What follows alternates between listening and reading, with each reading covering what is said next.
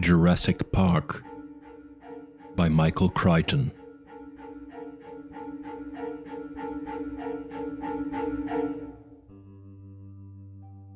Fifth iteration. Flaws in the system will now become severe. Search.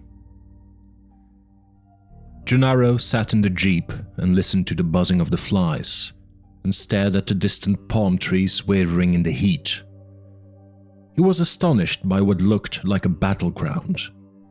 The grass was trampled flat for 100 yards in every direction. One big palm tree was uprooted from the ground.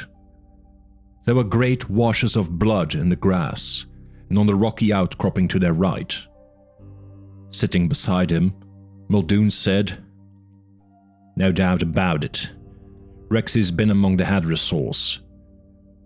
He took another drink of whiskey and capped a bottle. "Damn lot of flies." They waited and watched. Gennaro drummed his fingers on the dashboard. "What are we waiting for?" Muldoon didn't answer immediately. "The Rex is out there somewhere," he said, squinting at the landscape in the morning sun. "And we don't have any weapons worth a damn. We're in a jeep." "Oh, he can outrun a jeep, Mr. Gennaro." Muldoon shook his head. "Once we leave this road and go into open terrain, the best we can do in a four-wheel drive is 30-40 miles an hour. He'll run us right down. No problem for him." Muldoon sighed. "But I don't see much moving out there now. You ready to live dangerously?" "Sure." Muldoon started the engine, and at the sudden sound, two small Othnelians leapt up from the matted grass directly ahead. Muldoon put the car in gear. He drove in a wide circle around the trampled site, and then moved inward, driving in decreasing, concentric circles until he finally came to the place in the field where the little Othnelians had been. Then he got out and walked forward in the grass away from the jeep. He stopped as a dense cloud of flies lifted into the air. "What is it?" Gennaro called. "Bring the radio." Gennaro climbed out of the jeep and hurried forward. Even from a distance he could smell the sour-sweet odor of early decay. He saw a dark shape in the grass, crusted with blood, legs askew. "It's a young hadrosaur," Muldoon said, staring down at the carcass. "Whole herd stampeded, and the young one got separated. The T-Rex brought it down." "How do you know?" The flesh was ragged from many bites. "You can tell from the excreta. See those chalky white bits there in the grass? That's hadrospore. Uric acid makes it white. But you look there." He pointed to a large mound rising knee-high in the grass. "That's tyrannosaur spore." "How did you know the tyrannosaur didn't come later?" "The bite pattern. See those little ones there?" He pointed along the belly. "Those are from the oties. Those bites haven't bled. They're post-mortem, from scavengers. Othies did that. But the hadro was brought down by a bite on the neck. You see the big slash there, above the shoulder blades. And that's the T-Rex, no question." Gennaro bent over the carcass, staring at the awkward, trampled limbs with a sense of unreality. Beside him, Muldoon flicked on his radio. "Control." "Yes," John Arnold said over the radio. "We've got another hadro dead. Juvenile." Muldoon bent down among the flies and checked the skin on the sole of the right foot. A number was tattooed there. "Specimen is number HD09. The radio crackled. "I've got something for you." "Oh, what is it?" "I found Nedry." The jeep burst through the line of palm trees along the east road and came out into a narrower service road leading toward the jungle river. It was hot in this area of the park. the jungle closed and fetid around them. Muldoon was fiddling with the computer monitor in the jeep, which now showed a map of the resort with overlaid grid lines. They found him up on remote video. Sector 1104 is just ahead. Farther up the road, Gennaro saw a concrete barrier, and the jeep parked alongside it. He must have taken a wrong turn off. Little bastard. Now, what did he take? Gennaro asked. Who says 15 embryos? Know what that's worth? Gennaro shook his head. Somewhere between 2 and 10 million. Muldoon shook his head. There's a big stakes. As they came closer, Gennaro saw the body lying beside a car. The body was indistinct and green, but then green shapes scattered away as the jeep pulled to a stop. Compies, Muldoon said. Compies found him. A dozen proconsignated, delicate little predators no larger than ducks stood at the edge of the jungle, chittering excitedly as the men climbed out of the car. Dennis Nedry lay on his back, the chubby, boyish face now red and bloated. Flies buzzed around the gaping mouth and thick tongue. His body was mangled, the intestines torn open, one leg chewed through.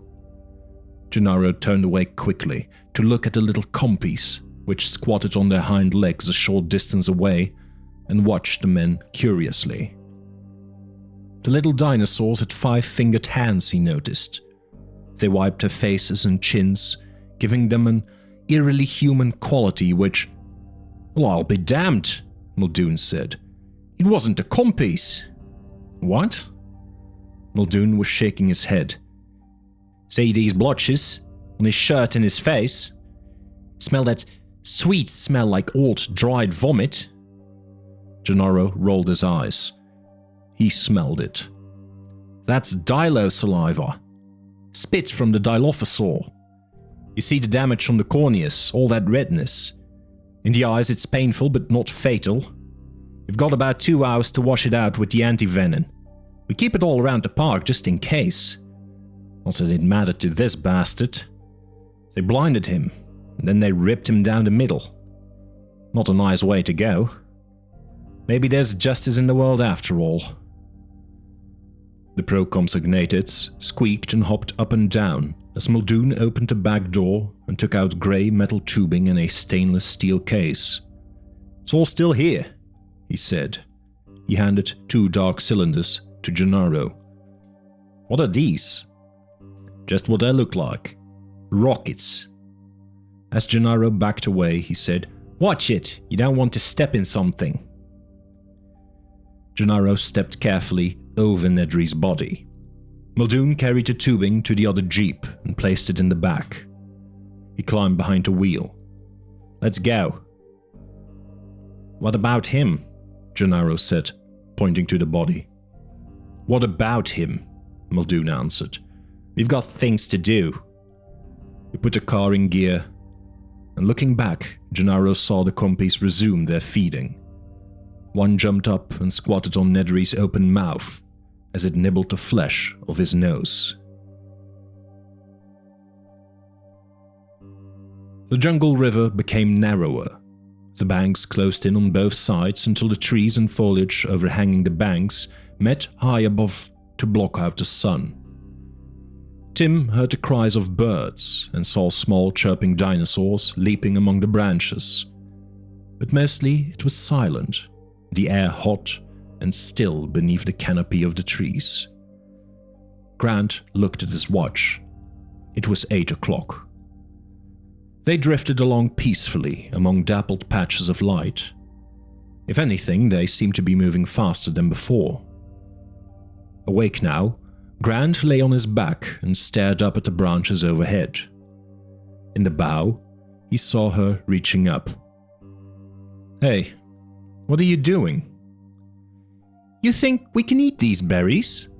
She pointed to the trees. Some of the overhanging branches were close enough to touch. Tim saw clusters of bright red berries on the branches. No. Why? Those little dinosaurs are eating them. She pointed to small dinosaurs scampering in the branches. No, Lex. She sighed, dissatisfied with his authority. I wish Daddy was here. Daddy always knows what to do. What are you talking about? Tim said. He never knows what to do. Yes, he does. Lex sighed. She stared at the trees as they slid past, their big roots twisting toward the water's edge. Just because you're not his favorite. Tim turned away and said nothing. But don't worry, Daddy likes you too, even if you're into computers and not sports. Dad's a real sports nut, Tim explained to Grant. Grant nodded. Up in the branches, small pale yellow dinosaurs, barely 2 feet tall, hopped from tree to tree. They had beaky heads like parrots. You know what they call those? Tim said. Microceratops. Big deal. Well, I thought you might be interested. Only very young boys are interested in dinosaurs. Says who? Daddy? Tim started to yell, but Grant raised his hand. Kids, shut up. Why? I can do what I want if I... Then she fell silent, because she heard it too. It was a blood-curdling shriek from somewhere downriver. Well, where the hell is the damn Rex? Muldoon said, talking into the radio. Because we don't see him here. Because we don't see him here. Well, where the hell is the damn Rex? Muldoon said, talking into the radio. Because we don't see him here. They were back at the sauropod compound, looking out at the trampled grass where the hadrosaurs had stampeded. The tyrannosaur was nowhere to be found. Checking it now, Arnold said, and clicked off. Muldoon turned to Gennaro. Checking it now, he repeated sarcastically. Why the hell didn't he check before? Why didn't he keep track of him? Well, I don't know. He's not showing up, Arnold said a moment later. What do you mean he's not showing up? He's not on the monitors, Muldoon. Motion sensors aren't finding him. Hell! So much for the motion sensors. You see Grant and the kids at least. Motion sensors aren't finding them either. Well, what are we supposed to do now? Wait, Arnold said. Look! Look! Directly ahead, the big dome of the aviary rose above them. Grant had seen it only from a distance, and now he realized it was enormous, a quarter of a mile in diameter or more. The pattern of geodesic struts shone dully through the light mist, and his first thought was that the glass must weigh a ton. Then, as they came closer, he saw there wasn't any glass, just struts. A thin mesh hung inside the elements. It isn't finished, Lex said. I think it's meant to be open like that. But then all the birds can fly out. Not if they're very big birds. The river carried them beneath the edge of the dome. They stared upward. Now they were inside the dome, still drifting down the river. But within minutes, the dome was so high above them that it was hardly visible in the mist. Grant said, I seem to remember there's a second lodge here. Moments later, he saw the roof of a building over the tops of the trees to the north. You want to stop there? Tim said. Maybe there's a phone, or at least motion sensors. Grant steered toward the shore. We need to try to contact the control room. It's getting late. They clambered out, slipping on the muddy bank, and Grant hauled the raft out of the water. Then he tied a rope to a tree, and they set off through a dense forest of palm trees. aviary. "I just don't understand," John Arnold said, speaking into the phone. "I don't see the Rex and I don't see Grant and the kids anywhere either." He sat in front of the consoles and gulped another cup of coffee. All around him, the control room was strewn with paper plates and half-eaten sandwiches. Arnold was exhausted. It was 8 a.m. on Saturday. In the 14 hours since Nedry destroyed the computer that ran Jurassic Park, Arnold had patiently pulled systems back online, one after another. "All the park systems are back and functioning correctly. The phones are working. I've called for a doctor for you." On the other end of the line, Malcolm coughed. Arnold was talking to him in his room at the lodge. "But you're having trouble with the motion sensors." "Well, I'm not finding what I'm looking for. Like the Rex." "He's not reading at all now. He started north about 20 minutes ago, following along the edge of the lagoon, and then I lost him. I don't know why, unless he's gone to sleep again." "And you can't find Grant and the kids?" "No." I think it's quite simple," Malcolm said. "The motion sensors cover an inadequate area." "Inadequate?" Arnold bristled. "They cover 92% of the land area, I remember. But if you put the remaining areas up on the board, I think you'll find that the 8% is topologically unified, meaning that those roads are contiguous. In essence, an animal can move freely anywhere in the park and escape detection by following a maintenance road or the jungle river or the beaches or whatever. Even if that was so, the animals are too stupid to know that." "Well, I'd say it's not clear how stupid the animals are," Malcolm said. "You think that's what Grant and the kids are doing?" "Oh, definitely not," Malcolm said, coughing again. "Grant's no fool. He clearly wants to be detected by you. He and the kids are probably waving at every motion sensor in sight, but maybe they have other problems we don't know about.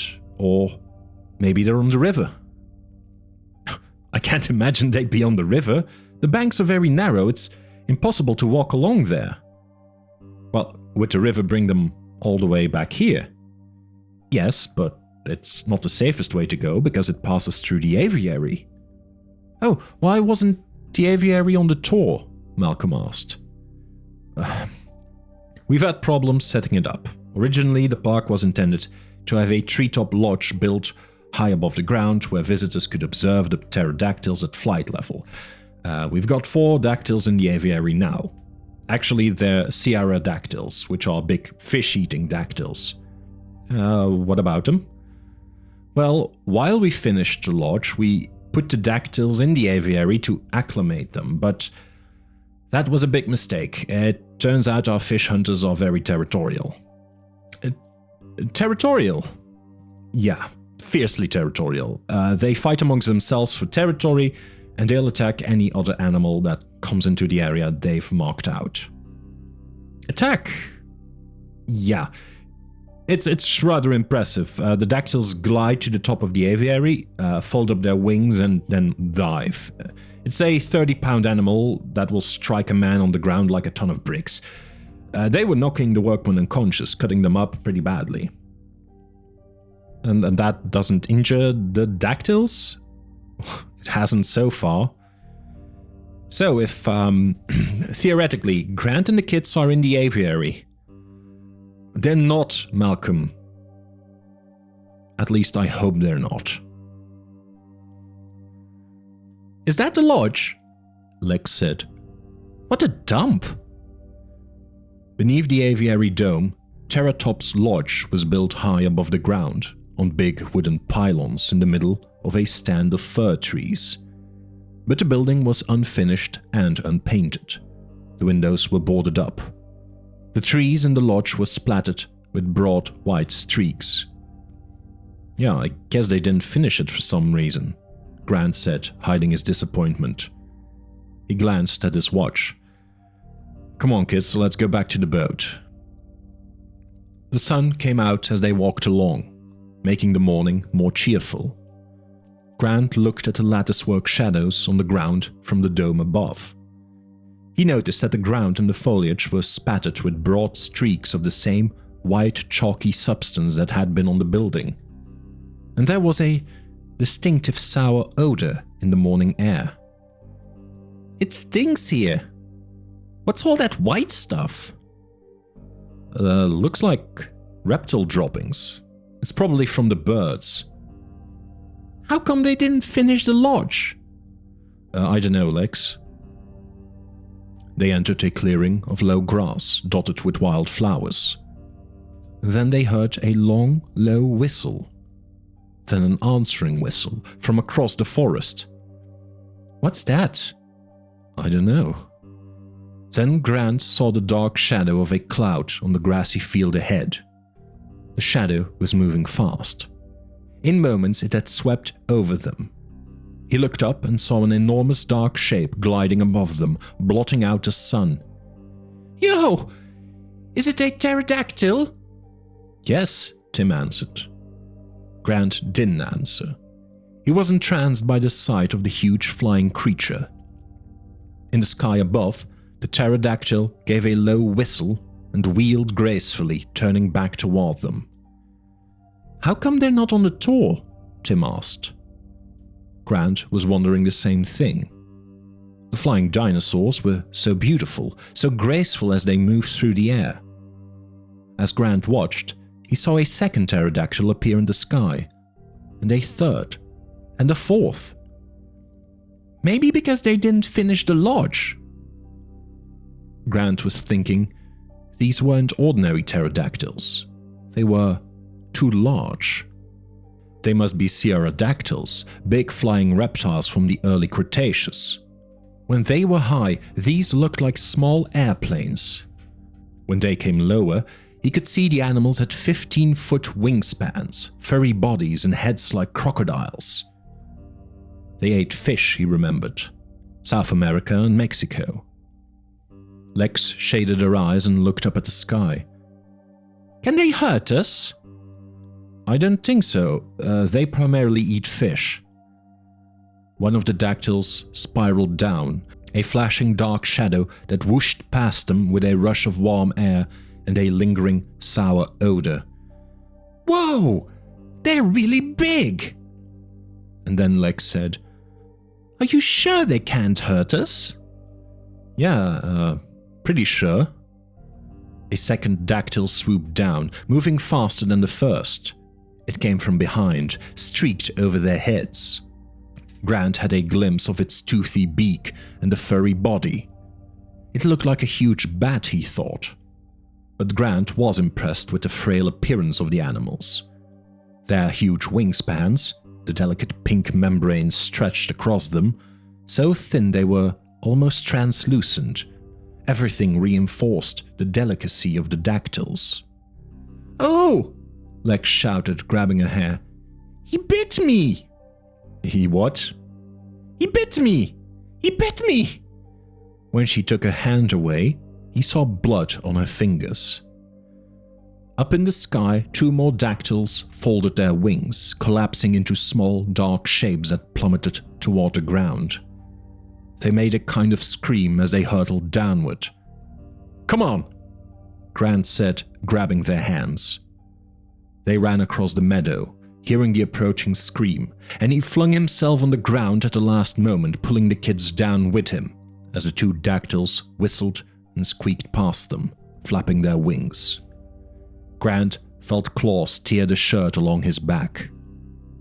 Then he was up, pulling Lex back onto her feet, and running with Tim a few feet forward, while overhead 2 more birds wheeled and dove toward them, screaming. At the last moment, he pushed the kids to the ground, and the big shadows flapped past. "Ugh!" Lex said, disgusted. He saw that she was streaked with white droppings from the birds. Grant scrambled to his feet. "Come on!" He was about to run when Lex shrieked in terror. He turned back and saw that one of the dactyls had grabbed her by the shoulders with its hind claws. The animal's huge leathery wings, translucent in the sunlight, flapped broadly on both sides of her. The dactyl was trying to take off, but Lex was too heavy, and while it struggled, it repeatedly jabbed at her head with its long, pointed jaw. Lex was screaming, waving her arms wildly. Grant did the only thing he could think to do. He ran forward and jumped up, throwing himself against the body of the dactyl. He knocked it onto its back on the ground and fell on top of the furry body. The animal screamed and snapped. Grant ducked his head away from the jaws and pushed back as the giant wings beat around his body. It was like being in a tent in a windstorm. He couldn't see, he couldn't hear, there was nothing but the flapping and shrieking in the leathery membranes. The clawed legs scratched frantically at his chest. Lex was screaming. Grant pushed away from the dactyl, and it squeaked and gibbered as it flapped its wings and struggled to turn over to right itself. Finally, it pulled in its wings like a bat and rolled over, lifted itself up on its little wing claws, and began to walk that way. Grant paused, astonished. The dactyl could walk on its wings. Later, his speculation was right. But then the other dactyls were diving down at them, and Grant was dizzy, off balance, and in horror he saw Lex run away, her arms over her head, Tim shouting at the top of his lungs. The first of them swooped down, and she threw something, and suddenly the dactyl whistled and climbed. The other dactyls immediately climbed and chased the first into the sky. The fourth dactyl flapped awkwardly into the air to join the others. Grant looked upward, squinting to see what had happened. The three dactyls chased the first, screaming angrily. They were alone in the field. What happened? They got my glove! My Daryl Strawberry Special! They started walking again. Tim put his arm around Lex's shoulders. Are you all right? Of course, stupid, she said, shaking him off. She looked upward. I hope they choke on it and die. Yeah, me too, Lex. Up ahead, they saw the boat on the shore. Grant looked at his watch. It was 8:30. He now had 2.5 hours to get back to control.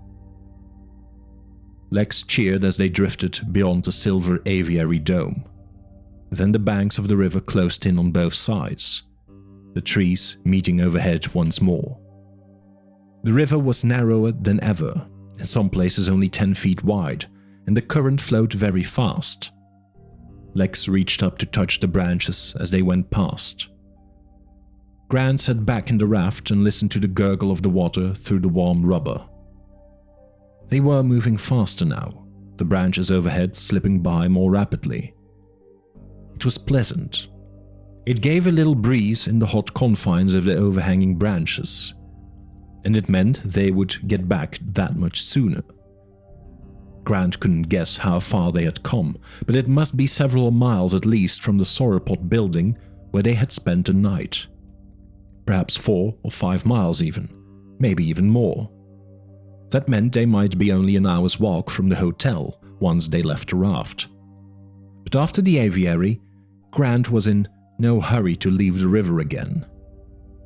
For the moment, they were making good time. I wonder how Ralph is doing, Lex said. He's probably dead or something. I'm sure he's fine, Lex. I wonder if he'd let me ride him.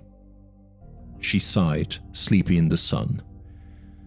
That would have been fun, to ride Ralph. Tim turned to Grant. Remember back at the Stegosaur last night? Yes. How come you asked them about frog DNA?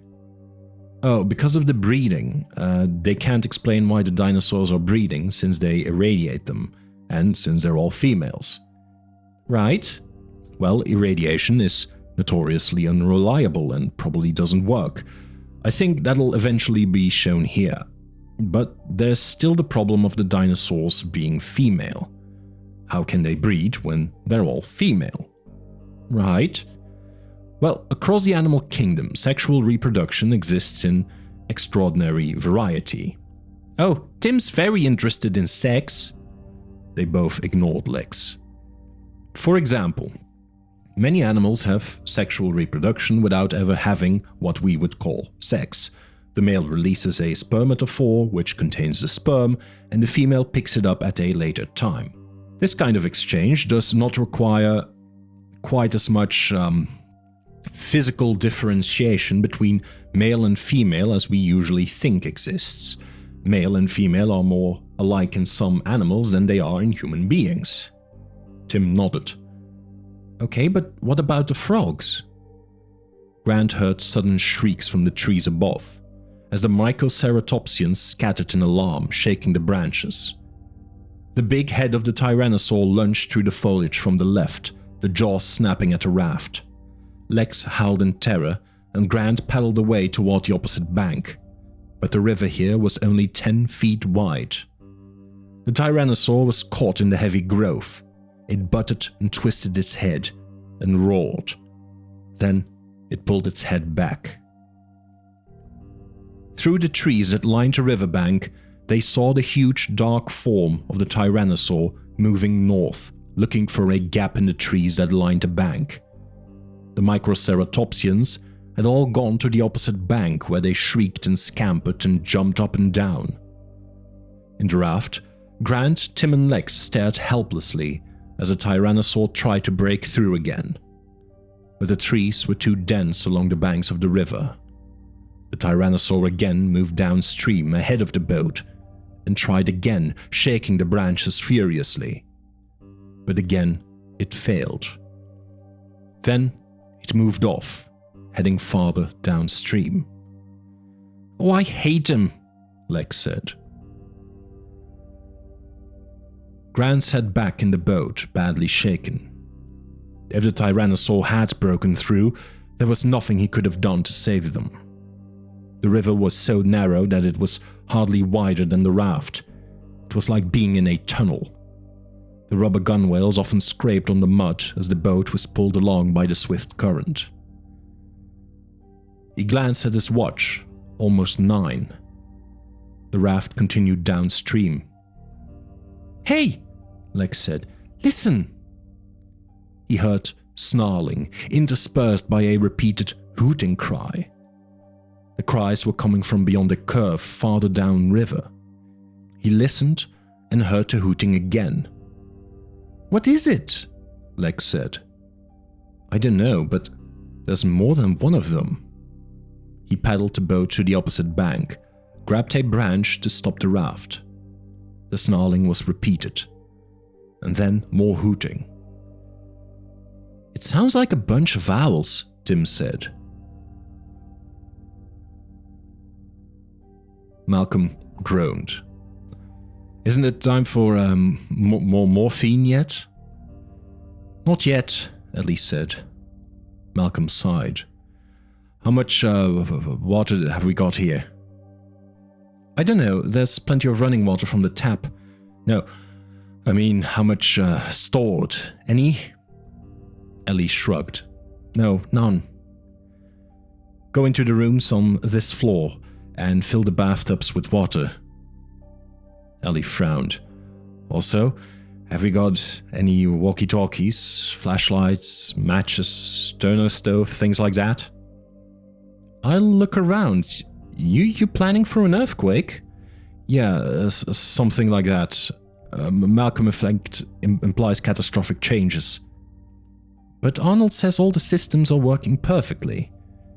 Yeah, that's when it usually happens. Ellie said. You don't think much of Arnold, do you? Oh, he's all right. He's an engineer. Who's the same? They're both technicians. They don't have intelligence. They have what I call thin intelligence. They say the immediate situation. They think narrowly, and they call it being focused. They don't see the surround. They don't see the consequences. That's how you get an island like this, from thin-intelligent thinking. Because you cannot make an animal and not expected to act alive, to be unpredictable, to escape, but they don't see that. Don't you think it's just human nature? Oh God, no. That's like saying scrambled eggs and bacon for breakfast is human nature. It's nothing of the sort. It's uniquely Western training, and much of the rest of the world is nauseated by the thought of it. He winced in pain. Morphine's making me philosophical. You want some water? No, I'll tell you the problem with engineers and scientists. Scientists have an elaborate line of bullshit about how they are seeking to know the truth about nature, which is true, but that's not what drives them. Nobody is driven by abstractions like seeking truth. Scientists are actually preoccupied with accomplishments, so they are focused on whether they can do something. They are so preoccupied with whether they could that they never stop to think if they should. They conveniently define such considerations as pointless. If they don't do it, someone else will. Discovery, they believe, is inevitable, so they just try to do it first. That is the game in science. Even pure scientific discovery is aggressive, penetrative act. It takes big equipment and literally change the world afterward. Particle accelerators scar the land and leave radioactive byproducts. Astronauts leave trash on the moon. There's always some proof that scientists were there making their discoveries. Discovery is the rape of the natural world. Always. The scientists want it that way. They have to stick their instruments in. They have to leave their mark. They can't just watch. They can't just appreciate. They can't just fit into the natural order. They have to make something unnatural happen. That's the scientist's job. And now we have whole societies that try to be scientific. Malcolm sighed and sank back. Don't you think you're overstating? What does one of your excavations look like a year later? Oh, pretty bad, Ellie admitted. You don't replant, you don't restore the land after you dig? No. Why not? She shrugged. There's no money, I guess. Oh, there's only enough money to dig, but not to repair. Well, we are just working in the Badlands. Oh, just the Badlands, Malcolm said, shaking his head. Just trash, just byproduct, just side effects. I'm trying to tell you that scientists want it this way. They want byproducts and trash and scars and side effects. It's a way of reassuring themselves. It's built into the fabric of science, and it's increasingly a disaster. Okay, Ian, then what's the answer? Oh, get rid of the intelligent ones. Take them out of power. But then we'd lose all the advances. What advances? Malcolm became irritable. The number of hours women devote to housework has not changed since 1930, despite all the advances. All the vacuum cleaners, washer dryers, trash compactors, garbage disposals, wash and wear fabrics. Why does it still take as long to clean the house as it did in 1930? Ellie said nothing. Because there haven't been any advances. Not really.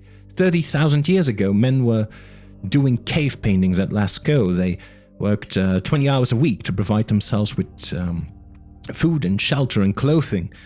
The rest of the time, they could play or sleep or do whatever they wanted.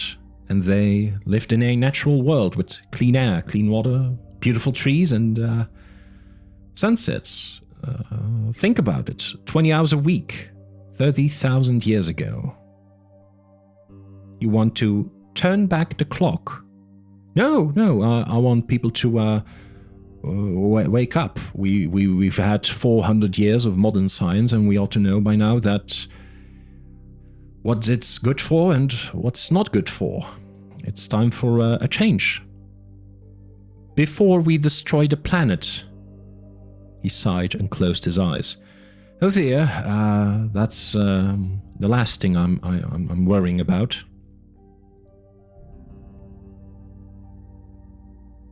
In the dark tunnel of the jungle river, Grant went hand over hand, holding branches, moving the raft cautiously forward. He still heard the sounds, and finally he saw the dinosaurs. Aren't those the ones that are poison? Yes, Dilophosaurus. Standing on the riverbank were two Dilophosaurs. The 10-foot-tall bodies were spotted yellow and black. Underneath, the bellies were bright green like lizards. Twin red curving crests ran along the top of the head from the eyes to the nose, making a V shape above the head. The bird-like quality was reinforced by the way they moved, bending to drink from the water, then rising to snarl and hoot. Lex whispered, "Should we get out and walk?" Grant shook his head no. The Dilophosaurs were smaller than the Tyrannosaur, small enough to slip through the dense foliage at the banks of the river, and they seemed quick as they snarled and hooted at each other. "But we can't get past them in a boat. They're poison."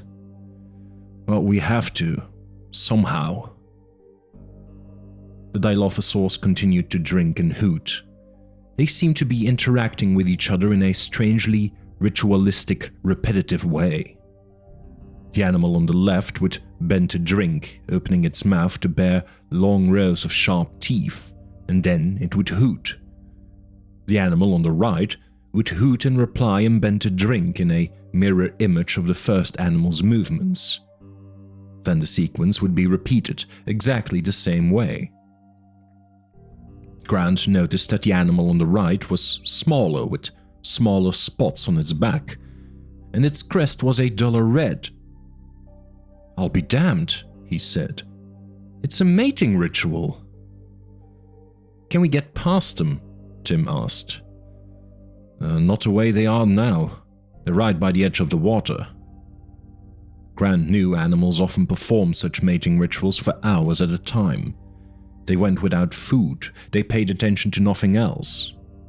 He glanced at his watch. 9:20. "What do we do?" Grant sighed. "I have no idea." He sat down in the raft, and then the Dilophosaurs began to honk and roar repeatedly in agitation. He looked up. The animals were both facing away from the river. "What is it?" Lex asked. Grant smiled. "I think we're finally getting some help." He pushed off from the bank. "I want you two kids to lie flat on the rubber.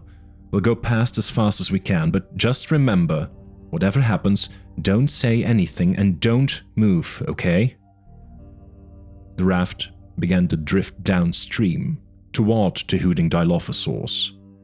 It gained speed. Lex lay at Grant's feet, staring at him with frightened eyes. They were coming closer to the Dilophosaurs, which were still turned away from the river.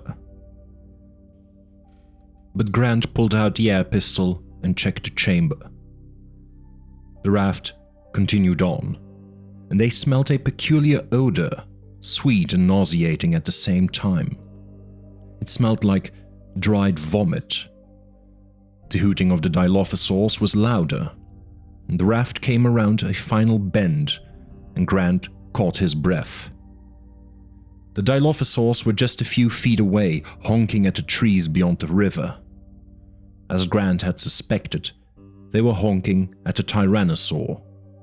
The Tyrannosaur was trying to break through the foliage, and the Dilos hooted and stomped their feet in the mud. The raft drifted past them. The smell was nauseating. The Tyrannosaur roared, probably because it saw the raft. But in another moment, a thump. The raft stopped moving. They were aground, against the riverbank, just a few feet downstream from the Dilophosaurs. Lex whispered, "Oh, great!" There was a long, slow scraping sound of the raft against the mud. Then the raft was moving again. They were going down the river. The Tyrannosaur roared a final time and moved off. One Dilophosaur looked surprised and then hooted. The other Dilophosaur hooted in reply, and the raft floated downriver. Tyrannosaur. The jeep bounced along in the glaring sun. Muldoon was driving, with Gennaro at his side. They were in an open field, moving away from the dense line of foliage and palm trees that marked the course of the river 100 yards to the east. They came to a rise, and Muldoon stopped the car. "Christ, it's hot," he said, wiping his forehead with the back of his arm. He drank from the bottle of whiskey between his knees, and then offered it to Gennaro. Gennaro shook his head. He stared at the landscape shimmering in the morning heat. Then he looked down at the onboard computer and video monitor mounted in the dashboard. The monitor showed views of the park from remote areas.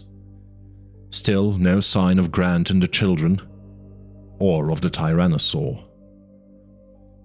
The radio crackled. "Muldoon." Muldoon picked up the handset. "Yeah." "You got your onboards? I found Rex. He's in grid 442, going to 443. Just a minute," Muldoon said, adjusting the monitor. "Yeah, I got him now, following the river." The animal was slinking along the foliage that lined the banks of the river, going south. "Take it easy with him, just immobilize him." "Don't worry," Muldoon said, squinting in the sun. "I won't hurt him." "Remember," Arnold said, "the Tyrannosaurs are main tourist attraction." Muldoon turned off his radio with a crackle of static.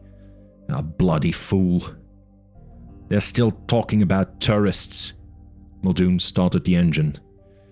"Now let's go see Rexy and give him a dose." The jeep jolted over the terrain. "You're looking forward to this. I've wanted to put a needle in this big bastard for a while. And there he is." They came to a wrenching stop. Through the windshield, Gennaro saw the Tyrannosaur directly ahead of them, moving among the palm trees along the river. Muldoon drained the whiskey bottle and threw it in the back seat. He reached back for his tubing. Gennaro looked at the video monitor, which showed their jeep and the Tyrannosaur. There must be a closed-circuit camera in the trees somewhere behind. "You want to help? You can break out those canisters by your feet." Gennaro bent over and opened a stainless steel Halliburton case. It was padded inside with foam. 4 cylinders, each the size of a quart milk bottle, were nestled in the foam. They were all labeled Morrow 709. He took one out. "You snap off the tip and screw on a needle," Muldoon explained. Gennaro found a plastic package of large needles, each the diameter of his fingertip. He screwed one onto the canister. The opposite end of the canister had a circular lead weight. "That's the plunger. Compresses on impact." Muldoon sat forward with the air rifle across his knees. It was made of heavy, grey tubular metal and looked to Gennaro like a bazooka or a rocket launcher. "And what's Morrow 709? "Oh, it's standard animal trank. Zoos around the world use it. We'll try 1,000 cc's to start." Muldoon cracked open the chamber, which was large enough to insert his fist. He slipped the canister into the chamber and closed it. "That should do it. Standard elephant gets about 200 cc's, but they're only 2 or 3 tons each. Tyrannosaurus Rex is 8 tons, and a lot meaner. That's what matters to the dose." "Why?" "Animal dose is partly body weight and partly temperament. You shoot the same dose of 709 into an elephant, a hippo and a rhino, you'll immobilize the elephant, so it just stands there like a statue. You'll slow down the hippo, so it gets kinda sleepy but it keeps moving, and the rhino will just get fighting mad. But on the other hand, you chase a rhino for more than 5 minutes in a car and he'll drop dead from the adrenaline shock. Strange combination of tough and delicate." Muldoon drove slowly toward the river, moving closer to the Tyrannosaur. "But those are mammals. We know a lot about handling mammals because zoos are built around the big mammalian attractions. Lions, tigers, bears, elephants. We know a lot less about reptiles. Nobody knows anything about dinosaurs. Dinosaurs are new animals. You consider them reptiles? No, Muldoon said, shifting gears. Dinosaurs don't fit existing categories. He swerved to avoid a rock. Actually, what we find is, dinosaurs were as variable as mammals are today. Some dinos are tame and cute, and some are mean and nasty. Some of them see well, some of them don't. Some of them are stupid, and some of them are very, very intelligent. Like the raptors. Muldoon nodded. Yeah, raptors are smart. Very smart. Believe me, all the problems we have so far are nothing compared to what we'd have if the raptors ever got out. I think this is as close as we can get to our Rexy. Up ahead, the Tyrannosaur was poking his head through the branches, peering toward the river, trying to get through. Then the animal moved a few yards downstream to try again. I wonder what he sees in there. Hard to know. Maybe he's trying to get to the microceratopsians that scramble around in the branches. They'll run him a merry chase. Muldoon stopped the jeep about 50 yards away from the Tyrannosaur and turned the vehicle around. He left the motor running. Get behind the wheel and put your seatbelt on. He took another canister and hooked it onto his shirt. Then he got out. Gennaro slid behind the wheel. You done this very often before? Muldoon belched loudly. Nah, never. Tried to get him just behind the auditory meatus. We'll see how it goes from there. He walked 10 yards behind the jeep and crouched down in the grass on one knee. He steadied the big gun against his shoulder and flipped up the thick telescopic sight. Muldoon aimed at the Tyrannosaur, which still ignored them. There was a burst of pale gas, and Gennaro saw a white streak shot forward in the air toward the Tyrannosaur. But nothing seemed to happen. Then the Tyrannosaur turned slowly, curiously, to peer at them. It moved its head from side to side, as if looking at them with alternate eyes. Muldoon had taken down the launcher and was loading the second canister. You hit him? Muldoon shook his head. Nah, missed. Damn laser sights. See if there's a battery in the case. A what? A battery. It's about as big as your finger. Grey markings. Gennaro bent over to look in the steel case. He felt the vibration of the jeep, heard the motor ticking over. He didn't see a battery. The Tyrannosaur roared. To Gennaro, it was a terrifying sound, rumbling from the great chest cavity of the animal, bellowing out over the landscape. He sat up sharply and reached for the steering wheel, put his hand on the gear shift. On the radio, he heard a voice say, Muldoon, this is Arnold. Get out of there. Over. I know what I'm doing. The Tyrannosaur charged. Muldoon stood his ground. Despite the creature racing toward him, he slowly and methodically raised his launcher, aimed, and fired. Once again, Gennaro saw the puff of smoke and the white streak of the canister going toward the animal. Nothing happened. The Tyrannosaur continued to charge. Now, Muldoon was on his feet and running, shouting, Go! Go! Gennaro put the jeep in gear, and Muldoon threw himself onto the side door as the jeep lurched forward. The Tyrannosaur was closing rapidly, and Muldoon swung the door open and climbed inside. Go, damn it, go! Gennaro floored it. The jeep bounced precariously, the front end nosing so high they only saw sky through the windshield, then slamming down again toward the ground and racing forward again. Gennaro headed for a stand of trees to the left until in the rearview mirror he saw the Tyrannosaur give a final roar and turn away. Gennaro slowed the car. Jesus! Muldoon was shaking his head. I could have sworn I hit him the second time. I'd say you missed. Nah, needle must have broken off before the plunger injected. Just admit it, you missed. Yeah, Muldoon sighed. I missed. Battery was dead in the damned laser sights. It's my fault. I should have checked it after it was all out last night. Now let's go back and get more canisters. The jeep headed north toward the hotel. Muldoon picked up the radio. Control. Yes, Arnold answered. We're heading back to base. The river was now very narrow and flowing swiftly. The raft was going faster all the time. It was starting to feel like an amusement park ride. Whee! Lex yelled, holding on to the gunwale. Faster! Faster! Grant squinted, looking forward.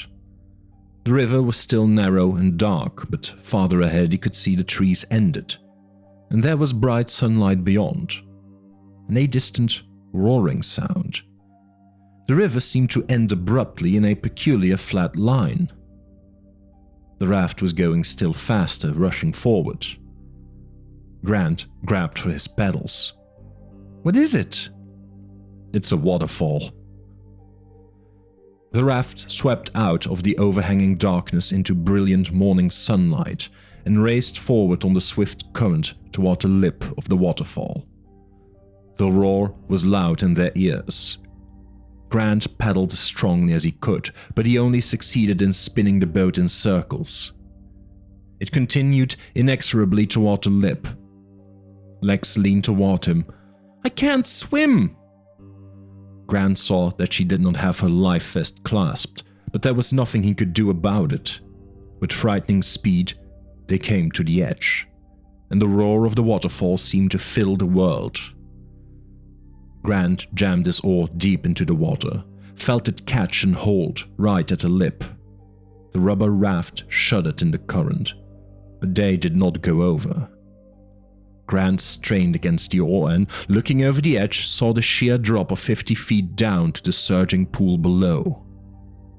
And standing in the surging pool, waiting for them, was the Tyrannosaurus. Lex was screaming in panic, and then the boat spun, and the rear end dropped away, spilling them out into the air and roaring water, and they fell sickeningly. Grant flailed his arms in the air, and the world went suddenly silent and slow. It seemed to him he fell for long minutes.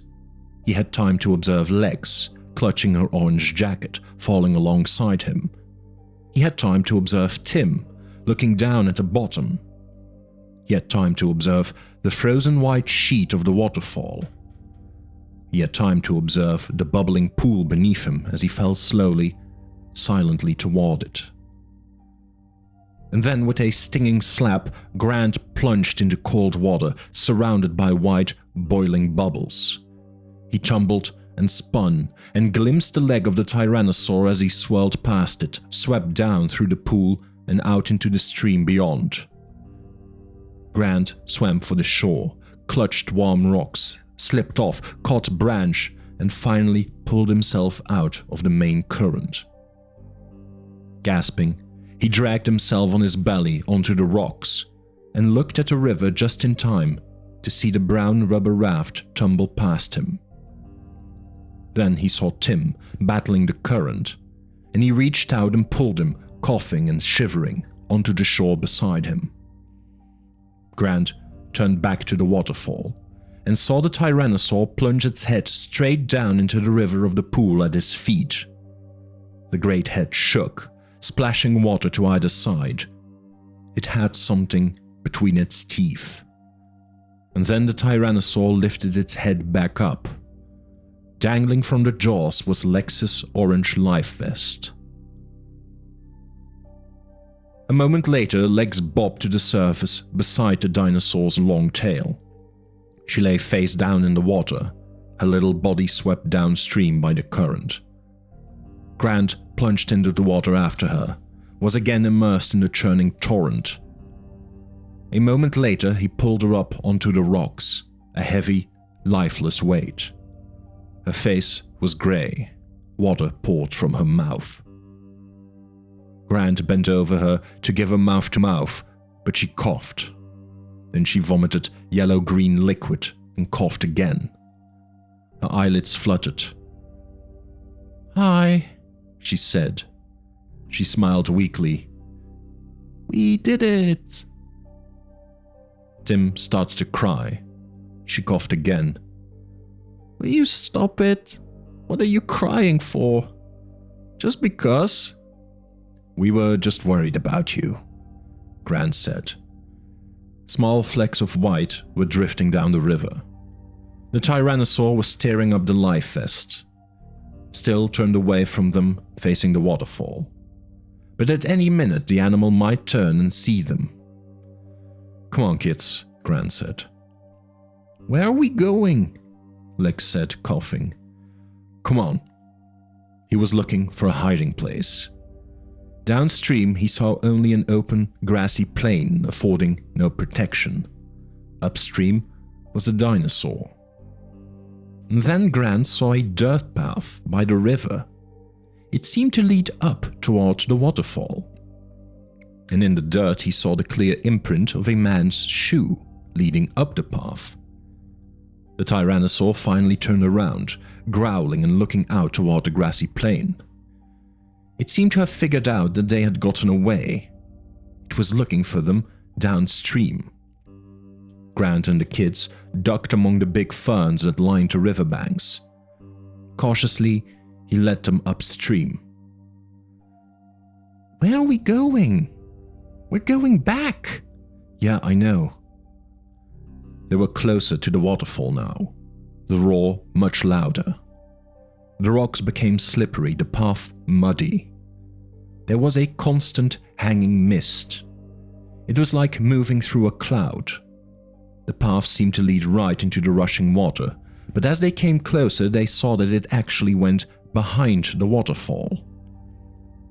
The Tyrannosaur was still looking downstream, its back turned to them.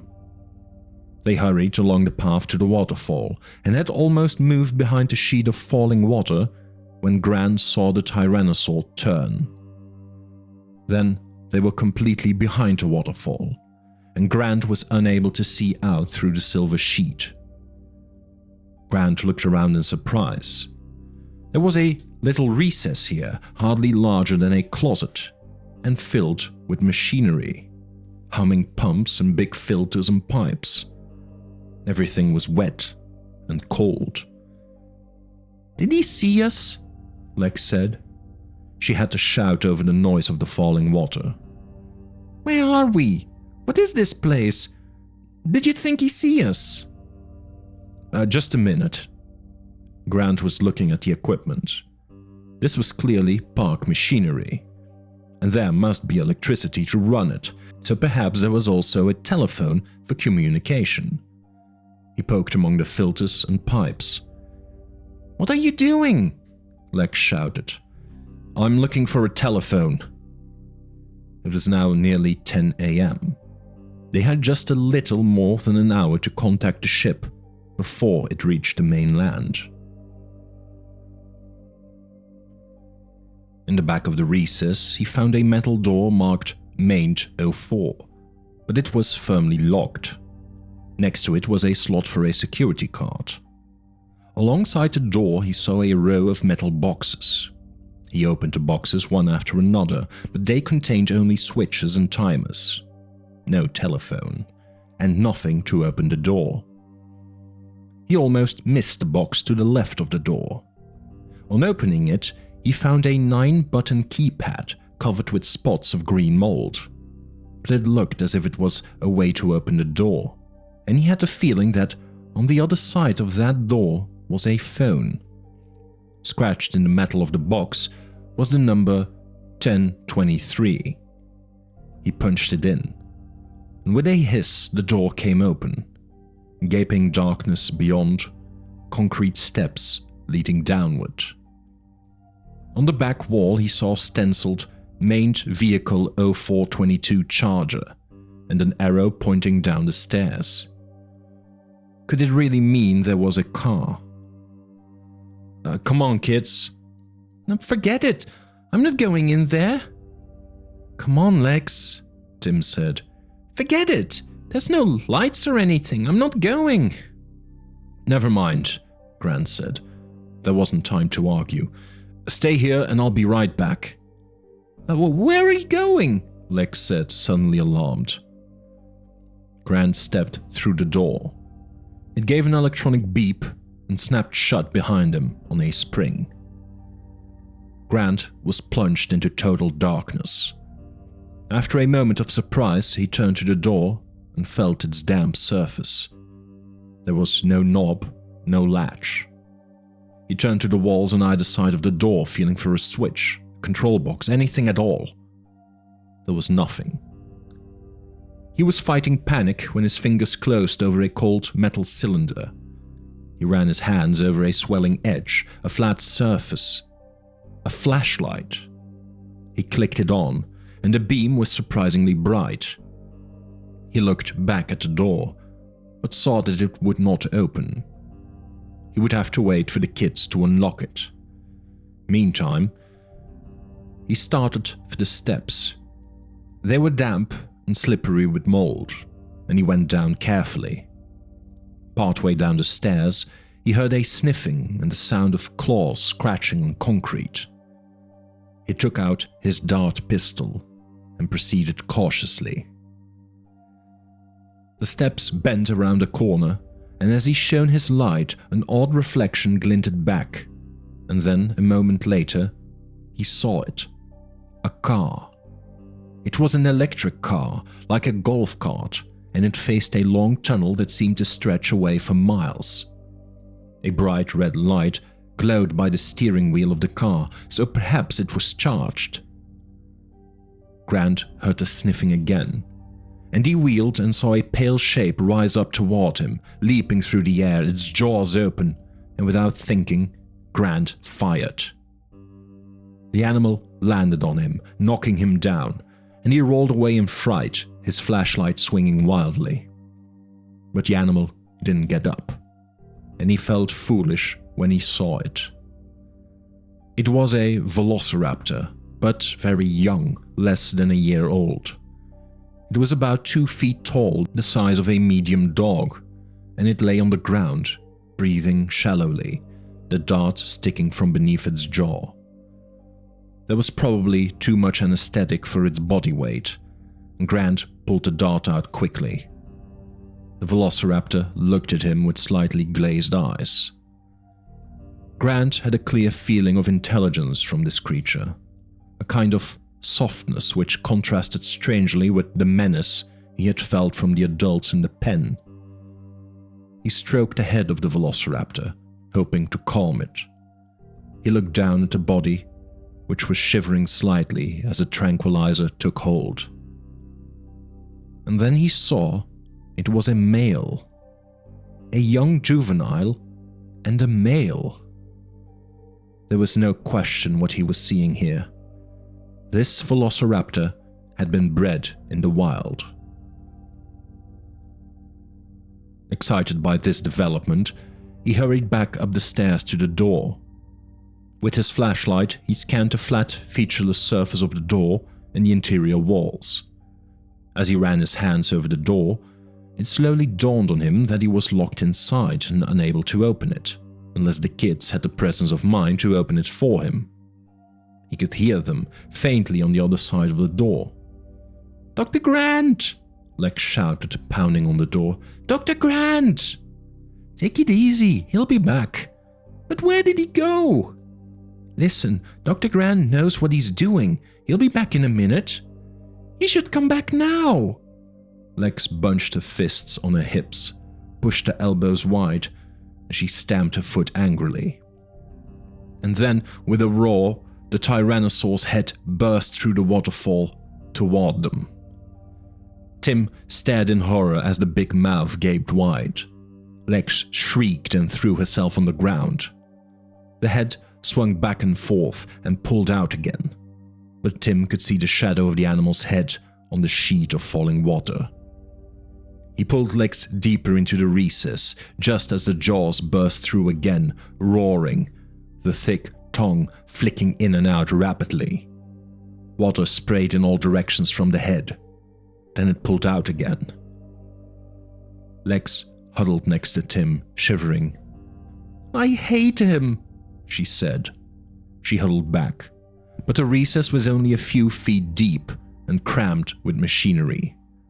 There wasn't any place for them to hide. The head came through the water again, but slowly this time, and the jaw came to rest on the ground.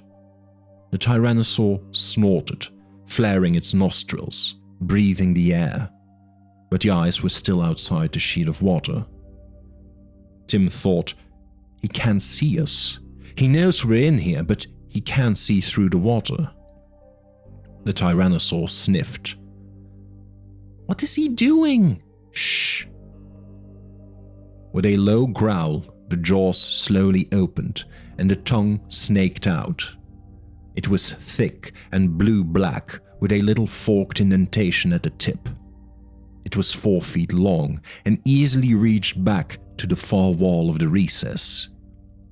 The tongue slit with a rasping scrape over the filter cylinders. Tim and Lex pressed back against the pipes. The tongue moved slowly to the left, then to the right, slapping wetly against the machinery. The tip curled around the pipes and valves, sensing them. Tim saw that the tongue had muscular movements, like an elephant's trunk. The tongue drew back along the right side of the recess. It dragged against Lex's legs. Ew, she said. The tongue stopped. It curled and then began to rise like a snake up the side of her body. Don't move, Tim whispered, past her face and then up along Tim's shoulder and finally wrapping around his head. Tim squeezed his eyes shut as the slimy muscle covered his face. It was hot and wet, and it stunk like urine. Wrapped around him, the tongue began to drag him very slowly toward the open jaws. Timmy! Tim couldn't answer. His mouth was covered by the flat, black tongue. He could see, but he couldn't talk. Lex tugged at his hand. Come on, Timmy! The tongue dragged him toward the snorting mouth. He felt a hot, panting breath on his legs. Lex was tugging at him, but she was no match for the muscular power that held him. Tim let go of her and pressed the tongue with both hands, trying to shove it over his head. He couldn't move it. He dug his heels into the muddy ground, but he was dragged forward anyway. Lex had wrapped her arms around his waist and was pulling backward, shouting to him, but he was powerless to do anything. He was beginning to see stars. A kind of peacefulness overcame him, a sense of peaceful inevitability as he was being dragged along. Timmy! And then suddenly, the tongue relaxed and uncoiled. Tim felt it slipping off his face. His body was covered in disgusting, white, foamy slime. The tongue fell limply to the ground. The jaws slapped shut, biting down on the tongue, and dark blood gushed out, mixing with the mud.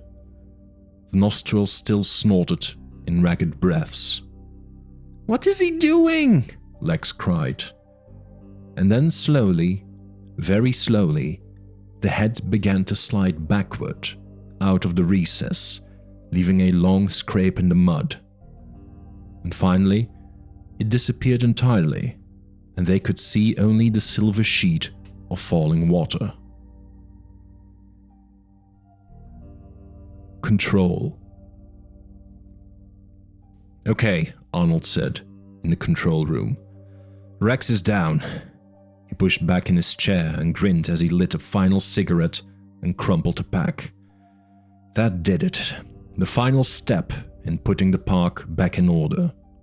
Now all they had to do was go out and move it. Son of a bitch, Muldoon said, looking at the monitor. I got him after all. He turned to Gennaro. It just took him an hour to feel it. Henry Wu frowned at the screen. But he could drown in that position. He won't drown. Never seen an animal that was harder to kill. I think we have to go out and move him, Arnold said. We will, Muldoon said. He didn't sound enthusiastic. That's a valuable animal. I know it's a valuable animal. Arnold turned to Gennaro. He couldn't resist a moment of triumph. I'd point out to you that the park is now completely back to normal. Whatever Malcolm's mathematical model said was going to happen, we are completely under control again. Gennaro pointed to the screen behind Arnold's head and said, And what's that? Arnold turned. It was the system status box in the upper corner of the screen. Ordinarily, it was empty. Arnold was surprised to see it was now blinking yellow. Aux power low. For a moment, he didn't understand. Why should the auxiliary power be low? They were running on main power, not auxiliary power. He thought perhaps it was just a routine status check on the auxiliary power, perhaps a check on the fuel tank levels or the battery charge. Henry, Arnold said to Wu, look at this. Why are you running on auxiliary power? I'm not. It looks like you are. No, it can be. Print a system status log, Wu said. The log was a record of the system over the last few hours. Arnold pressed a button, and they heard the hum of a printer in the corner. Wu walked over to it. Arnold stared at the screen. The box now turned from flashing yellow to red, and the message now read, Aux power fail. Numbers began to count backward from 20. What the hell is going on? Arnold exclaimed.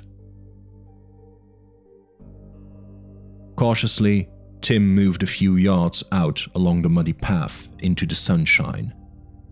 He peered around the waterfall and saw the tyrannosaur lying on its side, floating in the pool of water below. I hope he's dead. Tim could see he wasn't. The dinosaur's chest was still moving, and one forearm twitched in spasms. But something was wrong with him. Then Tim saw the white canister sticking in the back of the head by the indentation of the ear. He's been shot with a dart. Good! He practically ate us! Tim watched the labored breathing. He felt unexpectedly distressed to see the huge animal humbled like this. He didn't want it to die. It's not his fault, Lex. Oh sure, he practically ate us and it's not his fault. He's a carnivore, he was just doing what he does. You wouldn't say that if you were in his stomach right now. Then the sound of the waterfall changed. From a deafening roar, it became softer, quieter. The thundering sheet of water thinned, became a trickle, and stopped. Timmy, the waterfall stopped. It was now just dripping like a tap that wasn't completely turned off. The pool at the base of the waterfall was still. They stood near the top, in the cave-like indentation filled with machinery, looking down. Waterfalls aren't supposed to stop. Tim shook his head. It must be the power. Somebody turned off the power. Behind them, all the pumps and filters were shutting down one after another, the lights blinking off, and the machinery becoming quiet. And then there was the thunk of a solenoid releasing, and the door marked Main 04 swung slowly open. Grant stepped out, blinking in the light and said, Oh, good work, kids, you got the door open. We didn't do anything. The power went out. Okay, never mind that. Come and see what I found. Arnold stared in shock. One after another, the monitors went black, and then the room lights went out, plunging the control room into darkness and confusion. Everyone started yelling at once. Muldoon opened the blinds and let light in, and Moo brought over the printout. "Look at this," Moo said. "You shut down at 5:13 this morning, and when you started back up, you started with auxiliary power." "Jesus," Arnold said. Apparently, main power had not been on since the shutdown.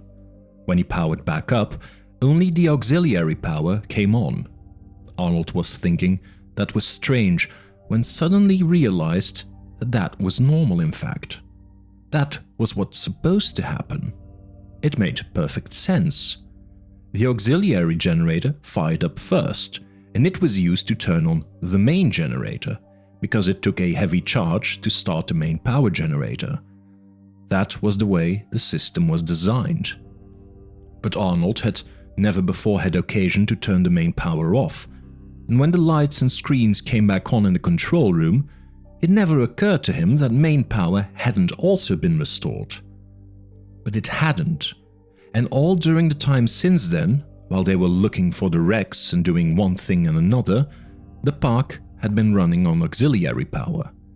And that wasn't a good idea. In fact, the implications were just beginning to hit him. "What does this line mean?" Muldoon said, pointing to the list. 5:14:57. Warning. Fence status. Operative. Aux power. AV09. It means a system status warning was sent to the monitors in the control room, Arnold said, concerning the fences. "Did you see that warning?" Arnold shook his head. "No, I must have been talking to you in the field. Anyway, no, I didn't see it." "And what does it mean, warning fence status?" "Well, I didn't know it at the time, but we were running on backup power, and backup power doesn't generate enough amperage to power the electric fences, so they were automatically capped off." Muldoon scowled. "The electrified fences were off?" Yes. "All of them, since 5 this morning, for the last 5 hours?" Yes. "Including the velociraptor fences?" Arnold sighed. "Yes." "Jesus Christ! 5 hours! Those animals could be out!" And then, from somewhere in the distance, they heard a scream. Muldoon began to talk very fast. He went around the room, handing out the portable radios. "Mr. Arnold is going to the maintenance shed to turn on main power. Dr. Wu, stay in the control room. You're the only other one who can work the computers. Mr. Hammond, go back to the lodge. Don't argue with me. Go now. Lock the gates. Stay behind them until you hear from me. I'll help Arnold deal with the Raptors." He turned to Gennaro. "Like to live dangerously again?" Not really," Gennaro said. He was very pale. "Fine, then go with the others to the lodge." Muldoon turned away. "That's it, everybody. Now move." Hammond whined. "But what are you going to do with my animals?" "That's not really the question, Mr. Hammond. The question is, what are they going to do with us?" He went through the door and hurried down the hall toward his office. Gennaro fell into step alongside him. "Change your mind?" Muldoon growled. You'll need help," Gennaro said. "Yeah, I might." Muldoon went into the room marked Animal Supervisor, picked up the grey shoulder launcher, and unlocked a panel in the wall behind his desk. There were 6 cylinders and 6 canisters. "The thing about these damn dinos is that they have distributed nervous systems. They don't die fast, even with a direct hit to the brain. And they're built solidly. Thick ribs make a shot to the heart dicey. And they're difficult to cripple in the legs or hindquarters. Slow bleeders, slow to die." He was opening the cylinders one after another and dropping in the canisters. He tossed a thick webbed belt to Gennaro. "Put that on." Gennaro tightened the belt, and Muldoon passed him the shells. "About all we can hope to do is blow them apart. Unfortunately, we've only got 6 shells here. There's 8 raptors in that fenced compound. Let's go, stay close, You have the shells. Muldoon went out and ran along the hallway, looking down over the balcony to the path leading toward the maintenance shed. Gennaro was puffing alongside him. They got to the ground floor and went out through the glass doors, and Muldoon stopped. Arnold was standing with his back to the maintenance shed. 3 raptors approached him. Arnold had picked up a stick, and he was waving at them, shouting. The raptors fanned out as they came closer, one staying in the center, the other 2 moving to each side. Coordinated, smooth. Gennaro shivered. Pack behavior. Muldoon was already crouching, setting the launcher on his shoulder. "Load," he said. Gennaro slipped the shell in the back of the launcher. There was an electric sizzle. Nothing happened. "Christ, you've got it in backward," Muldoon said, tilting the barrel so the shell fell into Gennaro's hands. Gennaro loaded again. The raptors were snarling at Arnold when the animal on the left simply exploded. The upper part of the torso flying into the air, blood spattering like a burst tomato on the walls of the building. The lower torso collapsed on the ground, the legs kicking in the air, the tail flopping. "That'll wake him up." Arnold ran for the door of the maintenance shed. The velociraptors turned and started toward Muldoon and Gennaro. They fanned out as they came closer. In the distance, somewhere near the lodge, he heard screams. Gennaro said, "Oh, this could be a disaster." "Load," Muldoon said. Henry Wu heard the explosions and looked toward the door of the control room. He circled around the consoles and then paused. He wanted to go out, but he knew he should stay in the room. If Arnold was able to get the power back on, if only for a minute, then Wu could restart the main generator. He had to stay in the room. And he heard someone screaming again. It sounded like Muldoon. Muldoon felt a wrenching pain in his ankle, tumbled down an embankment, and hit the ground running. Looking back, he saw Gennaro running in the other direction into the forest. The raptors were ignoring Gennaro, but pursuing Muldoon. They were now less than 20 yards away. Muldoon screamed at the top of his lungs as he ran, wondering vaguely where the hell he could go. Because he knew he had perhaps 10 seconds before they got him. 10 seconds. Maybe less. Ellie had to help Malcolm turn over as Harding jabbed a needle and injected morphine. Malcolm sighed and collapsed back. It seemed he was growing weaker by the minute. Over the radio, they heard tinny screaming and muffled explosions coming from the visitor center. Hammond came into the room and said, "How is he?" "He's holding," Harding said. "A bit delirious, though." "I am nothing of the sort," Malcolm said. "I am utterly clear." They listened to the radio. "It sounds like a war out there." The raptors got out." "Oh, did they now?" Malcolm said, breathing shallowly. "How could that possibly have happened?" "It was a system screw-up. Arnold didn't realize that the auxiliary power was on, and the fences cut out." "Oh, did they?" "Oh, go to hell, you supercilious bastard." "If I remember correctly, John, I predicted fence integrity would fail." Hammond sighed and sat down heavily. "Damn it all," he said, shaking his head. "It surely must not have escaped your notice that, at heart, what we are attempting here is an extremely simple idea. My colleagues and I determined several years ago that it was possible to clone the DNA of an extinct animal and to grow it. And that seemed to us a wonderful idea. It was a kind of time travel, the only time travel in the world. Bring them back alive, so to speak. And since it was so exciting, and since it was possible to do it, we decided to go forward. We got this island and we proceeded. It was all very simple." Simple? Somehow, Malcolm found the energy to sit up in the bed. Simple? You're a bigger fool than I thought you were, and I thought you were a very substantial fool before, John. Ellie said, Dr. Malcolm, and tried to ease him back down. But Malcolm would have none of it. He pointed toward the radio, the shouts and the cries. What is that going on out there? That is your simple idea. Simple. You create new life forms about which you know nothing at all. Your Dr. Wu does not even know the names of the things he is creating. He cannot be bothered with such details as what the thing is called, let alone what it is. You create many of them in a very short time.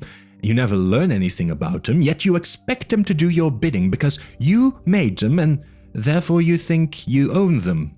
You forget that they are alive, they have an intelligence of their own, and they may not do your bidding. And you forget how little you know about them, how incompetent you are, John, to do the things that you so frivolously call simple. Dear God. He sank back, coughing. You know what's wrong with the scientific power? Malcolm said. It's a form of inherited wealth, and you know what assholes congenitally rich people are. It never fails. Hammond said, What is he talking about? Harding made a sign indicating delirium. Malcolm cocked his eye. I'll tell you what I'm talking about. Most kinds of power require a substantial sacrifice by whoever wants the power. There is an apprenticeship, a discipline lasting many years. Whatever kind of power you want, president of the company, black belt in karate, spiritual guru, whatever it is you seek, you have to put in the time, the practice, the effort. You must give up a lot to get it. It has to be very important to you. And once you have attained it, it is your power. It can be given away. It resides in you. It is literally the result of your discipline. Now, what is interesting about this process is that by the time someone has acquired the ability to kill with his bare hands, he has also matured to the point where he won't use it unwisely. So that kind of power has a built-in control. The discipline of getting the power changes you so that you won't abuse it. But scientific power is like inherited wealth attained without discipline. You read what others have done and you take the next step. You can do it very young. You can make progress very fast. There is no discipline lasting many decades. There is no mastery. All scientists are ignored. There is no humility before nature. There is only a get-rich-quick, make-a-name-for-yourself fast philosophy. Cheat, lie, falsify. It doesn't matter. Not to you or to your colleagues. No one will criticize you. No one has any standards. They are all trying to do the same thing. To do something big and to do it fast. And because you can stand on the shoulders of giants, you can accomplish something quickly. You don't even know exactly what you have done, but already you have reported it, patented it, slapped it on a lunchbox and sold it. And the buyer will have even less discipline than you. The buyer simply purchases the power, like any commodity. The buyer doesn't even conceive that any discipline might be necessary. Hammond turned to Ellie. Do you know what he is talking about? Ellie nodded. Well, I haven't a clue. I'll make it simple, John. A karate master does not kill people with his bare hands. He does not lose his temper and kill his wife. The person who kills is the person who has no discipline, no restraint, and who has purchased his power in the form of a Saturday night special. And that is the kind of power that science fosters and permits. And that is why you think that to build a place like this is simple.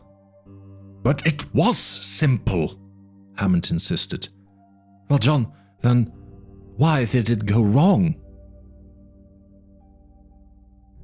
Dizzy with tension, John Arnold threw open the door to the maintenance shed and stepped into the darkness inside. Jesus, it was black. He should have realized the lights would be out. He felt the cool air, the cavernous dimensions of the space extending 2 floors below him. He had to find a catwalk. He had to be careful, or he'd break his neck. The catwalk. He groped like a blind man until he realized it was futile. Somehow he had to get light into the shed. He went back to the door and cracked it open 4 inches. That gave just enough light. But there was no way to keep the door open. Quickly, he kicked off his shoe and stuck it in the door. He went toward the catwalk, seeing it easily now. He walked along the corrugated metal, hearing the difference in his feet, one loud, one soft. But at least he could see. Up ahead was the stairway leading down to the generators. Another 10 yards. Darkness. The light was gone. Arnold looked back to the door and saw the light was blocked by the body of a velociraptor. The animal bent over and carefully sniffed the shoe. Henry Wu paced. He ran his hands over the computer consoles. He touched the screens. He was in constant movement. He was almost frantic with tension. He reviewed the steps he would take. He must be quick. The first screen would come up, and he would press... "Whoa!" the radio hissed. He grabbed for it. "Yes, I'm here." "Got any bloody power yet?" It was Muldoon. There was something odd about his voice, something hollow. No." Wu smiled, glad to know Muldoon was alive. "I think Arnold made it into the shed. After that, I don't know." Where are you?" "I'm stuffed." What?" "I'm stuffed in a bloody pipe, and I'm very popular at the moment." Wedged in a pipe was more like it, Muldoon thought. There had been a stack of drainage pipes piled behind the visitor center, and he'd backed himself into the nearest one, scrambling like a poor bastard. Meter pipes, very tight fit for him, but they couldn't come in after him. At least, not after he'd shot the leg of one, when the nosy bastard came too close to the pipe.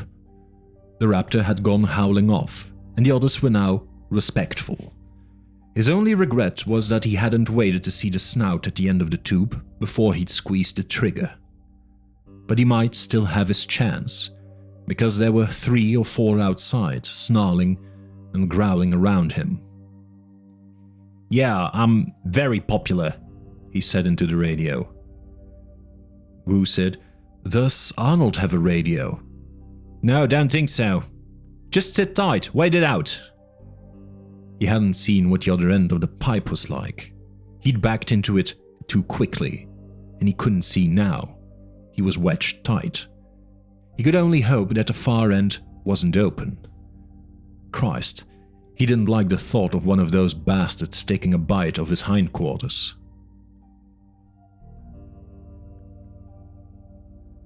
Arnold backed away down the catwalk. The velociraptor was barely 10 feet away, stalking him, coming forward into the gloom. Arnold could hear the click of its deadly claws on the metal. But he was going slowly. He knew the animal could see well, but the grill of the catwalk, the unfamiliar mechanical odors, had made it cautious. That caution was his only chance, Arnold thought. If he could get to the stairs and then move down to the floor below. Because he was pretty sure velociraptors couldn't climb stairs. Certainly not narrow, steep stairs. Arnold glanced over his shoulder. The stairs were just a few feet away. Another few steps. He was there. Reaching back, he felt a railing, started scrambling down the almost vertical steps. His feet touched flat concrete. The raptor snarled in frustration, 20 feet above him on the catwalk. "Too bad, buddy," Arnold said. He turned away. He was now very close to the auxiliary generator. Just a few more steps, and he would see it. Even in this dim light, there was a dull thump behind him. Arnold turned. The raptor was standing there on the concrete floor, snarling. It had jumped down. Arnold looked quickly for a weapon, but suddenly he found he was slammed onto his back on the concrete. Something heavy was pressing on his chest. It was impossible to breathe, and he realized the animal was standing on top of him, and he felt the big claws digging into the flesh of his chest, and smelled the foul breath from the head moving above him, and he opened his mouth to scream.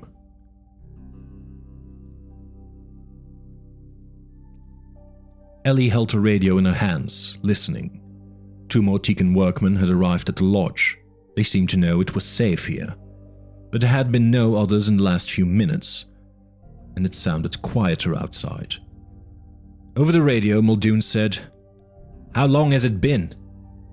Wu answered, 4-5 minutes. Arnold should have done it by now, if he's going to. You got any ideas? No. We heard from Gennaro. Gennaro pressed the button. I'm here. Well, where the hell are you? I'm going to the maintenance building. Wish me luck. Gennaro crouched in the foliage, listening.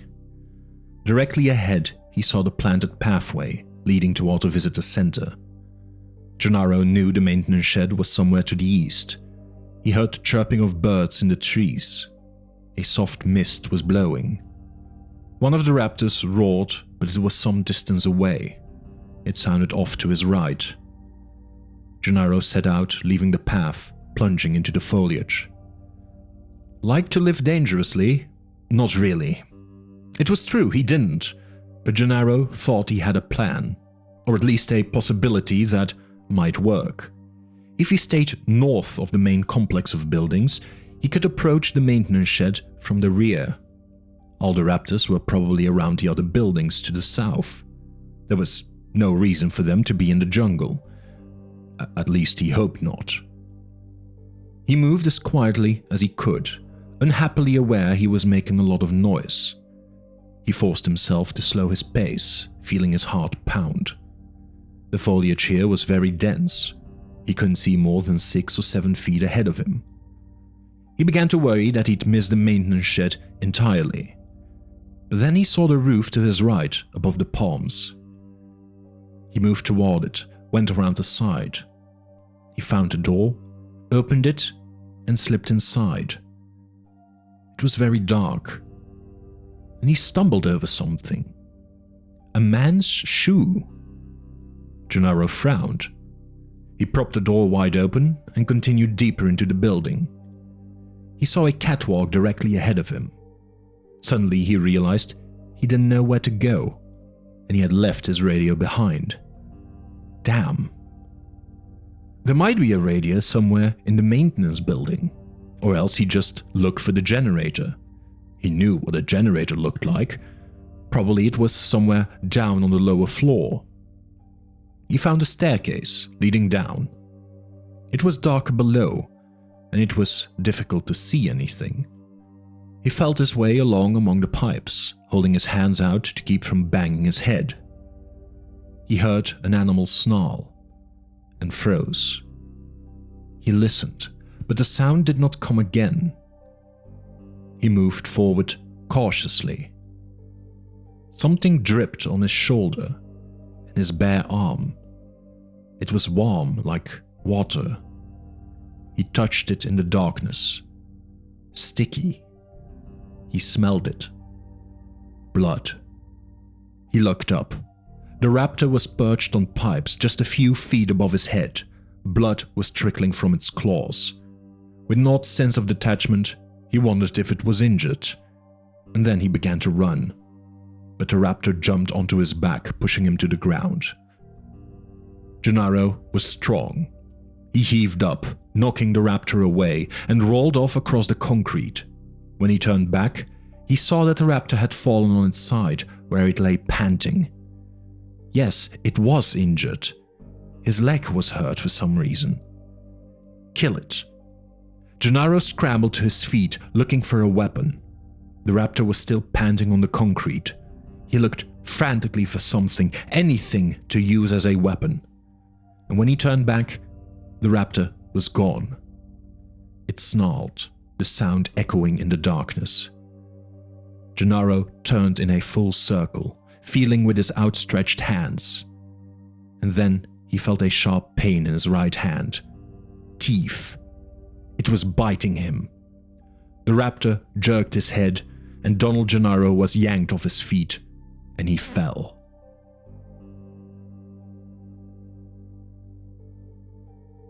Lying in bed, soaked in sweat, Malcolm listened as the radio crackled. "Anything?" Muldoon said. "You getting anything?" "No word," Wu answered. "Hell!" There was a pause. Malcolm sighed. "I can't wait to hear this new plan. What I would like is to get everybody to the lodge and regroup, but I don't see how." "There is a jeep in front of the visitor center. If I drove it over to you, could you get yourself into it?" "Maybe, but you'd be abandoning the control room." "I can't do anything here anyway."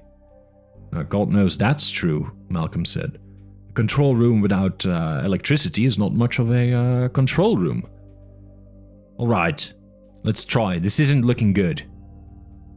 Lying in his bed, Malcolm said, "No, it's not looking good. It's looking like a disaster. The Raptors are going to follow us over there. We're still better off. Let's just go." The radio clicked off. Malcolm closed his eyes and breathed slowly, marshalling his strength. "Just relax," Ellie said. "Just take it easy. You know what we are really talking about here? All this attempt to control. We are talking about Western attitudes that are 500 years old. They began at a time when Florence in Italy was the most important city in the world. The basic idea of science, that there was a new way to look at reality, that it was objective, that it did not depend on your beliefs or your nationality, that it was rational. That idea was fresh and exciting back then.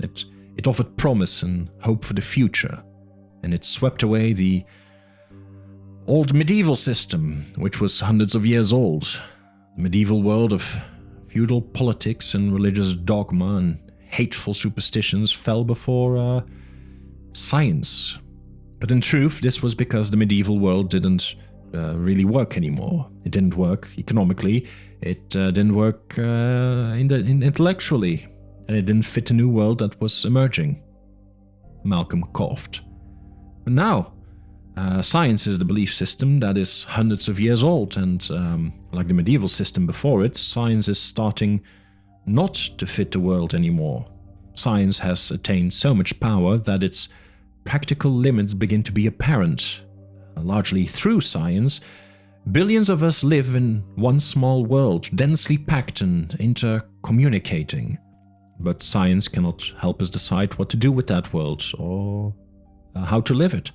Science can make a nuclear reactor, but it cannot tell us not to build it.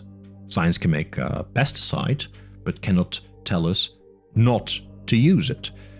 And our world starts to seem polluted in fundamental ways, air and water and land, because of ungovernable science. He sighed.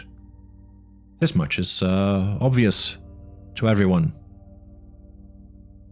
There was a silence. Malcolm lay with his eyes closed, his breathing labored. No one spoke, and it seemed to Ellie that Malcolm had finally fallen asleep. Then he sat up again abruptly. At the same time, the great intellectual justification of science has vanished. Ever since Newton and Descartes, science has explicitly offered us the vision of total control. Science has claimed the power to eventually control everything through its understanding of natural laws. But in the 20th century, that claim has been shattered beyond repair. First, Heisenberg's uncertainty principle set limits on what we could know about the subatomic world. Well, we say, none of us live in the subatomic world. Doesn't make any particular difference as we go through our lives. And then Gödel's theorem set similar limits to mathematics, the formal language of science. Mathematicians used to think that their language had some special inherent trueness that derived from the laws of logic. And now we know that what we call reason is just an arbitrary game. It's not special in the way that we thought it was. And our chaos theory proves that unpredictability is built into our daily lives. It is as mundane as the rainstorm we cannot predict. And so the grand vision of science, hundreds of years old, the dream of total control, has died in our century. And with it, much of the justification, the rationale for science to do what it does, and for us to listen to it.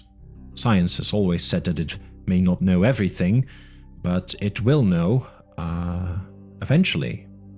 But now we see that isn't true. It is an idle boast, as foolish and as misguided as the child who jumps off a building because he believes he can fly. This is all very extreme, Hammond said, shaking his head. No, we are witnessing the end of the scientific era, John. Science, like other outmoded systems, is destroying itself. As it gains in power, it proves itself incapable of handling the power, because things are going very fast now. 50 years ago, everyone was gaga over the atomic bomb. That was power. No one could imagine anything more. Yet, a bare decade after the bomb, we began to have genetic power. And genetic power is far more potent than atomic power, and it will be in everyone's hands. It will be in kits for backyard gardeners, experiments for school children, cheap labs for terrorists, dictators, and that will force everyone to ask the same question. What should I do with my power? Which is the very question science says it cannot answer. So, what will happen? Ellie asked. Malcolm shrugged. A change? But what kind of change? Oh, all major changes are like death. You can't see the other side until you are there. And he closed his eyes. A poor man, Hammond said, shaking his head. Malcolm sighed. John, do you have any idea how unlikely it is that you or any of us will get off this island alive?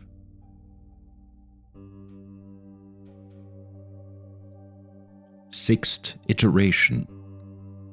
System recovery may prove impossible.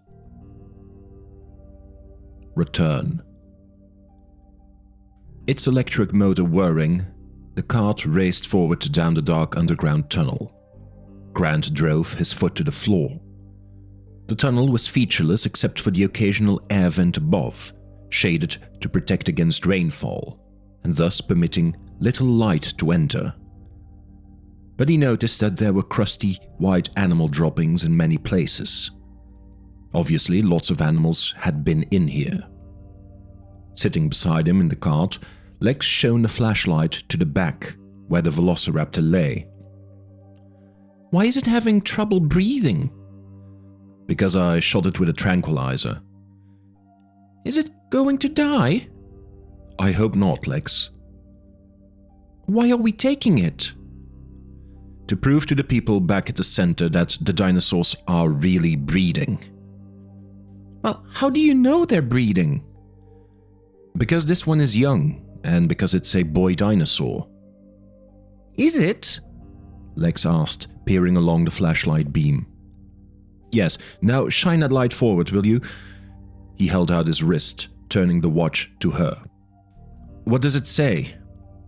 It says 10:15. Okay. Tim said, that means we have only 45 minutes to contact a boat. We should be close. I figure we should be almost to the visitor center right now. Grant wasn't sure, but he sensed the tunnel was gently tilting upward, leading them back to the surface, and "Whoa," Tim said. They burst out into daylight with shocking speed. There was a light mist blowing, partially obscuring the building that loomed directly above them. Grant saw at once that it was the visitor center. They had arrived right in front of the garage. "Yay!" Lex shouted. "We did it! Yay!" She bounced up and down in the seat as Grant parked the cart in the garage. Along one wall were stacked animal cages. They put the velociraptor in one with a dish of water. Then they started climbing the stairs to the ground floor entrance of the visitor center. I'm going to get a hamburger and French fries, a chocolate milkshake. No more dinosaurs! Yay!" They came to the lobby and they opened the door. And they fell silent. In the lobby of the visitor center, the glass doors had been shattered and a cold grey mist blew through the cavernous main hall. A sign that read, "When dinosaurs ruled the earth," dangled from one hinge, creaking in the wind. The big tyrannosaur robot was appended and lay with its legs in the air, its tubing and metal innards exposed. Outside, through the glass, they saw rows of palm trees, shadowy shapes in the fog. Tim and Lex huddled against the metal desk of the security guard. Grant took the guard's radio and tried all the channels. "Hello, this is Grant. Is anybody there?" "Hello, this is Grant." Lex stared at the body of the guard, lying on the floor to the right. She couldn't see anything but his legs and feet. "Hello, this is Grant. Hello." Lex was leaning forward, peering around the edge of the desk. Grant grabbed his sleeve. "Hey, stop that." Is he dead? What's that stuff on the floor? Is it blood?" "Yes, Lex." "How come it isn't real red?" "You're morbid," Tim said. "What's morbid? I'm not." The radio crackled. "My God," came a voice. "Grant, is that you?" And then, "Alan! Alan!" It was Ellie. "I'm here." "Thank God! Are you all right?" I am all right, yes. "What about the kids? Have you seen them?" "I have the kids with me. They're okay." "Oh, thank God!" Lex was crawling around the side of the desk. Grant slapped her ankle. "Get back here." The radio crackled. "And where are you?" In the lobby of the main building." Over the radio, he heard Wu say, "My God, they're here." "Alan, listen. The Raptors have gotten loose. They can open doors. They may be in the same building as you." "Great. Where are you?" "We're in the lodge." And the others? Muldoon? Everybody else? We've lost a few people, but we got everybody else over to the lodge." "And are the telephones already working?" "No, the whole system is shut off. Nothing works." "How do we get the system back on?" "We've been trying, Alan." "But we have to get it back on. Right away. If we don't, within half an hour the Raptors will reach the mainland." He started to explain about the boat when Muldoon cut him off. "I don't think you understand, Dr. Grant. We haven't got half an hour left over here." "How's that?" "Some of the Raptors followed us. We've got 2 on the roof now." So what? The building's impregnable." Muldoon coughed. "Apparently not. It was never expected that animals would get up on the roof." The radio crackled. "Must have planted a tree too close to the fence. The Raptors got over the fence and onto the roof. Anyway, the steel bars on the skylight are supposed to be electrified, but of course the power's off. They're biting through the bars of the skylight." "Biting through the bars?" He frowned, trying to imagine it. "How fast?" "Yeah, they have a bite pressure of 15,000 pounds a square inch. They're like hyenas. They can bite through steel and..." The transmission was lost for a moment. "How fast, Muldoon?" I guess we've got another 10-15 minutes before they break through completely and come through the skylight into the building. And once they're in... just a minute, Dr. Grant. The radio clicked off. In the skylight above Malcolm's bed, the raptors had chewed through the first of the steel bars. One raptor gripped the end of the bar and tugged, pulling it back. It put its powerful hind limbs on the skylight, and the glass shattered, glittering down on Malcolm's bed below. Ellie reached over and removed the largest fragments from the sheets. "Oh God, they're ugly," Malcolm said, looking up. Now that the glass was broken, they could hear the snorts and snarls of the raptors, the squeal of their teeth on the metal as they chewed the bars. There were silver-thin sections where they had chewed. Foamy saliva spattered onto the sheets and the bedside table. "At least they can't get in yet. Not until they chew through another bar." If Grant could somehow get to the maintenance shed... "Bloody hell," Muldoon said. He limped around the room on his sprained ankle. "He can't get there fast enough. He can't get the power on fast enough. Not to stop this." Malcolm coughed. Yes." His voice was soft, almost a wheeze. "What'd he say?" Yes," Malcolm repeated. Can what?" Distraction," he winced. "What kind of a distraction?" Go to the fence." "Yes, do what?" Malcolm grinned weakly. Stick your hands through." Christ," Muldoon said, turning away. Wait a minute," Wu said. "He is right. There are only 2 raptors here, which means there are at least 4 more out there. We could go out and provide a distraction." "And then what?" "And then Grant would be free to go to the maintenance building and turn on the generator." "And then go back to the control room and start up the system." "Yes, exactly." "There's no time. No time." "But if we can lure the raptors down here, maybe even get them away from that skylight, it might work. It's worth a try." "We're bait." "Yes, exactly." "Well, who's going to be the bait? I'm no good, my ankle's shot." "Well, I'll do it." "No, you're the only one who knows what to do about the computer. You need to talk Grant through the startup." Then I'll do it," Harding said. "No," Ellie said. "Malcolm needs you. I'll do it."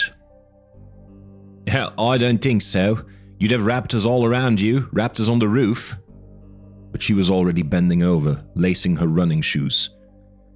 "Just don't tell Grant. It'll make him nervous."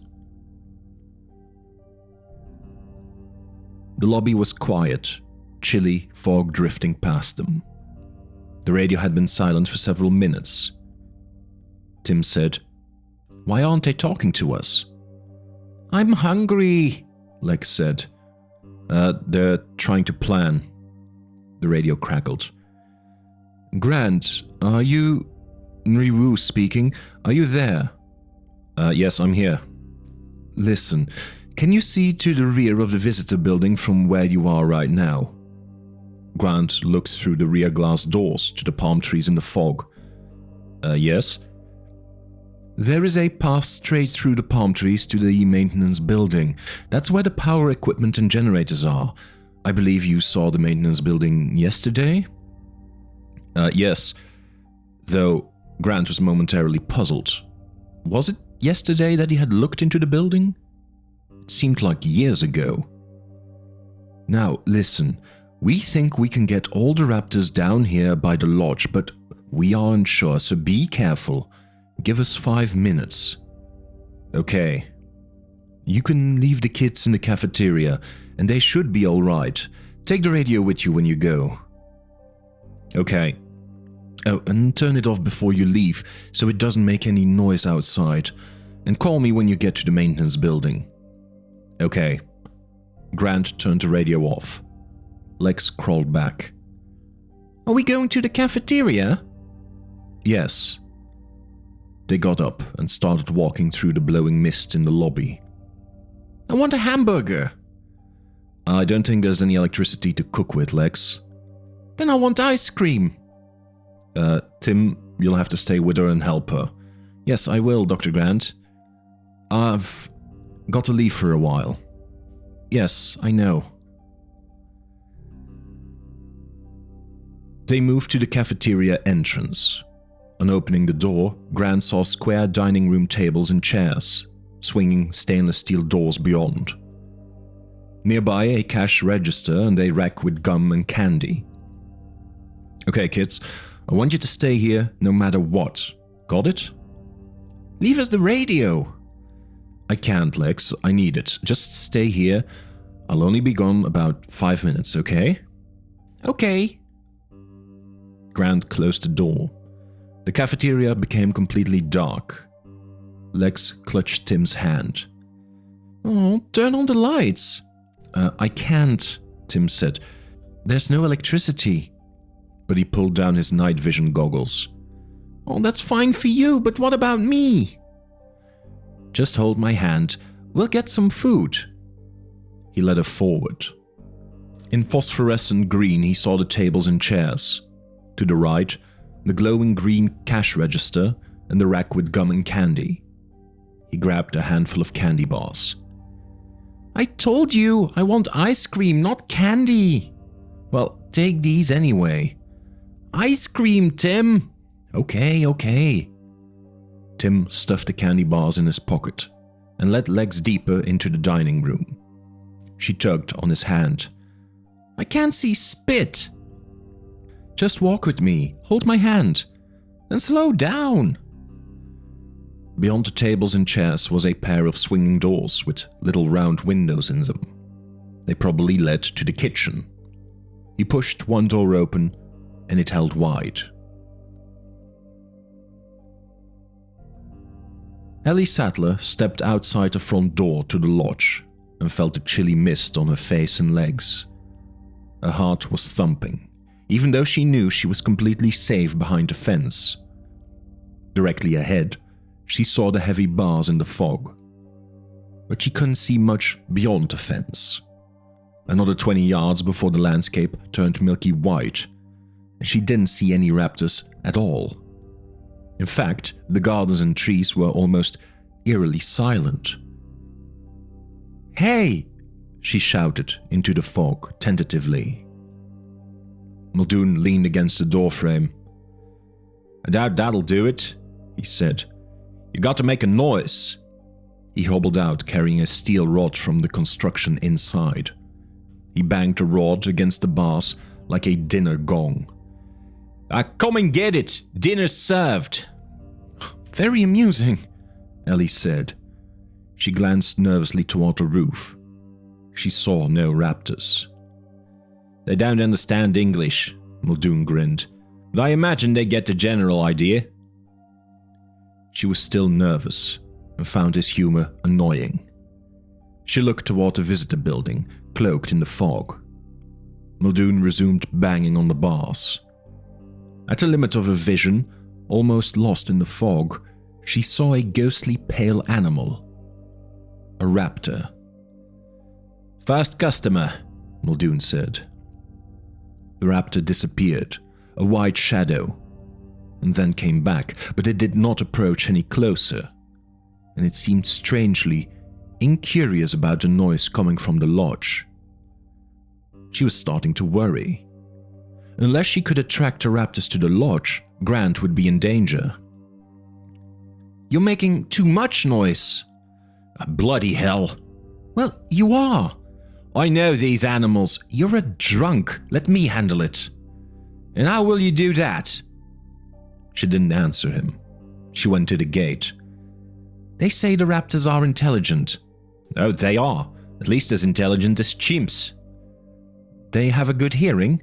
Yeah, excellent. Maybe they'll know this sound, she said and opened the gate. The metal hinges, rusted from the constant mist, creaked loudly. She closed it again, opened it with another creak. She left it open. I wouldn't do that. You're going to do that? Let me get a launcher. Well, get a launcher. He sighed, remembering. I can't. Gennaro has the shells.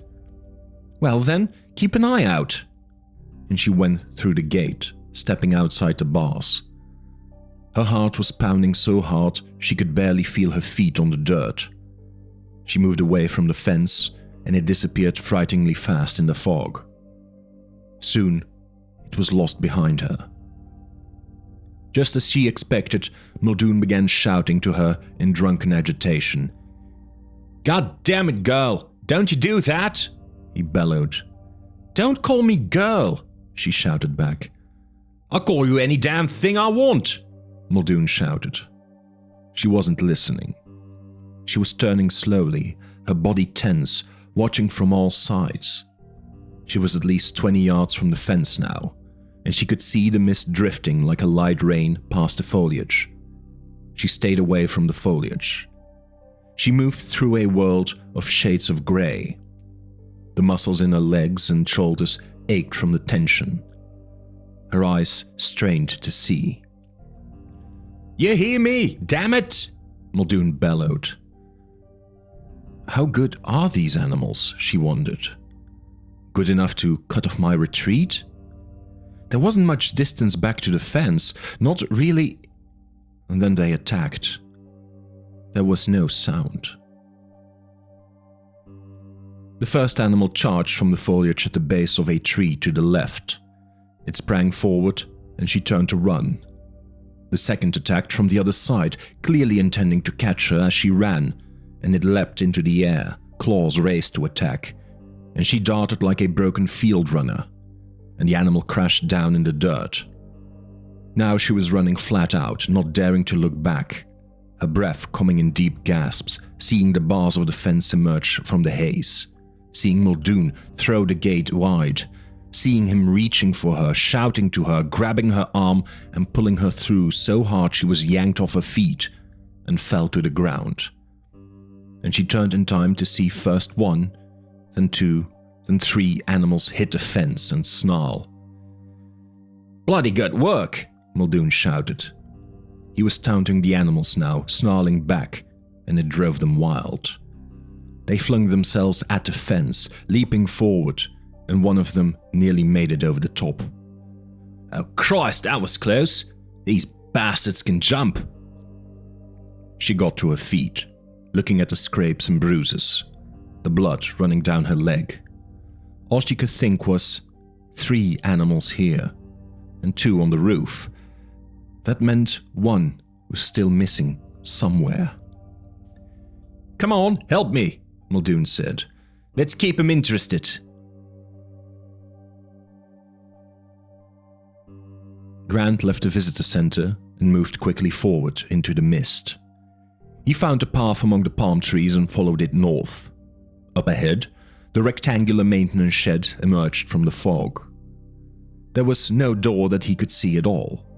He walked on around the corner. At the back, screened by planting, Grant saw a concrete loading dock for trucks. He scrambled up to face a vertical rolling door of corrugated steel. It was locked. He jumped down again and continued around the building. Farther ahead, to his right, Grant saw an ordinary door. It was propped open with a man's shoe. Grant stepped inside and squinted in the darkness. He listened, heard nothing. He picked up his radio and turned it on. "This is Grant. I'm inside." Wu looked up at the skylight. The 2 raptors still peered down into Malcolm's room, but they seemed distracted by the noises outside. He went to the lodge window. Outside, the 3 velociraptors continued to charge the fence. Ellie was running back and forth, safely behind the bars. But the raptors no longer seemed to be seriously trying to get her. Now they almost seemed to be playing, circling back from the fence, rearing up and snarling, then dropping down low to circle again and finally charge. Their behavior had taken on the distinct quality of display rather than serious attack. Like birds, Muldoon said. Putting on a show. Wu nodded. They're intelligent. They see they can get her. They're not really trying. The radio crackled. Sighed. Wu gripped the radio. Say again, Dr. Grant. I'm inside. Dr. Grant, you're in the maintenance building. Yes. And he added, maybe you should just call me Alan. All right, Alan. If you're standing just inside the east door, you see a lot of pipes and tubing. Wu closed his eyes, visualizing it. Straight ahead is a big recessed well in the center of the building that goes 2 stories underground. To your left is a metal walkway with railings. Yes, I see it. Well, go along the walkway. I'm going. Faintly, the radio carried the clang of his footsteps on metal. After you go 20 or 30 feet, you will see another walkway going right. I see it, yes. Follow that walkway. Okay. As you continue, you will come to a ladder on your left, going down into the pit. I see it. Go down that ladder. There was a long pause.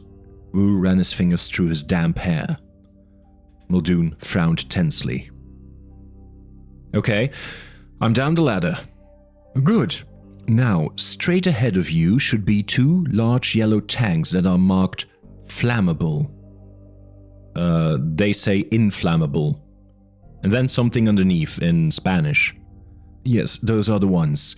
Those are the 2 fuel tanks for the generator.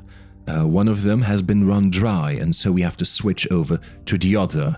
If you look at the bottom of the tanks, you see a white pipe coming out. A 4-inch PVC? Yes, PVC. Follow that pipe as it goes back. Okay, I'm following it. Ow! What happened? Nothing. I hit my head. There was a pause. Are you all right, Alan? Yeah, I'm fine. I just hurt my head. I'm stupid. Anyway, keep following the pipe. Okay. Grant sounded irritable. Okay, the pipe goes to a big aluminum box with air vents in the sides. It says Honda. It looks like the generator. Yes, that is the generator. If you walk around to the side, you'll see a panel with 2 buttons. Yes, I see them, yellow and red. That's right.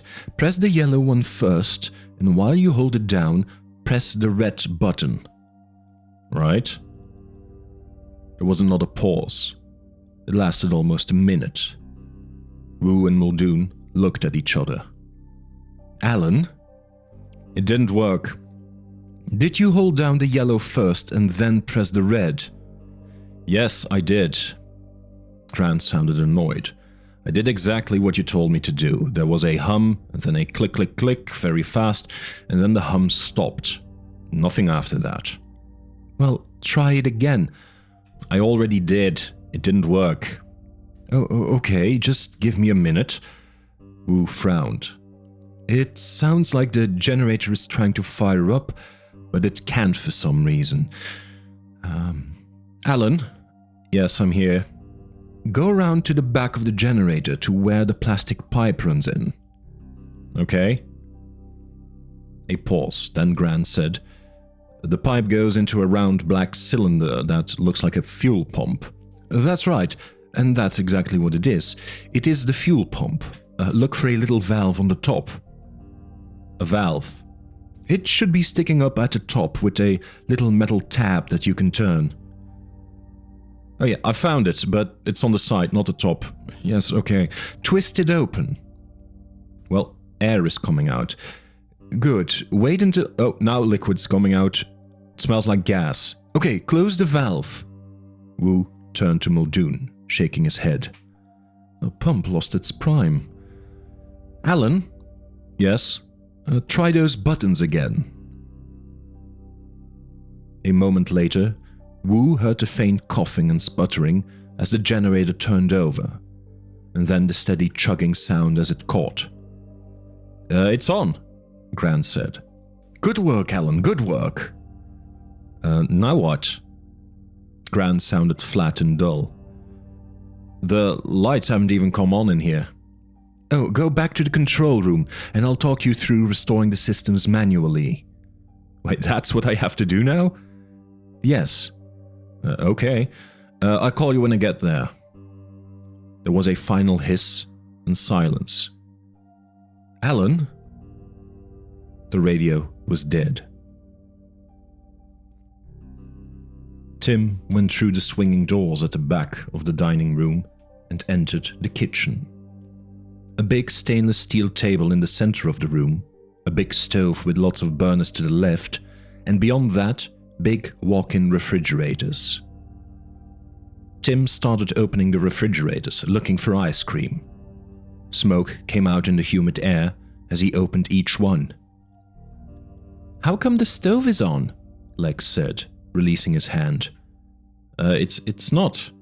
Well, they all have little blue flames. Oh, but those are pilot lights. What are pilot lights? They had an electric stove at home. Never mind, Lex, Tim said, opening another refrigerator. But it means we can cook you something. In this next refrigerator, he found all kinds of stuff. Cartons of milk and piles of vegetables, and a stack of T-bone steaks, fish, but no ice cream. You still want ice cream? I told you, didn't I?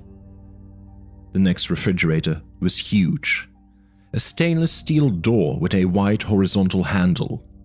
He tugged on the handle, pulled it open, and saw a walk-in freezer. It was a whole room, and it was freezing cold. Timmy, will you wait a minute? He said, annoyed. I'm trying to find you your ice cream. Timmy, something's here. She was whispering, and for a moment the last two words didn't register. Then Tim hurried back out of the freezer, seeing the edge of the door wreathed in glowing green smoke. Lex stood by the steel work table. She was looking back to the kitchen door. He heard a low hissing sound, like a very large snake. The sound rose and fell softly. It was hardly audible. It might even be the wind, but he somehow knew it wasn't. Timmy, Lex whispered, I'm scared. He crept forward to the kitchen door and looked out. In the darkened dining room, he saw the orderly green rectangular pattern of the tabletops. And moving smoothly among them, silent as a ghost except for the hissing of its breath, was a velociraptor.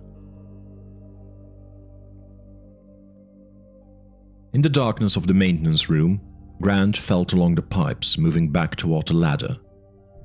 It was difficult to make his way in the dark, and somehow he found the noise of the generator disorienting. He came to the ladder and had started back up when he realized there was something else in the room beside generator noise. Grant paused, listening. There was a man shouting, and it sounded like Gennaro. Where are you? Grant shouted. Over here, in the truck, Gennaro answered. Grant couldn't see any truck. He squinted in the darkness. He looked out of the corner of his eye. He saw green glowing shapes moving in the darkness. And then he saw the truck, and he turned toward it. Tim found the silence chilling. The velociraptor was 6 feet tall and powerfully built, although its strong legs and tail were hidden by the tables. Tim could see only the muscular upper torso, the two forearms held tightly alongside the body, the claws dangling. He could see the iridescent speckled pattern on the back. The velociraptor was alert. As it came forward, it looked from side to side, moving its head with abrupt, bird-like jerks. The head also bobbed up and down as it walked, and the long straight tail dipped, which heightened the impression of a bird. A gigantic, silent bird of prey. The dining room was dark, but apparently the raptor could see well enough to move steadily forward. From time to time, it would bend over, lowering its head below the tables. Tim then heard a rapid sniffing sound. And then the head would snap up, alertly, jerking back and forth like a bird's. Tim watched until he was sure the velociraptor was coming toward the kitchen. Was it following their scent? All the books said dinosaurs had a poor sense of smell, but this one seemed to do just fine. Anyway, what did books know? Here was the real thing, and it was coming toward him. He ducked back into the kitchen. Is something out there? Tim didn't answer. He pushed her under a table in the corner, behind a large waste bin. He leaned close to her and whispered fiercely, "Stay here!" And then he ran for the refrigerator. He grabbed a handful of cold steaks and hurried back to the door. He quietly placed the first of the steaks on the floor, then moved back a few steps and put down the second. Through his goggles, he saw legs peeping around the bin. He waved her back. He placed the third steak and the fourth, moving deeper into the kitchen. The hissing was louder, and then the clawed hand gripped the door, and the big head peered cautiously around. The velociraptor paused at the entrance to the kitchen. Tim stood in a half-crouch at the back of the room near the far leg of the steel work table. But he had not had the time to conceal himself. His head and shoulders still protruded over the tabletop. He was in clear view of the velociraptor. Slowly, Tim lowered his body, sinking beneath the table. The velociraptor jerked its head around, looking directly at Tim. Tim froze.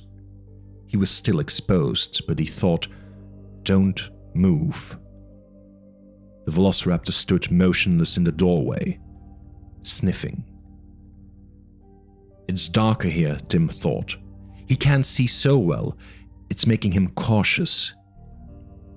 But now he could smell the musty odor of the big reptile, and through his goggles he saw the dinosaur silently yawn, throwing back its long snout, exposing rows of razor-sharp teeth. The velociraptor started forward again, jerking its head from side to side. The big eyes swiveled in the bony sockets. Tim felt his heart pounding. Somehow it was worse to be confronted by an animal like this in a kitchen instead of the open forest. The size, the quick movements, the pungent odor, that hissing breath. Up close it was a much more frightening animal than the tyrannosaur. The tyrannosaur was huge and powerful, but it wasn't especially smart. The velociraptor was man-size, and it was clearly quick and intelligent. Tim feared the searching eyes almost as much as those razor-sharp teeth. The velociraptor sniffed. It stepped forward, moving directly toward Lex. It must smell her somehow. Tim's heart thumped. The velociraptor stopped. It bent over slowly. It's found a steak. Tim wanted to bend down to look below the table, but he didn't dare move. He stood frozen in a half-crouch, listening to the crunching sound. The dinosaur was eating it, bones and all. The raptor raised its slender head and looked around. It sniffed. It saw the second steak. It moved quickly forward. It bent down. Silence. The raptor didn't eat it. The head came back up. Tim's legs burned from the crouch, but he didn't move.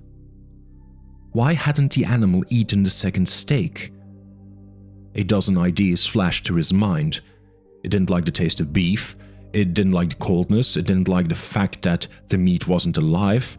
It smelled a trap. It smelled Lex. It smelled Tim. It saw Tim.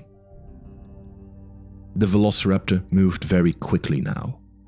It found the third steak, dipped its head, looked up again and moved on. Tim held his breath. The dinosaur was now just a few feet from him. Tim could see the small twitches in the muscles of the flanks. He could see the crusted blood on the claws of the hand.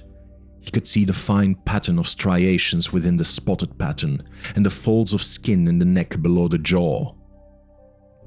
The velociraptor sniffed. It jerked its head and looked right at Tim. Tim nearly gasped with fright. Tim's body was rigid, tense. He watched as the reptile eye moved, scanning the room. Another sniff. "He's got me," Tim thought. Then the head jerked back to look forward, and the animal went on toward the fifth stake. Tim thought, "Lex, please don't move, whatever you do, please don't." The velociraptor sniffed the stake and moved on. It was now at the open door to the freezer. Tim could see the smoke billowing out, curling along the floor toward the animal's feet. One big clawed foot lifted and then came down again silently. The dinosaur hesitated. Too cold, Tim thought. He won't go in there, it's too cold. He won't go in. The dinosaur went in. The head disappeared, then the body, then the stiff tail. Tim sprinted, flinging his weight against the stainless steel door of the locker, slamming it shut. It slammed on the tip of the tail. The door wouldn't shut. The velociraptor roared, a terrifying loud sound. Inadvertently, Tim took a step back. The tail was gone. He slammed the door shut and heard it click, closed. "Lex! Lex!" he was screaming. He heard the raptor pounding against the door, felt it thumping the steel. He knew there was a flat steel knob inside, and if the raptor hit that, it would knock the door open. They had to get the door locked. "Lex!" Lex was by his side. "What do you want?" Tim leaned against the horizontal door handle, holding it shut. "There's a pin! A little pin! Get the pin!" The velociraptor roared like a lion, the sound muffled by the thick steel. It crashed its whole body against the door. "I can't see anything!" Lex shouted. The pin was dangling beneath the door handle, swinging on a little metal chain. "It's right there, Lex! I can't see it!" she screamed, and then Tim realized she wasn't wearing the goggles. "Feel for it!" He saw her little hand reaching up, touching his, groping for the pin, and with her so close to him he could feel how frightened she was, her breath in little panicky gasps as she felt for the pin. And the velociraptor slammed against the door, and it opened. God, it opened. But the animal hadn't expected that, and had already turned back for another try, and Tim slammed the door shut again. Lex scrambled back, reached up in the darkness. "I have it!" Lex cried, clutching the pin in her hand, and she pushed it through the hole. It slid out again. "From the top! Put it in from the top!" She held it again, lifting it on the chain, swinging it over the handle and down into the hole. Locked. The velociraptor roared. Tim and Lex stepped back from the door as the dinosaur slammed into it again. With each impact, the heavy steel wall hinges creaked, but they held. Tim didn't think the animal could possibly open the door. The raptor was locked in. He gave a long sigh. "Let's go, Lex." He took her hand, and they ran. "You should have seen them," Gennaro said, as Grant led him back out of the maintenance building. "There must have been 24 of them. Compies. I had to crawl into the truck to get away from them. They were all over the windshield, just squatting there like buzzards. But they ran away when you came over." "Yeah, they're scavengers. They won't attack anything that's moving or looks strong. They attack things that are dead or almost dead. Anyway, unmoving." They were going up the ladder now, back toward the entrance door. "What happened to the other raptor that attacked you?" I don't know." "Did it leave?" "I didn't see. I got away. I think because it was injured. I think Muldoon shot it in the leg. And it was bleeding while it was in here. Then, I don't know, maybe it went back outside. Maybe it died in here, I didn't see. And maybe it's still in here, Grant said. Wu stared out the lodge window at the raptors beyond the fence. They still seemed playful, making mock attacks at Ellie. The behavior had continued for a long time now, and it occurred to him that it might be too long. It almost seemed as if they were trying to keep Ellie's attention in the same way that she was trying to keep theirs. The behavior of the dinosaurs had always been a minor consideration for Wu, and rightly so. Behavior was a second-order effect of DNA, like protein unfolding. You couldn't really predict behavior, and you couldn't really control it, except in very crude ways, like making an animal dependent on a dietary substance by withholding an enzyme. But in general, behavioral effects were simply beyond the reach of understanding. You couldn't look at a DNA sequence and predict behavior. It was impossible. And that had made Wu's DNA work purely empirical. It was a matter of tinkering, the way a modern workman might repair an antique grandfather clock. You were dealing with something out of the past, something constructed of ancient materials and following ancient rules. You couldn't be certain why it worked as it did, and it had been repaired and modified many times already by forces of evolution over eons of time. So, like the workman, who makes an adjustment and then sees if the clock runs any better, Wu would make an adjustment and then see if the animals behaved any better. And he only tried to correct gross behavior. Uncontrolled butting of the electrical fences or rubbing the skin raw on tree trunks. Those were the behaviors that sent him back to the drawing board. And the limits of his science had left him with a mysterious feeling about the dinosaurs in the park. He was never really sure at all, whether the behavior of the animals was historically accurate or not. Were they behaving as they really had in the past? It was an open question, ultimately unanswerable. And though Wu could never admit it, the discovery that the dinosaurs were breeding represented a tremendous validation of his work. A breeding animal was demonstrably effective in a fundamental way. It implied that Wu had put all the pieces together correctly. He had recreated an animal millions of years old with such precision that the creature could even reproduce itself. But still, looking at the raptors outside, he was troubled by the persistence of their behavior. Raptors were intelligent, and intelligent animals got bored quickly. Intelligent animals also formed plans, and Harding came out into the hallway from Malcolm's room. "Where is Ellie?" She's still outside. "Better get her in. The raptors have left the skylight." When?" Wu asked, moving to the door. "Just a moment ago."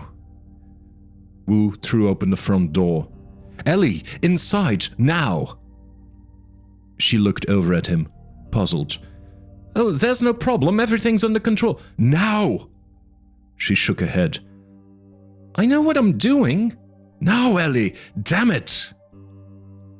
Muldoon didn't like Wu standing there with the door open, and he was about to say so, when he saw a shadow descend from above, and he realized at once what had happened.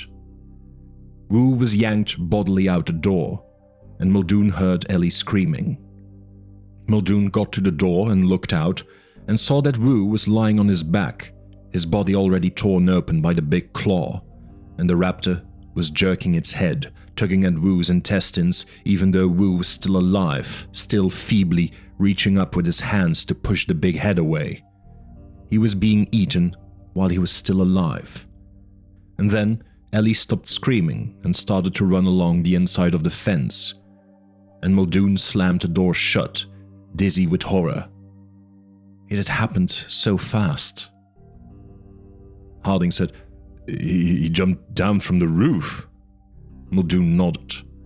He went to the window and looked out, and he saw that the 3 raptors outside the fence were now running away. but they weren't following Ellie. They were going back toward the visitor center. Grant came to the edge of the maintenance building and peered forward in the fog. He could hear the snarls of the raptors, and they seemed to be coming closer. Now he could see their bodies running past him. They were going to the visitor center. He looked back at Gennaro. Gennaro shook his head, no. Grant leaned close and whispered in his ear, "No choice. We've got to turn on the computer." Grant set out in the fog. After a moment, Gennaro followed. Ellie didn't stop to think. When the raptors dropped inside the fence to attack Wu, she just turned and ran as fast as she could toward the far end of the lodge. There was a space 15 feet wide between the fence and the lodge. She ran, not hearing the animals pursuing her, just hearing her own breath. She rounded the corner, saw a tree growing by the side of the building, and leapt, grabbing a branch, swinging up. She didn't feel panic.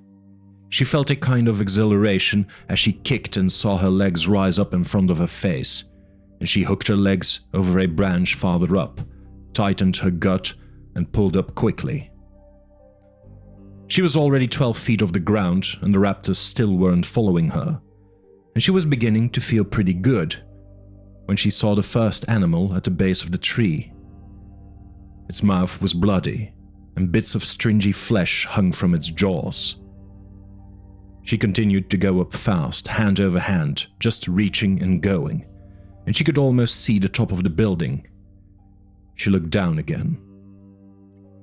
The two raptors were climbing the tree. Now she was at the level of the rooftop. She could see the gravel only 4 feet away and the glass pyramids of the skylights sticking up in the mist. There was a door on the roof. She could get inside. In a single heaving effort, she flung herself through the air and landed sprawling on the gravel. She scraped her face, but somehow the only sensation was exhilaration, as if it were a kind of game she was playing, a game she intended to win. She ran for the door that led to the stairwell. Behind her, she could hear the raptors shaking the branches of the tree. They were still in the tree. She reached the door and twisted the knob. The door was locked. It took a moment for the meaning of that to cut through her euphoria. The door was locked. She was on the roof and she couldn't get down. The door was locked. She pounded on the door in frustration, and then she ran for the far side of the roof, hoping to see a way down, but there was only the green outline of the swimming pool through the blowing mist. All around the pool was concrete decking, 10, 12 feet of concrete. Too much for her to jump across. No other trees to climb down, no stairs, no fire escape, nothing. Ellie turned back and saw the raptors jumping easily to the roof. She ran to the far end of the building, hoping there might be another door there, but there wasn't. The raptors came slowly toward her, stalking her, slipping silently among the glass pyramids. She looked down. The edge of the pool was 10 feet away. Too far. The raptors were closer, starting to move apart, and illogically she thought, isn't this always the way? Some little mistake screws it all up. She still felt giddy, still felt exhilaration, and she somehow couldn't believe these animals were going to get her. She couldn't believe that now her life was going to end like this. It didn't seem possible. She was enveloped in a kind of protective cheerfulness. She just didn't believe it would happen. The raptors snarled. Ellie backed away, moving to the far end of the roof. She took a breath, and then began to sprint toward the edge. As she raced toward the edge, she saw the swimming pool, and she knew it was too far, but she thought, what the hell, and leapt into space, and fell. And with a stinging shock, she felt herself enveloped in coldness. She was underwater. She had done it. She came to the surface and looked up at the roof and saw the raptors looking down at her. And she knew that if she could do it, the raptors could do it too. She splashed in the water and thought, can raptors swim? But she was sure they could. They could probably swim like crocodiles.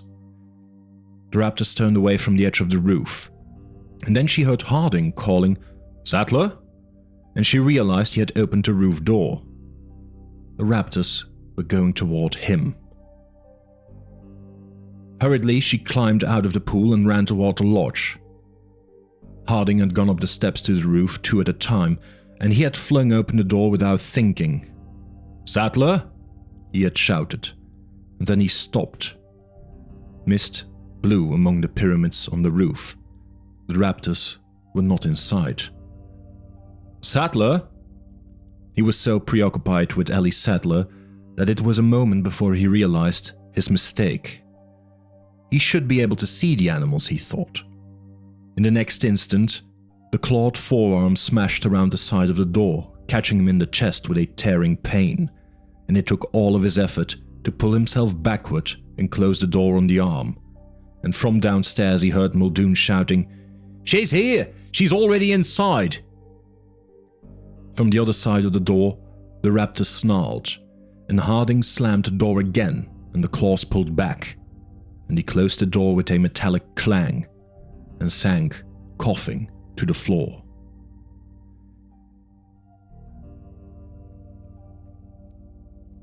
"Where are we going?" Lex said. They were on the second floor of the visitor center. A glass-walled corridor ran the length of the building. "To the control room," Tim answered. "Where is that?" Down here someplace." Tim looked at the names stenciled on the doors as he went past them. These seemed to be offices. Park Warden, Guest Services, General Manager, Comptroller. They came to a glass partition marked with a sign, "Closed area, authorized personnel only, beyond this point." There was a slot for a security card, but Tim just pushed the door open. "How come it opened?" "Well, the power is out." "But why are we going to the control room?" "To find a radio, we need to call somebody." Beyond the glass door, the hallway continued. Tim remembered this area. He had seen it earlier during the tour. Lex trotted along at his side. In the distance, they heard the snarling of raptors. The animals seemed to be approaching. Then Tim heard them slamming against the glass downstairs. "Oh, they're out there," Lex whispered. "Don't worry." "What are they doing here?" "Just never mind now." Park Supervisor, Operations, Main Control. "Here," Tim said, and he pushed open the door. The main control room was as he had seen it before. In the center of the room was a console with 4 chairs and 4 computer monitors. The room was entirely dark except for the monitors, which all showed a series of colored rectangles. "So where is the radio?" But Tim had forgotten all about the radio. He moved forward, staring at the computer screens. The screens were on. That could only mean the power must be back on. "Ick," Lex said, shifting her body. "What?"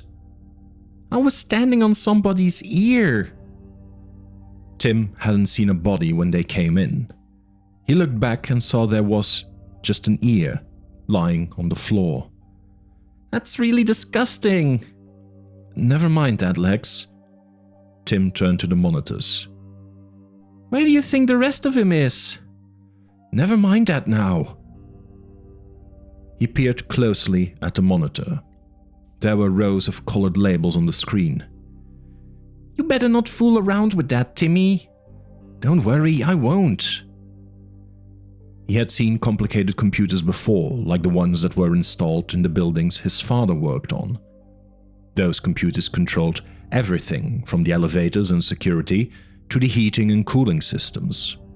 They looked basically like this, a lot of colored labels, but they were usually simpler to understand.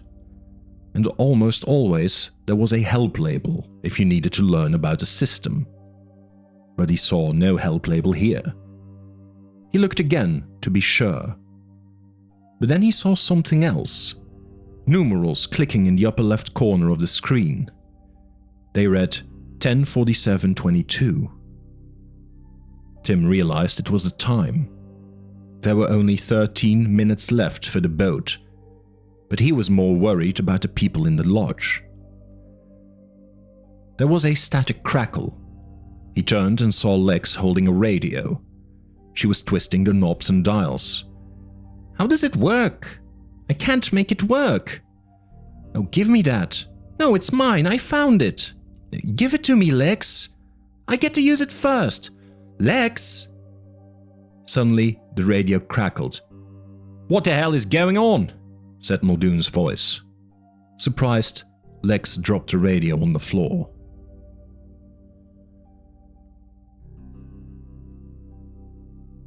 Grant ducked back, crouching among the palm trees. Through the mist ahead, he could see the raptors hopping and snarling and butting their heads against the glass of the visitor center. But between snarls, they would fall silent and cock their heads, as if listening to something distant. And then they would make little whimpering sounds. What are they doing? Gennaro said. It looks like they're trying to get into the cafeteria. What's in the cafeteria? I left the kids in there. Can they break through that glass? I don't think so, no. Grant watched, and now he heard the crackle of a distant radio, and the raptors began hopping in a more agitated way. One after another, they began jumping higher and higher, until finally he saw the first of them leap lightly onto the second-floor balcony, and from there move inside the second floor of the visitor center. In the control room on the second floor of the visitor center, Tim snatched up the radio which Lex had dropped. He pressed a button. Hello? Hello? Is that you, Tim? Was Muldoon's voice. Yes, it's me, yes. Where are you? In the control room. The power is on. Oh, that's great news, Tim. If someone tells me how to turn the computer on, I'll do it. There was a silence. Hello? Did you hear me? We have a problem about that. Nobody who is here knows how to do that, Tim. How to turn the computer on. What? Are you kidding? Nobody knows? It seemed incredible. No. A pause. I think it's something about the main grid. Turning on the main grid. You know anything about computers, Tim? Tim stared at the screen. Lex nudged him. Tell him no, Timmy. Yes, some. I know something. Might as well try then, Tim. Nobody here knows what to do, and Grant doesn't know about computers. Okay, I'll try. He clicked off the radio and stared at the screen, studying it. Timmy, you don't know what to do? Yes, I do.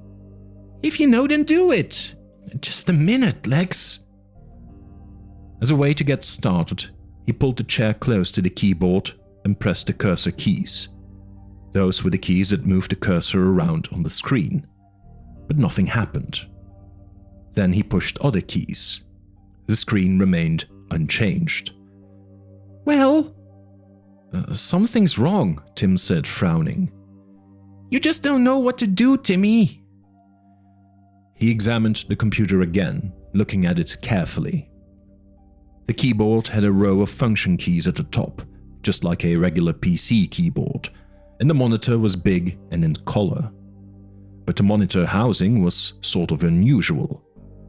Tim looked at the edges of the screen and saw lots of faint pinpoints of red light. Red light all around the borders of the screen. What could that be? He moved his finger toward the light and saw the soft red glow on his skin. He touched the screen and heard a beep. A moment later, the message box disappeared and the original screen flashed back up. What happened? What did you do? You touched something! Of course, he thought. He had touched the screen. It was a touch screen. The red lights around the edge must be infrared sensors. Tim had never seen such a screen, but he'd read about them in magazines. He touched Reset, Revert.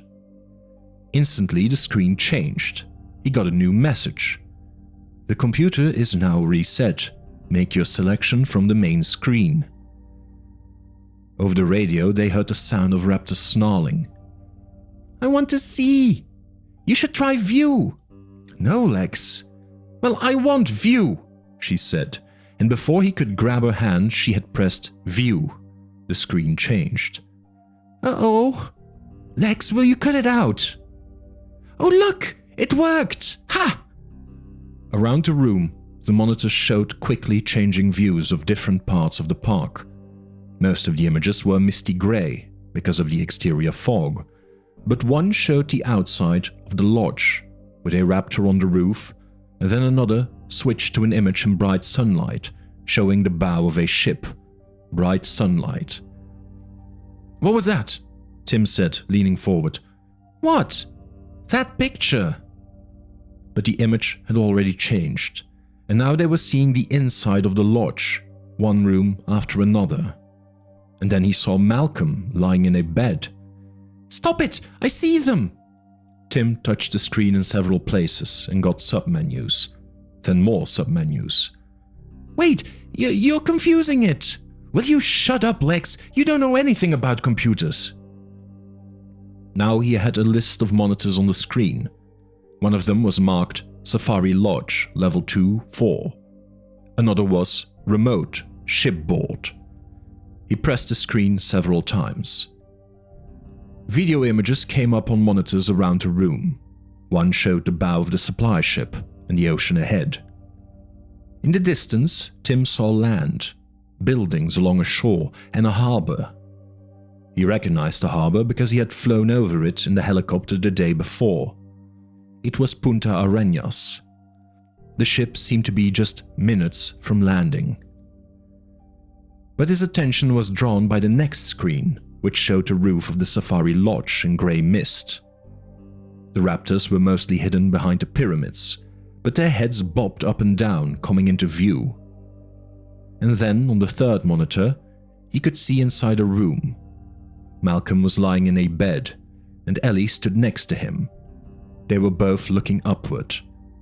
As they watched, Muldoon walked into the room and joined them, looking up with an expression of concern. They see us! No, I don't think so, Lex. The radio crackled. On the screen, Muldoon lifted the radio to his lips. Hello, Tim. I'm here. We haven't got a whole lot of time, Muldoon said dully. Better get that power grid back on, boy. And then Tim heard the raptor snarl and saw one of the long heads dug down through the glass, briefly entering the picture from the top, snapping its jaws. Hurry, Tim! Get the power back on! The grid. Tim suddenly found himself in a tangled series of monitor control screens as he tried to get back to the main screen. Most systems had a single button or a single command to return to the previous screen or to the main menu. But this system did not, or at least he didn't know it. Also, he was certain that help commands had been built into the system, but he couldn't find them either, and Lex was jumping up and down and shouting in his ear, making him nervous. Finally, he got the main screen back. He wasn't sure what he had done, but it was back. He paused, looking for a command. Do something, Timmy! Will you shut up? I'm trying to get help. He pushed Template Main. The screen filled with a complicated diagram with interconnecting boxes and arrows. No good, no good. He pushed Common Interface. The screen shifted. What's that? Why aren't you turning on the power, Timmy? He ignored her. Maybe help on this system was called Info. He pushed Info. Timmy! Lex wailed, but he had already pushed Find. He got another useless window. He pushed go back. On the radio, he heard Muldoon say, "How's it coming, Timmy?" He didn't bother to answer. Frantic, he pushed buttons one after another. Suddenly, without warning, the main screen was back. He studied the screen. Electrical main and set grids DNL both looked like they might have something to do with grids. He noticed that safety, health, and critical locks might be important too. He heard the growl of the Raptors. He had to make a choice. He pressed Set Grids DNL and groaned when he saw it. He didn't know what to do. He pushed Standard Parameters. Tim shook his head in frustration. It took him a moment to realize that he had just gotten valuable information. He now knew the grid coordinates for the lodge. He pushed Grid F4. Power Grid F4, Safari Lodge. Command cannot be executed, error 505. Power incompatible with command error, refer to manual pages 409, 411. It's not working! I know, Lex. He pushed another button. The screen flashed again. Power Grid F4, Safari Lodge. Command cannot be executed, error 505. Power incompatible with command error. Refer to manual pages 409, 411. Tim tried to stay calm, to think it through. For some reason, he was getting a consistent error message whenever he tried to turn on a grid. It was saying the power was incompatible with the command he was given. But what did that mean? Why was power incompatible? Timmy! Lex said, tugging at his arm. Not now, Lex. Yes, now, she said, and she pulled him away from the screen and the console. And then he heard the snarling of the Raptors. It was coming from the hallway.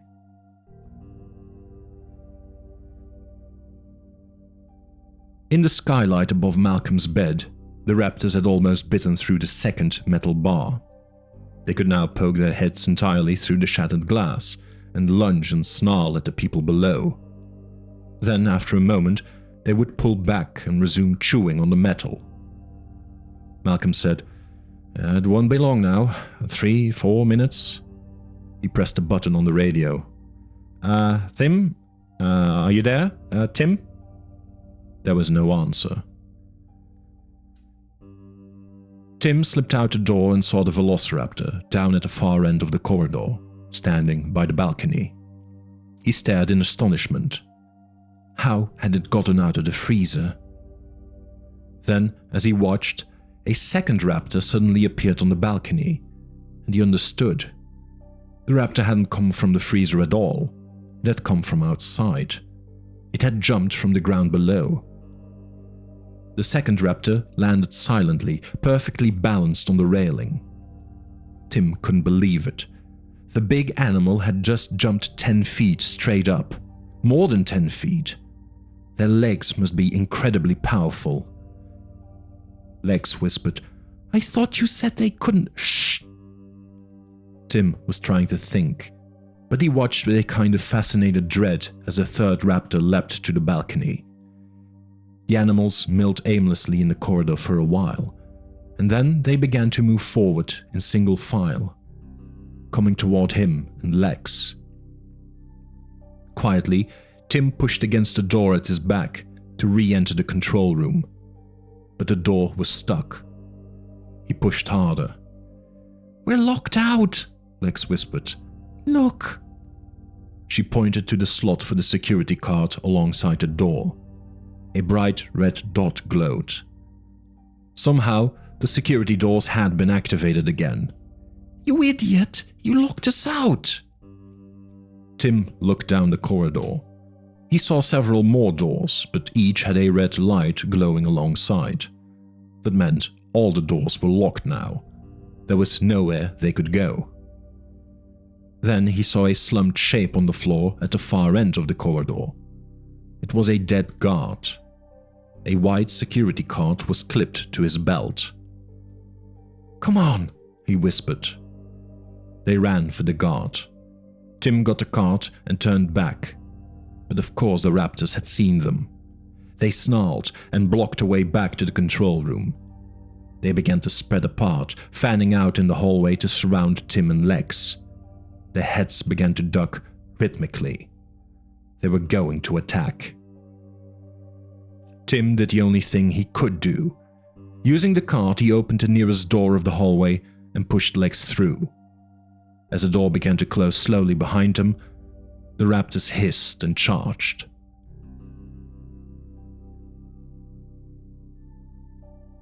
Lodge.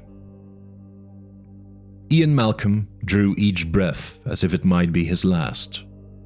He watched the raptors with dull eyes. Harding took his blood pressure, frowned and took it again. Ellie Sadler was wrapped in a blanket, shivering and cold. Muldoon sat on the floor, propped against the wall. Hammond was staring upward, not speaking. They all listened to the radio. "What happened to Tim?" Hammond asked. "Still no word?" "I don't know," Malcolm said. "Ugly, aren't they? Truly ugly." Hammond shook his head. "Who could have imagined it would turn out this way?" Ellie said. "Apparently Malcolm did." "Oh, I didn't imagine it. I calculated it." Hammond sighed. "No more of this, please. He's been saying 'I told you so' for hours, but nobody ever wanted this to happen." "Oh, it isn't a matter of wanting it or not, John," Malcolm said, eyes closed. He spoke slowly through the drugs. "It is a matter of what you think you can accomplish. When the hunter goes out into the rainforest to seek food for his family, does he expect to control nature? No, he imagines that nature is beyond him, beyond his understanding, beyond his control. Maybe he prays to nature, to the fertility of the forest that provides for him. He prays because he knows he doesn't control it. He's at the mercy of it. But you decide you won't be at the mercy of nature. You decide you'll control nature, and from that moment on, you're in deep trouble because you can't do it. Yet you have made systems that require you to do it. You can do it, and you never have, and you never will. Don't confuse things. You can make a boat, but you can't make the ocean. You can make an airplane, but you can't make the air. Your powers, John, are much less than your dreams of reason would have you believe." "He's lost me again," Hammond said with a sigh. "Where did Tim go? He seemed such a responsible boy." "Oh, I'm sure he's trying to get control of the situation, like everybody else." "And Grant, too. What happened to Grant?" Grant reached the rear door to the visitor center, the same door he had left 20 minutes before. He tugged on the handle. It was locked. Then he saw the little red light. The security doors were reactivated. Damn! He ran around to the front of the building and went through the shattered front doors into the main lobby, stopping by the guard desk where he had been earlier. He could hear the dry hiss of his radio. He went to the kitchen looking for the kids, but the kitchen door was open, the kids gone. He went upstairs but came to the glass panel marked closed area, and the door was locked. He needed a security card to go farther. Grant couldn't get in. But from somewhere inside the hallway, he heard the raptors snarling. The leathery reptile skin touched Tim's face. The claws tore at his shirt, and Tim fell onto his back, shrieking in fright. "Timmy!" Lex yelled. Tim scrambled to his feet again. The baby velociraptor perched on his shoulder, chirping and squeaking in panic. Tim and Lex were in the white nursery. There were toys on the floor, a rolling yellow ball, a doll, a plastic rattle. It's the baby raptor, Lex said, pointing to the animal gripping Tim's shoulder. The little raptor burrowed its head into Tim's neck. The poor thing was probably starving, Tim thought. Lex came closer, and the baby hopped onto her shoulder. It rubbed against her neck. Why is it doing that? Is it scared? I don't know. She passed the raptor back to Tim. The baby was chirping and squeaking, and hopping up and down on his shoulder excitedly. It kept looking around, head moving quickly. No doubt about it, the little thing was worked up and… Tim, Lex whispered. The door to the hallway hadn't closed behind him after they entered the nursery. Now the big velociraptors were coming through. First one, then a second one. Clearly agitated, the baby chirped and bounced on Tim's shoulder. Tim knew he had to get away. Maybe the baby would distract them. After all, it was a baby raptor. He plucked the little animal from his shoulder and threw it across the room. The baby scurried between the legs of the adults. The first raptor lowered its snout, sniffed at the baby delicately. Tim took Lex's hand and pulled her deeper into the nursery. He had to find a door, a way to get out. There was a high, piercing shriek. Tim looked back to see the baby in the jaws of the adult. A second velociraptor came forward and tore at the limbs of the infant, trying to pull it from the mouth of the first. The two raptors fought over the baby as it squealed. Blood splattered in large drops onto the floor. They ate him! The raptors fought over the remains of the baby, rearing back and butting heads. Tim found a door. It was unlocked and went through, pulling Lex after him. They were in another room, and from the deep green glow he realized it was the deserted DNA extraction laboratory, the rows of stereo microscopes abandoned, the high-resolution screens showing frozen, giant black and white images of insects. The flies and gnats that had bitten dinosaurs millions of years ago, sucking the blood that now had been used to recreate dinosaurs in the park. They ran through the laboratory, and Tim could hear the snorts and snarls of the raptors pursuing them, coming closer. And then he went to the back of the lab and through a door that must have had an alarm, because in the narrow corridor, an intermittent siren sounded shrilly, and the lights overhead flashed on and off. Running down the corridor, Tim was plunged into darkness, then light again, then darkness. Over the sound of the alarm, he heard the raptors snort as they pursued him. Lex was whimpering and moaning. Tim saw another door ahead, with a blue biohazard sign, and he slammed into the door and moved beyond it, and suddenly he collided with something big, and Lex shrieked in terror. Take it easy, kids, a voice said. Tim blinked in disbelief. Standing above him was Dr. Grant, and next to him was Mr. Gennaro.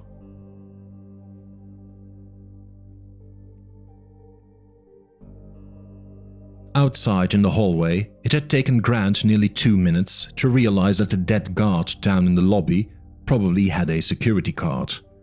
He'd gone back and gotten it and entered the upper corridor, moving quickly down the hallway. He had followed the sound of the raptors and found them fighting in the nursery. He was sure the kids would have gone to the next room and had immediately run to the extractions lab. There, he'd met the kids. Now the raptors were coming toward them. The animals seemed momentarily hesitant, surprised by the appearance of more people. Grant pushed the kids into Gennaro's arms and said, "Take them back someplace safe." But through here," Grant said, pointing over his shoulder to a far door. "Take them to the control room if you can. You should be all safe there." "You should all be safe there." "And what are you going to do?" The raptors stood near the door. Grant noticed that they waited until all the animals were together, and then they moved forward as a group. "Pack hunters," he shivered. "I have a plan. Now, go on." Gennaro led the kids away.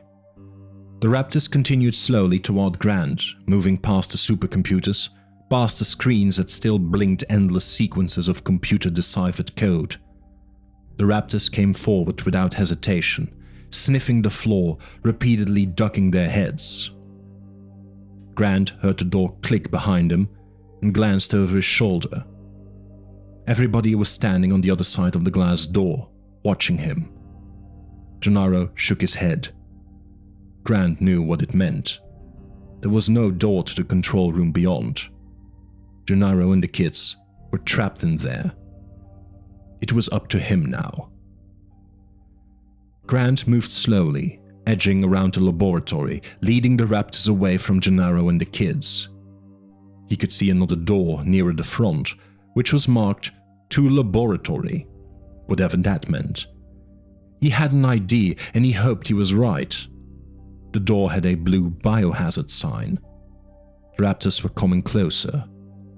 Grant turned and slammed into the door and moved beyond it, into a deep, warm silence. He turned. Yes. He was where he wanted to be, in the hatchery. Beneath infrared lights, long tables with rows of eggs and a low, clinging mist. The rockers on the tables clicked and whirred in a steady motion.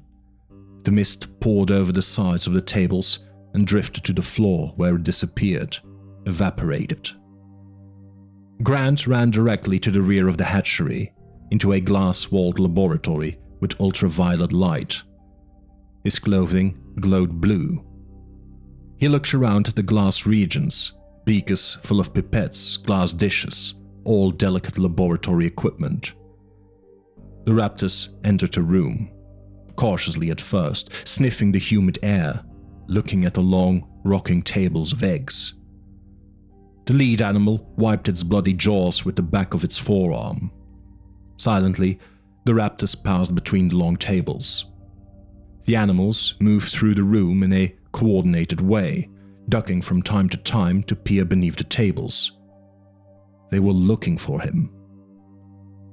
Grant crouched and moved to the back of the laboratory, looked up, and saw the metal hood marked with a skull and crossbones. A sign said, "Caution, biogenic toxins, A4 precautions required." Grant remembered that Regis had said they were powerful poisons. Only a few molecules could kill instantly. The hood lay flush against the surface of the lab table. Grant could not slip his hand under it. He tried to open it, but there was no door, no handle, no way that he could see. Grant rose slowly and glanced back at the main room. The Raptors were still moving among the tables. He turned to the hood. He saw an odd metal fixture sunk into the surface of the table. It looked like an outdoor electrical outlet with a round cover. He flipped up the cover, saw a button, and pressed it. With a soft hiss, the hood slid upward to the ceiling. He saw glass shelves above him, and rows of bottles marked with a skull and crossbones. He peered at the labels: CCK55, tetra-alpha-secretin, thymolevin X1612. The fluids glowed pale green in the ultraviolet light. Nearby, he saw a glass dish with syringes in it. The syringes were small, each containing a tiny amount of green, glowing liquid. Crouched in the blue darkness, Grant reached for the dish of syringes. The needles on the syringes were capped in plastic. He removed one cap, pulling it off with his teeth. He looked at the thin needle. He moved forward toward the Raptors. He had devoted his whole life to studying dinosaurs. Now he would see how much he really knew. Velociraptors were small carnivorous dinosaurs like oviraptors and dromaeosaurus, animals that were long thought to steal eggs. Just as certain modern birds ate the eggs of other birds, Grant had always assumed that velociraptors would eat dinosaur eggs if they could. He crept forward to the nearest egg table in the hatchery. Slowly he reached up into the mist and took a large egg from the rocking table. The egg was almost the size of a football, cream-colored with faint pink speckling. He held the egg carefully while he stuck the needle through the shell and injected the contents of the syringe. The egg glowed faint blue. Grant bent down again. Beneath the table, he saw the legs of the raptors and the mist pouring down from the tabletops. He rolled the glowing egg along the floor toward the raptors. The raptors looked up, hearing the faint rumble as the egg rolled, and jerked their heads around. Then they resumed their slow stalking surge. The egg stopped several yards from the nearest raptor. Damn. Grant did it all again, quietly reaching up for an egg, bringing it down, injecting it, and rolling it toward the raptors. This time, the egg came to rest by the foot of one velociraptor. It rocked gently, clicking against the big toe claw. The raptor looked down in surprise at this new gift. It bent over and sniffed the glowing egg. It rolled the egg with its snout along the floor for a moment, and ignored it. The velociraptor stood upright again and slowly moved on, continuing to search. It wasn't working. Grant reached for a third egg and injected it with a fresh syringe. He held the glowing egg in his hands and rolled it again. But he rolled this one fast, like a bowling ball. The egg rattled across the floor loudly. One of the animals heard the sound, ducked down, saw it coming, and instinctively chased the moving object, gliding swiftly among the tables to intercept the egg as it rolled. The big jaws snapped down and bit into it, crushing the shell. The raptor stood, pale albumin dripping from its jaws. It licked its lips noisily and snorted. It bit again and lapped the egg from the floor. But it didn't seem to be in the least distressed. It bent over to eat again from the broken egg. Grant looked down to see what would happen. From across the room, the raptor saw him. It was looking right at him. The velociraptor snarled menacingly. It moved toward Grant, crossing the room in long, incredibly swift strides. Grant was shocked to see it happening and froze in panic, when suddenly the animal made a gasping, gurgling sound, and the big body pitched forward onto the ground. The heavy tail thumped the floor in spasms. The raptor continued to make choking sounds, punctuated by intermittent loud shrieks. Foam bubbled from its mouth, the head flopped back and forth, the tail slammed and thumped. That's one, Grant thought. But it wasn't dying very fast. It seemed to take forever to die. Grant reached up for another egg and saw that the other raptors in the room were frozen in mid-action. They listened to the sound of the dying animal. One cocked its head, then another and another. The first animal moved to look at the fallen raptor.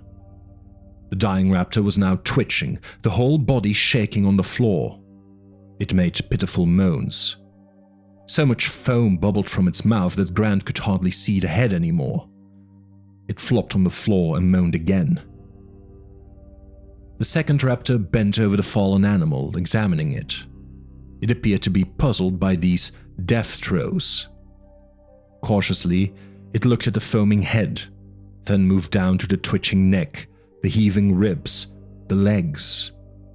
And it took a bite from the hind leg.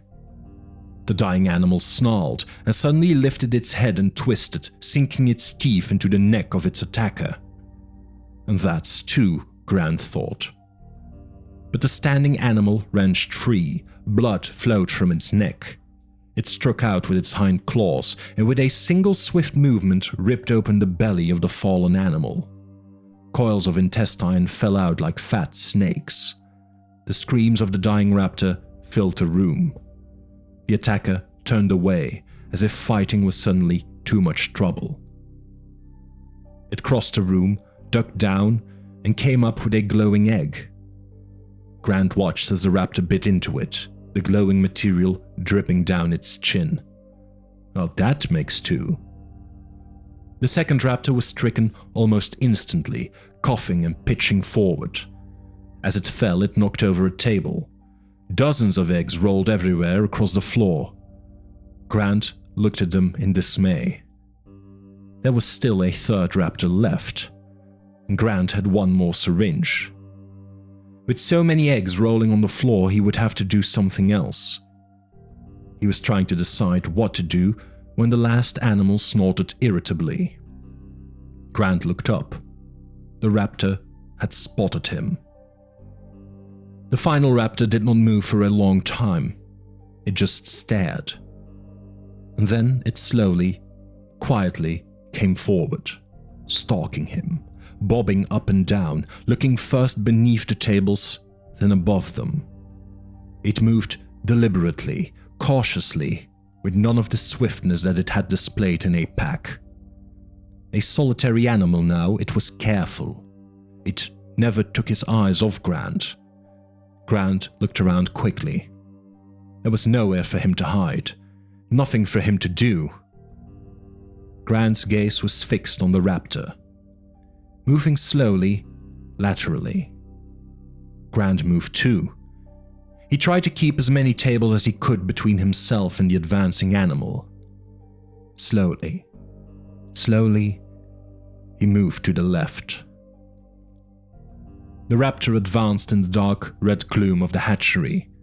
Its breath came in soft hisses through flared nostrils. Grant felt eggs breaking beneath his feet, the yolk sticking to the soles of his shoes. He crouched down and felt the bulge of the radio in his pocket. The radio. He pulled it from his pocket and turned it on. "Hello, this is Grant." "Alan?" Ellie's voice. "Alan!" "Listen," he said softly. "Just talk." "Alan, is that you?" "Talk," he said again, and he pushed the radio across the floor away from him, toward the advancing raptor. He crouched behind a table leg and waited. "Alan, speak to me, please!" Then a crackle and silence. The radio remained silent. The raptor advanced. Soft, hissing breath. The radio was still silent. What was the matter with her? Didn't she understand? In the darkness, the raptor came closer. "Alan!" The tinny voice from the radio made the big animal pause. It sniffed the air, as if sensing someone else in the room. "Alan, it's me! I don't know if you can hear me!" The raptor now turned away from Grant and moved toward the radio. "Alan, please!" Why hadn't he pushed the radio farther away? The raptor was going toward it, but it was too close. The big foot came down very near him. Grant could see the pebbled skin, the soft green glow, the streaks of dried blood on the curved claw. He could smell the strong reptile odor. "Alan, listen to me! Alan!" The raptor bent over, poked at the radio on the floor tentatively. Its body was turned away from Grant. The big tail was right above Grant's head. Grant reached up and jabbed the syringe deep into the flesh of the tail and injected the poison. The velociraptor snarled and jumped. With frightening speed, it swung back toward Grant, jaws wide. It snapped, its jaws closing on the table leg, and jerked its head up. The table was knocked away, and Grant fell back, now completely exposed. The raptor loomed over him, rising up, its head banging into the infrared lights above, making them swing crazily. "Alan!" The raptor reared back and lifted its clawed foot to kick. Grant rolled, and the foot slammed down, just missing him. He felt a searing, sharp pain along his shoulder blades, the sudden warm flow of blood over his shirt. He rolled across the floor, crushing eggs, smearing his hands, his face. The raptor kicked again, smashing down on the radio, spattering sparks. It snarled in rage, and kicked a third time, and Grant came to the wall, nowhere else to go, and the animal raised its foot a final time, and then toppled backward. The animal was wheezing. Foam came from its mouth. Gennaro and the kids came into the room. Grant signaled them to stay back. The girl looked at the dying animal and said softly, "Whoa." Gennaro helped Grant to his feet. They all turned and ran for the control room.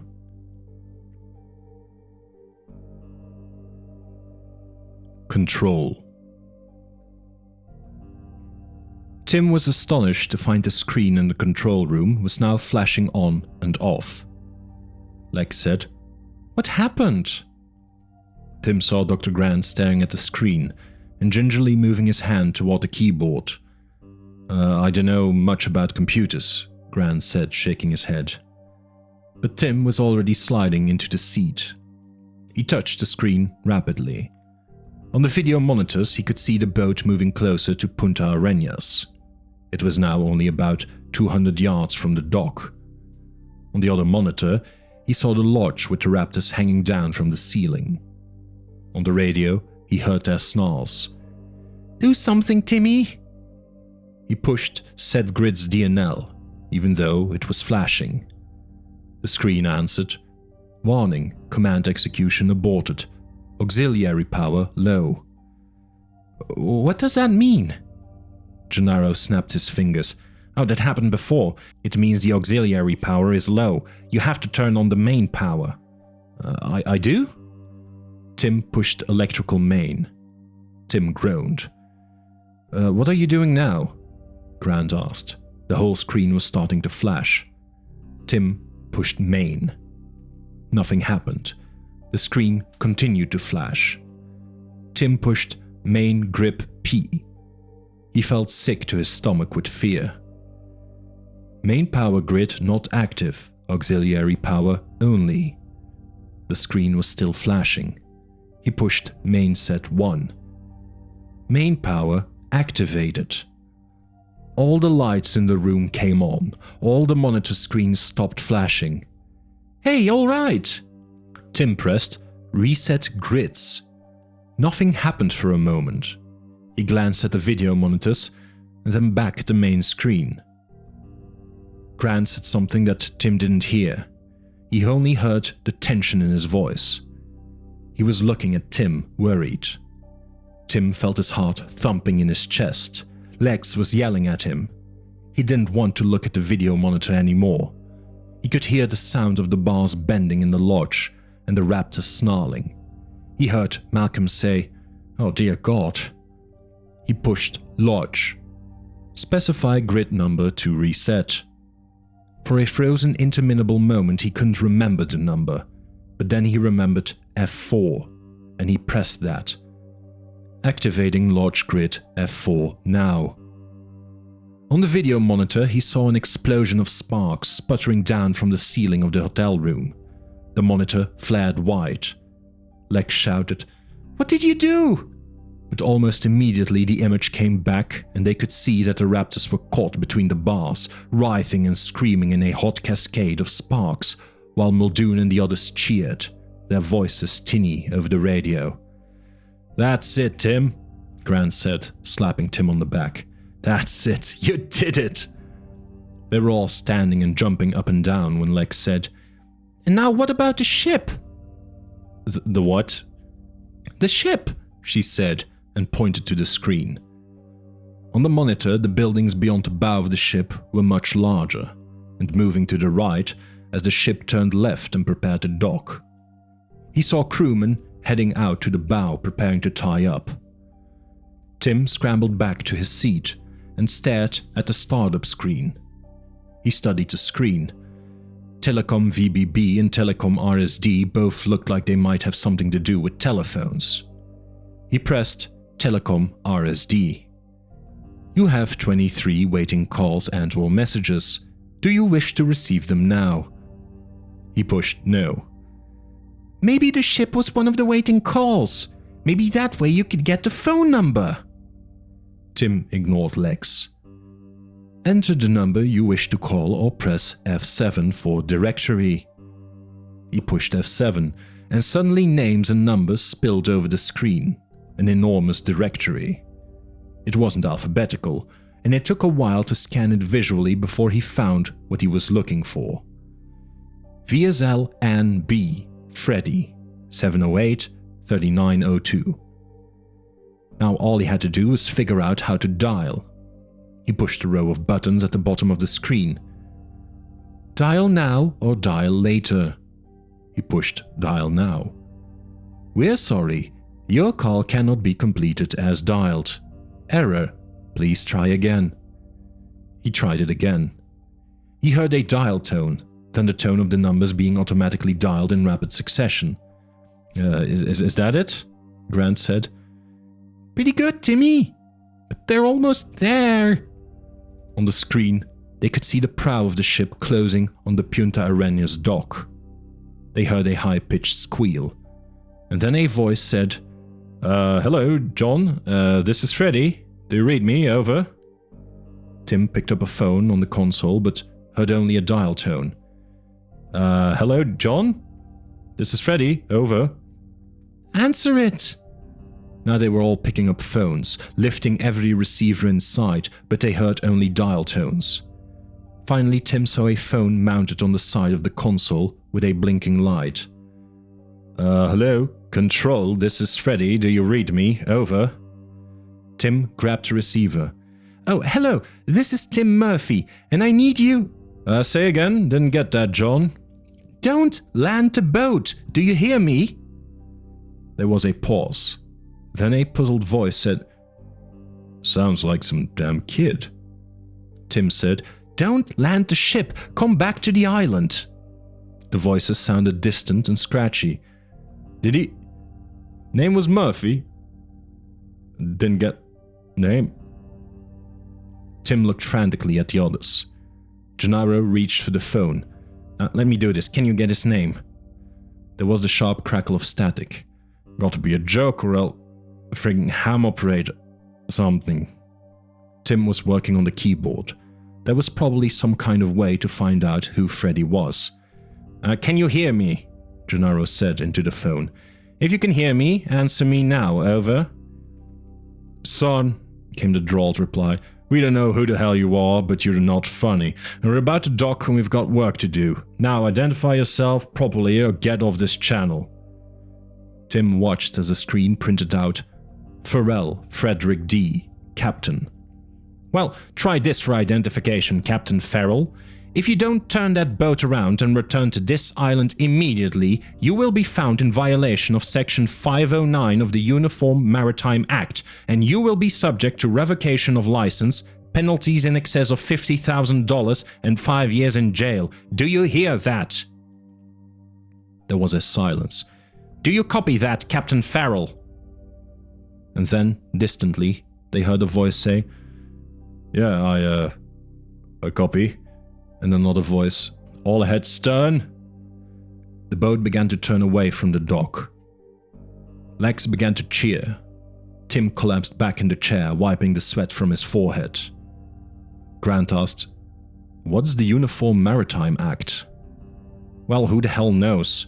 Gennaro shrugged. They all watched the screen in satisfaction. The boat was definitely heading away from the shore. Well, I guess the hard part's finished now. Grant shook his head. No, the hard part is just beginning.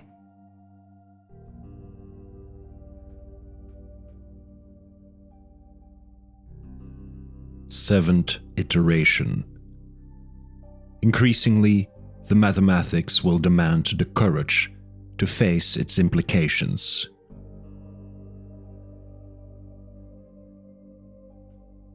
Destroying the world. They moved Malcolm to another room in the lodge, to a clean bed. Hammond seemed to revive, began bustling around, straightening up. Well, at least disaster is averted. What disaster is that, John? Malcolm said, sighing. Well, they didn't get free and overrun the world. Malcolm sat up on one elbow. "Oh, you were worried about that?" Surely that's what was at stake. These animals, lacking predators, might get out and destroy the planet. "You egomaniacal idiot," Malcolm said in fury. "Do you have any idea what you are talking about? Do you think you can destroy the planet? My, what intoxicating power you must have." Malcolm sank back on the bed. "You can't destroy this planet. You can't even come close, John." "Well, most people believe," Hammond said stiffly, "that the planet is in jeopardy." "Well, it's not." "All the experts agree that our planet is in trouble." Malcolm sighed. "Let me tell you about our planet.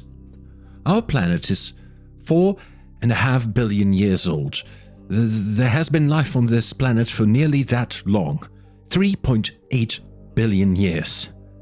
The first bacteria, and later the first multicellular animals, then the first complex creatures in the sea, on the land, then the great sweeping ages of animals, the amphibians, the dinosaurs, the mammals, each lasting millions upon millions of years.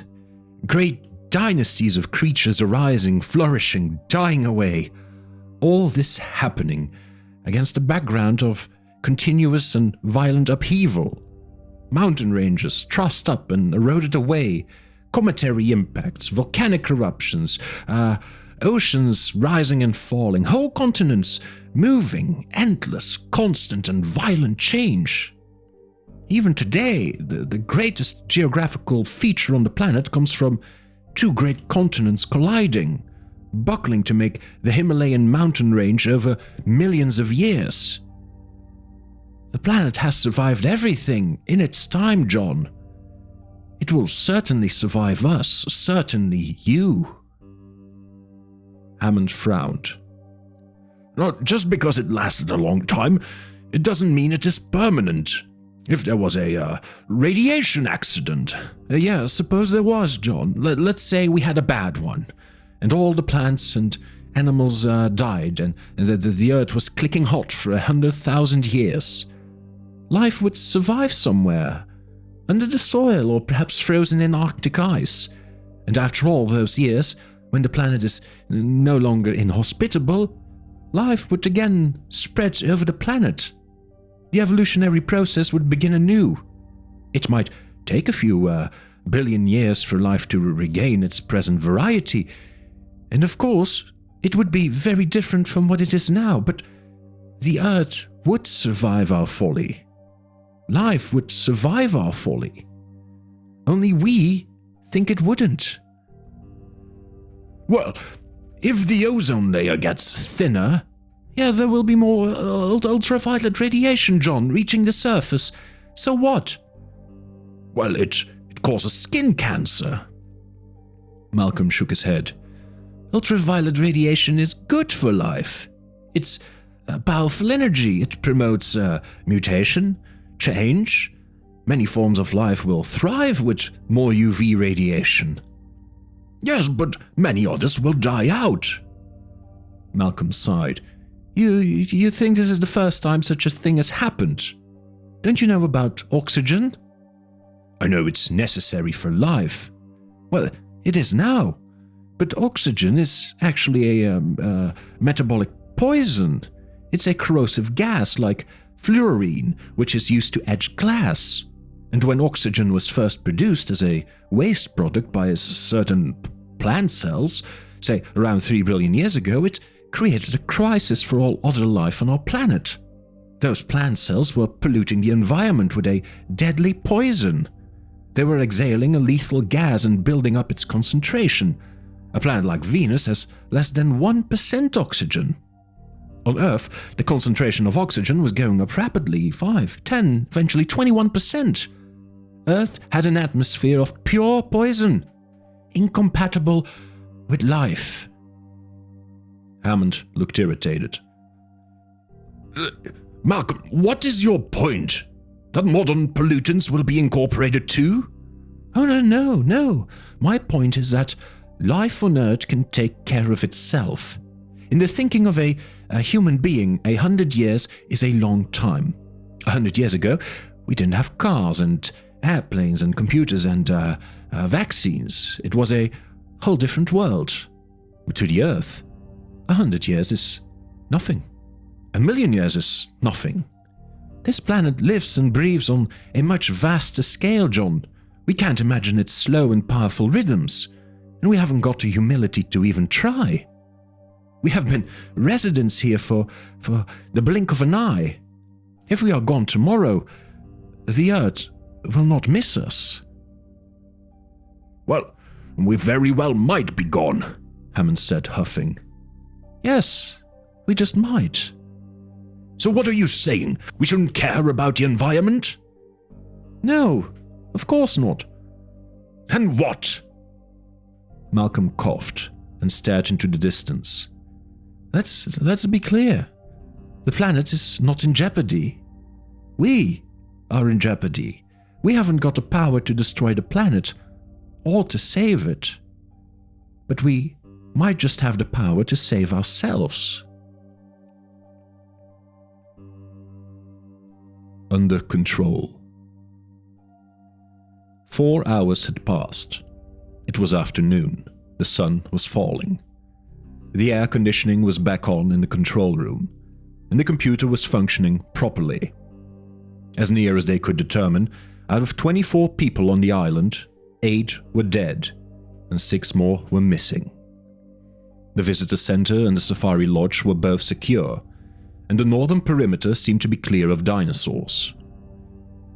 They had called authorities in San Jose for help. The Costa Rican National Guard was on its way, as well as an air ambulance to carry Malcolm to a hospital. But over the telephone, the Costa Rican Guard had been distinctly cautious. Undoubtedly, calls would go back and forth between San Jose and Washington before help was finally sent to the island. And now it was growing late in the day. If the helicopters did not arrive soon, they would have to wait until morning. In the meantime, there was nothing to do but wait. The ship was returning. The crew had discovered 3 young raptors scampering about in one of the aft holds and had killed the animals. On Isla Nublar, the immediate danger appeared to have passed. Everyone was in either the visitor center or the lodge. Tim had gotten quite good with the computer, and he flashed up a new screen.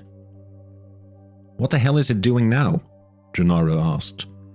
"Now it says there are fewer animals." Grant nodded. "Yeah, probably." Ellie said, "Jurassic Park is finally coming under control." "Meaning what?" Equilibrium. Grant pointed to the monitors. On one of them, the Hypsilophodons leapt into the air as a pack of velociraptors entered the field from the west. Fences have been down for hours. The animals are mingling with each other. Populations are reaching equilibrium. A true Jurassic equilibrium. "I don't think it was supposed to happen like that. The animals were never supposed to mix." "Well, now they are." On another monitor, Grant saw a pack of raptors racing at full speed across an open field toward a 4-ton hadrosaur. The hadrosaur turned to flee, and one of the raptors jumped onto its back, biting into the long neck, while others raced forward, circled around it, nipped at its legs, leapt up to slash at the belly with their powerful claws. Within minutes, 6 raptors had brought down the larger animal. Grant stared, silently. Ellie asked, "Is this the way you imagined it?" "I don't know what I imagined." Grant watched the monitor. "No, not exactly, I guess." Muldoon said quietly, "You know, it appears all the adult raptors are out right now." Grant didn't pay much attention at first. He just watched the monitors, the interaction of the great animals. In the south, the stegosaur was swinging its spiked tail, warily circling the baby tyrannosaur, which watched it, bemused, and occasionally lunged forward to nip ineffectually at the spikes. In the western quadrant, the adult Triceratopsians were fighting among themselves, charging and locking horns. One animal already lay wounded and dying. Muldoon said, "We've got about an hour of good daylight left, Dr. Grant, if you want to try and find that nest." Right, I do, yes. I was thinking that when the Costa Ricans come, they will probably imagine this island to be a military problem, something to destroy as soon as possible. You're damn right it is. They'll bomb it from the air, perhaps napalm, perhaps nerve gas as well, but from the air. Well, I hope they do. This island is too dangerous. Every animal on this island must be destroyed, and the sooner the better. Well, that's not satisfactory. Grant got to his feet. Let's get started. Oh, I don't think you understand, Alan. It's my opinion that this island is too dangerous. It must be destroyed. Every animal on this island must be destroyed, and that's what the Costa Rican Guard will do. I think we should leave it in their capable hands. Do you understand what I'm saying? Yeah, perfectly. Then what's your problem? It's a military operations. Let them do it. Grant's back ached, where the raptor had clawed him. No, we have to take care of it. But leave it to the experts. Grant remembered how he had found Gennaro just 6 hours earlier, huddled and terrified in the cab of a truck in the maintenance building. And suddenly, he lost his temper and slammed the lawyer up against the concrete wall. Listen, you little bastard. You have a responsibility to this situation, and you're going to start living up to it. I am, Gennaro said, coughing. No, you're not. You've shirked your responsibility all along, from the very beginning. The hell? You sold investors on an undertaking you didn't fully understand. You were part owner of a business you failed to supervise. You did not check the activities of a man whom you knew from experience to be a liar, and you permitted that man to screw around with the most dangerous technology in human history. I'd say you shirked your responsibility. Gennaro coughed again. Well, now I'm taking responsibility. No, you're still shirking it, and you can't do that anymore. He released Gennaro, who bent over, gasping for breath. Grant turned to Muldoon. What have we got for weapons? Well, we've got some control nits and shock prods. How good are these shock prods? They're like bang sticks for sharks. They have an explosive capacitor tip. Delivers a shock on contact. High voltage, low amps. Not fatal, but it's definitely incapacitating. That's not going to do it. Not in the nest. What nest? Gennaro said, coughing. The raptor nest. The raptor nest? Have you got any radio collars?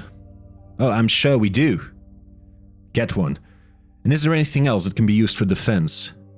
Muldoon shook his head. Okay, well, get whatever you can. Muldoon went away. Grant turned to Gennaro. Your island is a mess, Mr. Gennaro. Your experiment is a mess. It has to be cleaned up. But you can't do that until you know the extent of that mess. And that means finding the nests on the island, especially the raptor nests. They'll be hidden, and we have to find them and inspect them and count the eggs. We have to account for every animal born on this island. And then we can burn it down. But first, we have a little work to do. Ellie was looking at a wall map, which now showed the animal ranges. Tim was working the keyboard. She pointed to the map. The raptors are localized in the southern area, down where the volcanic steam fields are. Maybe they like the warmth.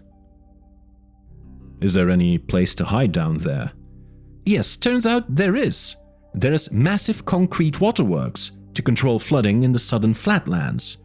Big underground area, water and shade. Grant nodded. Yeah, then that's where they'll be. I think there's an entrance from the beach too. She turned to the consoles and said, Tim, show us the cutaway on the waterworks. Tim wasn't listening.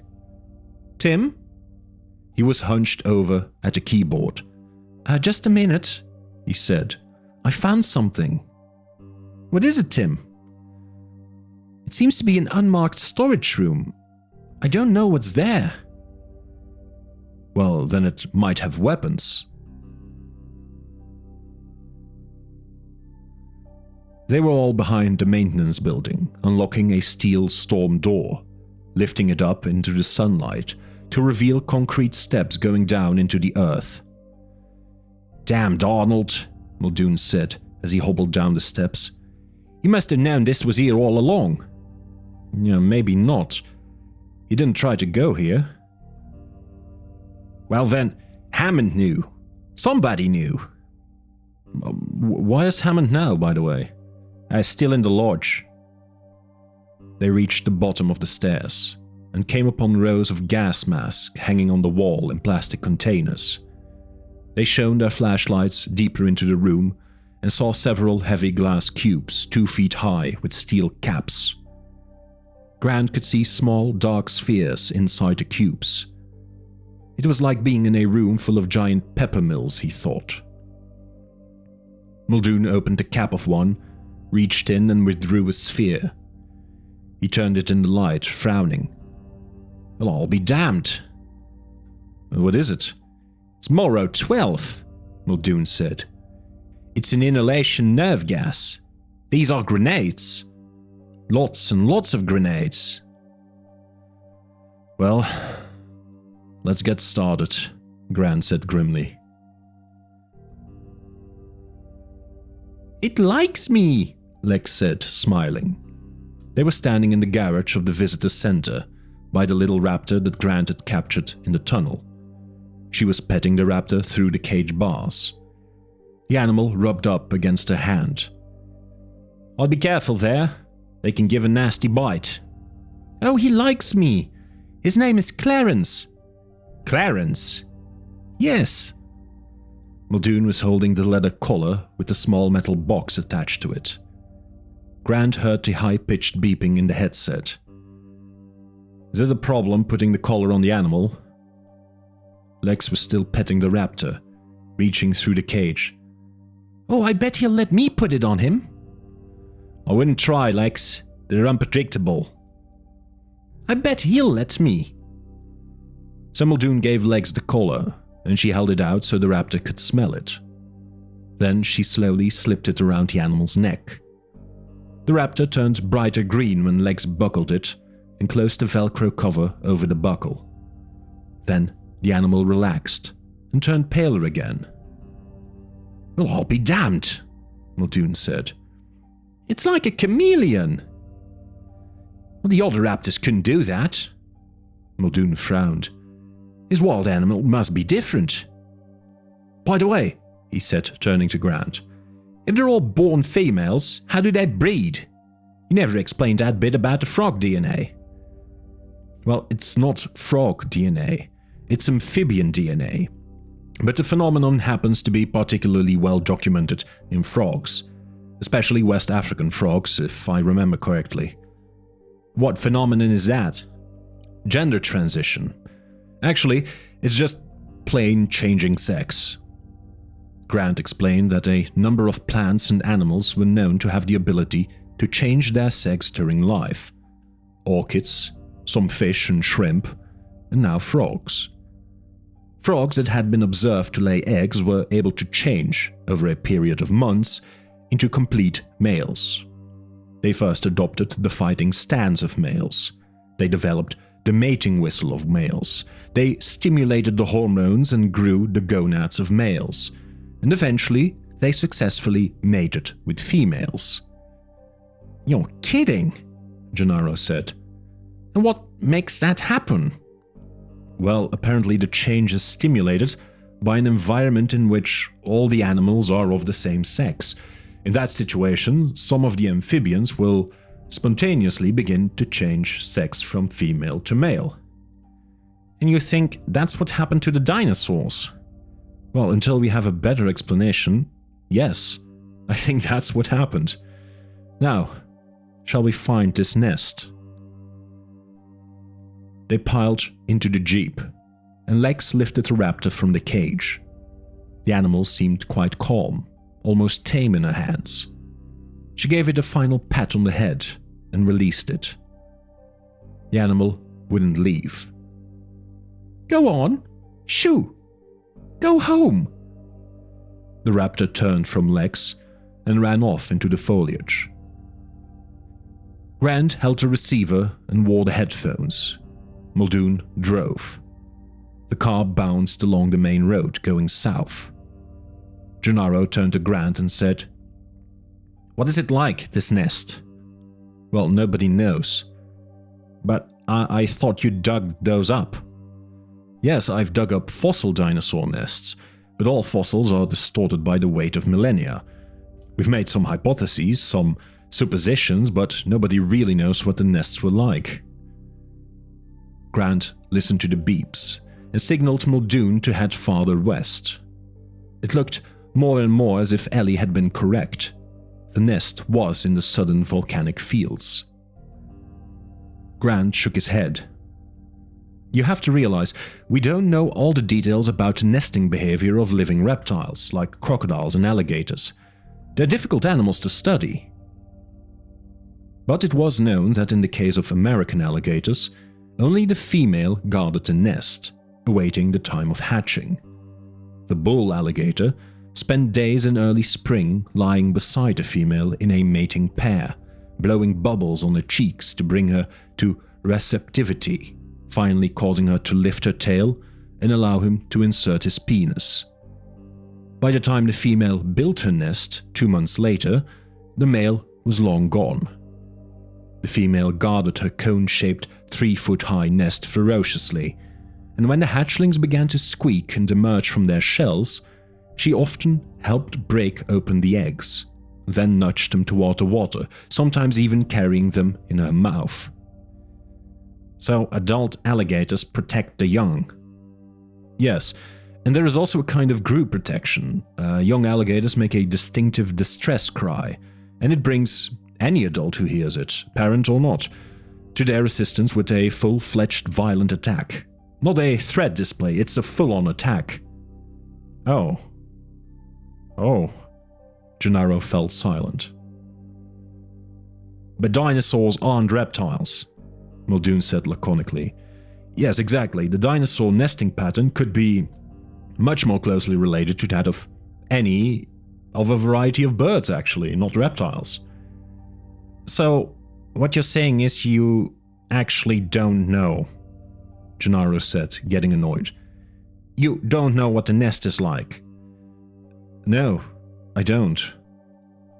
"Well, so much for the damn experts." Grant ignored him. Already he could smell the sulfur, and up ahead he saw the rising steam of the volcanic fields. The ground was hot, Gennaro thought as he walked forward. It was actually hot, and here and there mud bubbled and spat up from the ground, and the reeking, sulphurous steam hissed in great shoulder-high plumes. He felt as if he were walking through hell. He looked at Grant, walking along with the headset on, listening to the beeps. Grant in his cowboy boots and his jeans and his Hawaiian shirt, apparently very cool. Gennaro didn't feel cool. He was frightened to be in a stinking, hellish place with the velociraptor somewhere around. He didn't understand how Grant could be so calm about it. Or the woman, Sattler. She was walking along too, just looking calmly around. Doesn't this bother you? I mean, worry you in the least?" "Well, we've got to do it," Grant answered. He didn't say anything else. They all walked forward, among the bubbling steam vents. Gennaro fingered the gas grenades that he had clipped to his belt. He turned to Ellie. "Why isn't he more worried about this?" "Well, maybe he is," she said. "But he's also thought about this for his whole life." Gennaro nodded and wondered what that would be like, whether there was anything he had waited his whole life for. He decided there wasn't anything. Grant squinted in the sunlight. Ahead, through veils of steam, an animal crouched looking at them. Then it scampered away. Was that a raptor? Yeah, I think so. Or another one. It was juvenile anyway. You think it's leading us on? Yeah, maybe. Ellie had told him how the raptors had played at the fence to keep her attention, while another climbed onto the roof.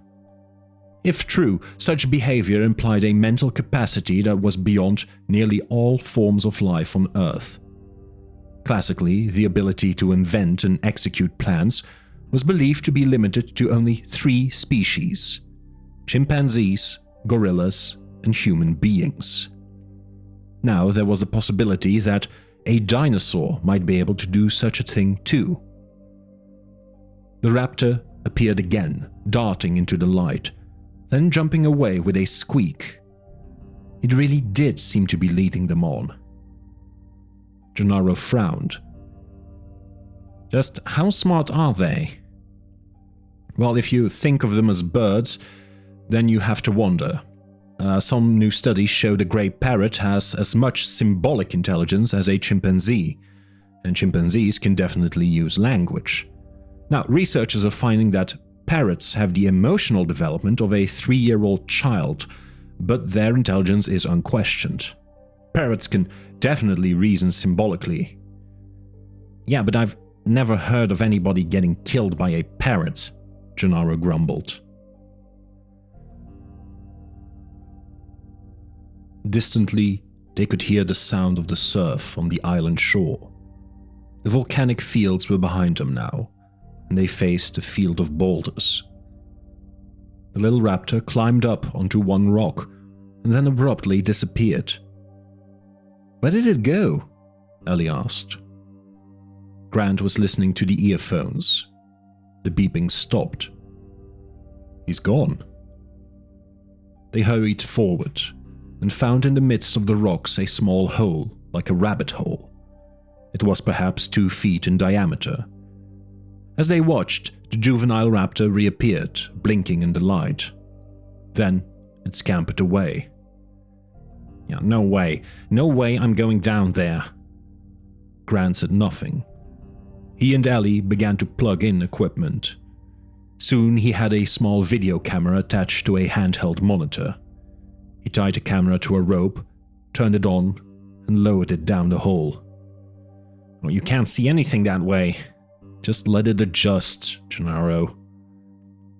There was enough light along the upper tunnel for them to see smooth dirt walls, and then the tunnel opened out suddenly, abruptly. Over the microphone, they heard a squeaking sound, then a lower, trumpeting sound. More noises coming from many animals. Yeah, that sounds like the nest, all right. But you can't see anything. Gennaro wiped the sweat off his forehead. No, but I can hear it, Grant said.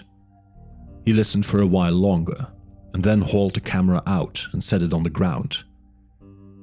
Let's get started, all. He climbed up toward the hole. Ellie went to get a flashlight and a shock stick. Grant pulled the gas mask on over his face and crouched down awkwardly, extending his legs backward.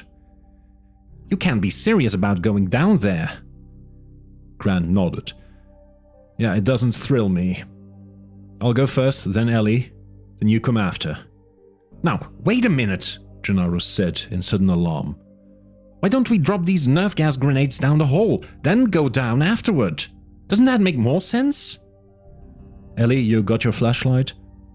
She handed the flashlight to Grant. What about it? What do you say? I'd like nothing better. He backed down toward the hole. You ever seen anything die from poison gas?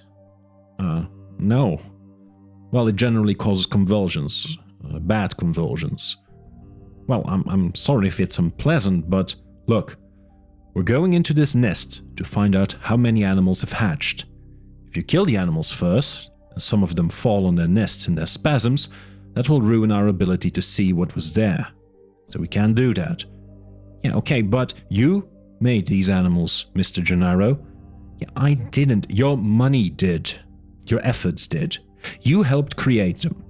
They're your creation, and you can't just kill them because you feel a little nervous now. I'm not a little nervous. I'm scared shit. Follow me. Ellie handed Grant a shock stick. He pushed backward through the hole and grunted.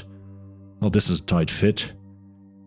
Grant exhaled and extended his arms forward in front of him, and there was a kind of whoosh, and he was gone. The hole gaped, empty and black. What happened to him? Gennaro said, alarmed. Ellie stepped forward and leaned close to the hole, listening at the opening. She clicked the radio and said softly, "Ellen?" There was a long silence. Then they heard faintly, "Yeah, I'm here." "Is everything all right, Alan?" Another long silence. When Grant finally spoke, his voice sounded distinctly odd, almost awestruck. "Yeah, everything's fine," he said.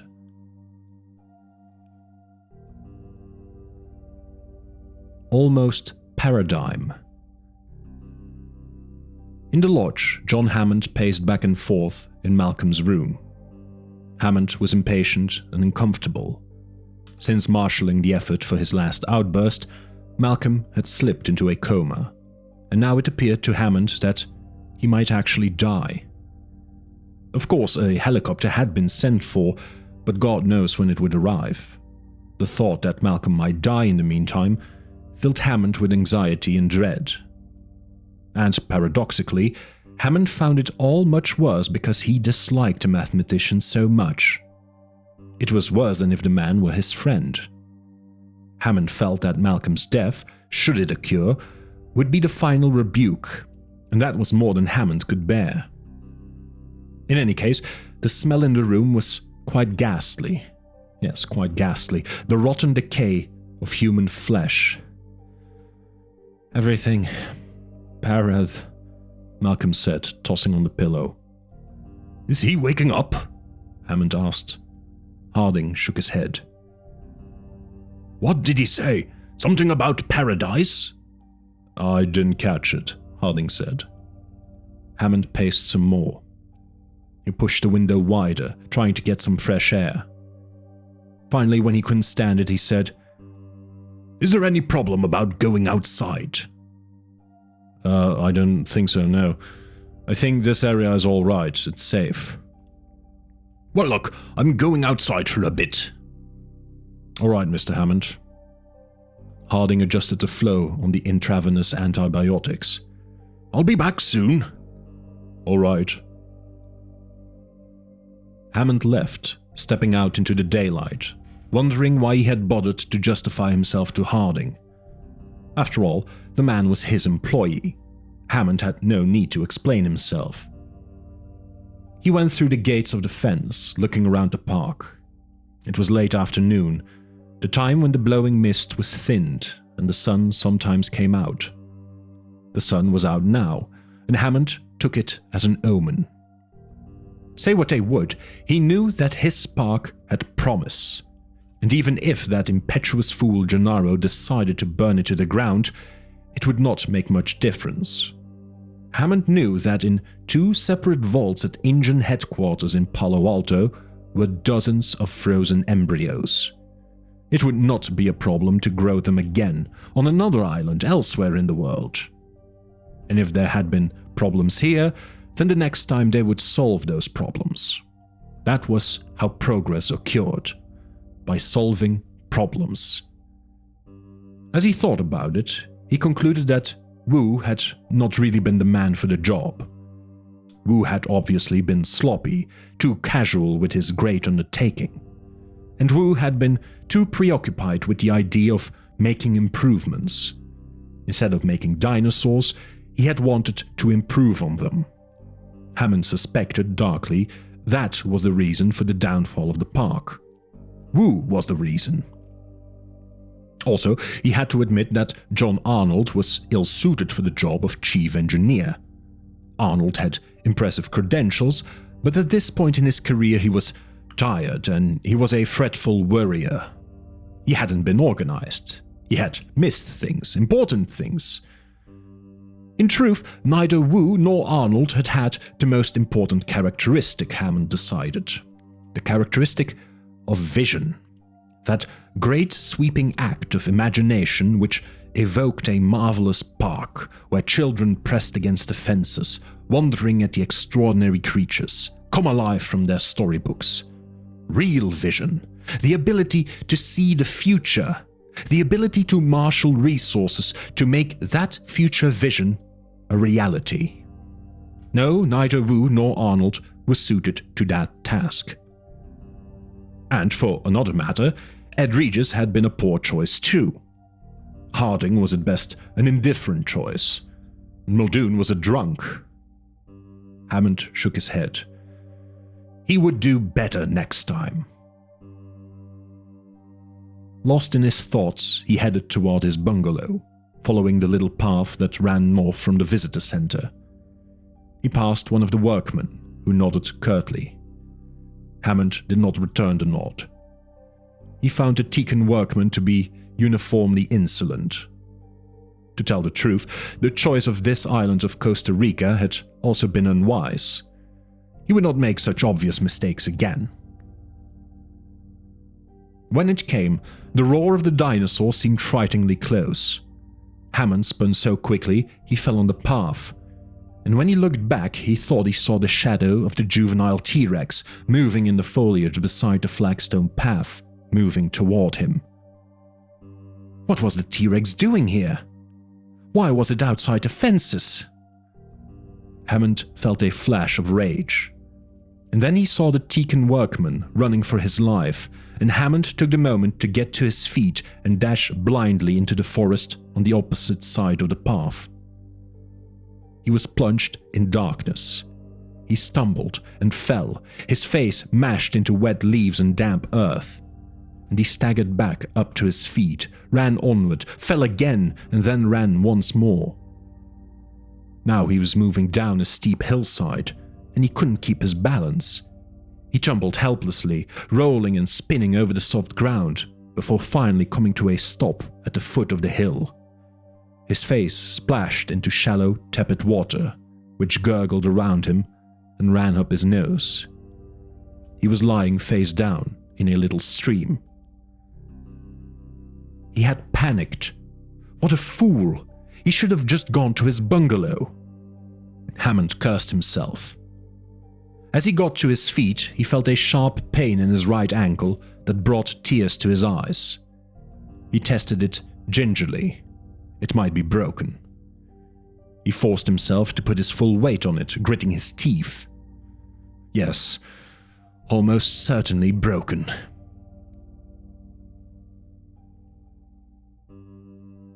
In the control room, Lex said to Tim, "I wish they had taken us with them to the nest." "Well, it's too dangerous for us, Lex. We have to stay here. Hey, listen to this one." Tim pressed another button, and a recorded Tyrannosaurus roar echoed over the loudspeakers in the park. "Oh, that's neat! That's better than the other one." "Oh, you can do it too, and if you push this, you get reverb even." Oh, let me try." Lex pushed the button. The Tyrannosaur roared again. "Oh, can we make it last longer?" Sure. We just twist this thing here." Lying at the bottom of the hill, Hammond heard the Tyrannosaurus roar, bellowing through the jungle. Jesus. He shivered, hearing that sound. It was terrifying, a scream from some other world. He waited to see what would happen. What would the Tyrannosaur do? Had it already gotten that workman? Hammond waited, hearing only the buzz of the jungle cicadas, until he realized he was holding his breath and let out a long sigh. With his injured ankle, he couldn't climb the hill. He would have to wait at the bottom of the ravine. After the Tyrannosaur had gone, he would call for help. Meanwhile, he was in no danger here. Then, he heard an amplified voice say, "Come on, Timmy, I get to try it too." Come on, let me make the noise. The kids! The tyrannosaur roared again. But this time it had distinct musical overtones and a kind of echo persisting afterward. Oh, that's a neat one! Do it again! Those damn kids! He should have never brought those kids. They had been nothing but trouble from the beginning. Nobody wanted them around. Hammond had only brought them because he thought it would stop Gennaro from destroying the resort, but Gennaro was going to do it anyway. And the kids had obviously gotten into the control room and started fooling around. Now, who had allowed that? He felt his heart began to race and felt an uneasy shortness of breath. He forced himself to relax. There was nothing wrong. Although he could not climb the hill, he could not be more than 100 yards from his own bungalow, and the visitor center for that matter. Hammond sat down in the damp earth, listening to the sounds in the jungle around him. And then, after a while, he began to shout for help.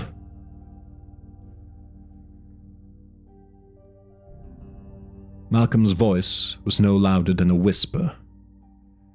Everything looks different on the other side. Harding leaned close to him. On the other side? He thought that Malcolm was talking about dying. When shifts. Shifts? Malcolm didn't answer. His dry lips moved. Paradigm, he said finally. Paradigm shifts? Harding asked. He knew about paradigm shifts. For the last 2 decades, they had been the fashionable way to talk about scientific change. Paradigm was just another word for a model, but as scientists used it, the term meant something more, a worldview, a larger way of seeing the world. Paradigm shifts were said to occur whenever science made a major change in its view of the world. Such changes were relatively rare, occurring about once a century. Darwinian evolution had forced a paradigm shift. Quantum mechanics had forced a smaller shift. No, not paradigm. Beyond. Beyond paradigm. Don't care about what anymore. Harding sighed. Despite all efforts, Malcolm was rapidly slipping into a terminal delirium. His fever was higher, and they were almost out of his antibiotics. What don't you care about? Anything. Because everything looks different on the other side. And he smiled.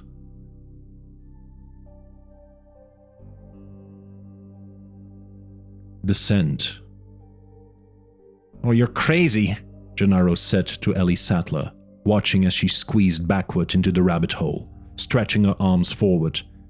You're crazy to do that! Ellie smiled. Yeah, probably. She reached forward with her outstretched hands and pushed backward against the sides of the hole, and suddenly she was gone too. The hole gaped black. Gennaro began to sweat. He turned to Muldoon, who was standing by the jeep. Yeah, I'm not doing this. Oh yes, you are. I can't do this. I can't. Well, they're waiting for you, so you have to. Christ only knows what's down there. I'm telling you, I can't do this. You'll have to. Gennaro turned away, looked at the hole and looked back. I can't. You can't make me. Well, I suppose not, Muldoon said. He held up the stainless steel prod. Say, you ever felt a shock stick? No. Well, it doesn't do much. It's almost never fatal. Generally knocks you flat, perhaps loosens your bowels, but it doesn't usually have any permanent effect. At least, not on dinosaurs. But then again, people are much smaller. Gennaro looked at the stick knowingly. You wouldn't. Well, I think you'd better go down there and count those animals. And you better hurry. Gennaro looked back at the hole, at the black opening, a mouth in the earth. Then he looked at Muldoon standing there, large and impassive. Gennaro was sweating and lightheaded. He started walking toward the hole.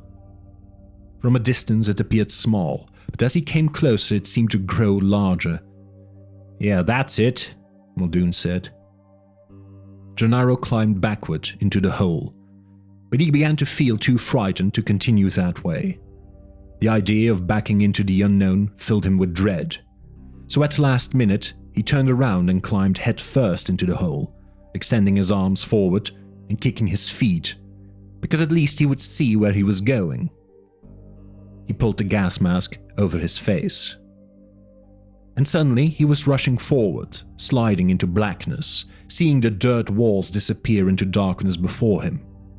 And then the walls became narrower, much narrower, terrifyingly narrow. And he was lost in the pain of a squeezing compression that became steadily worse and worse, that crushed the air out of his lungs.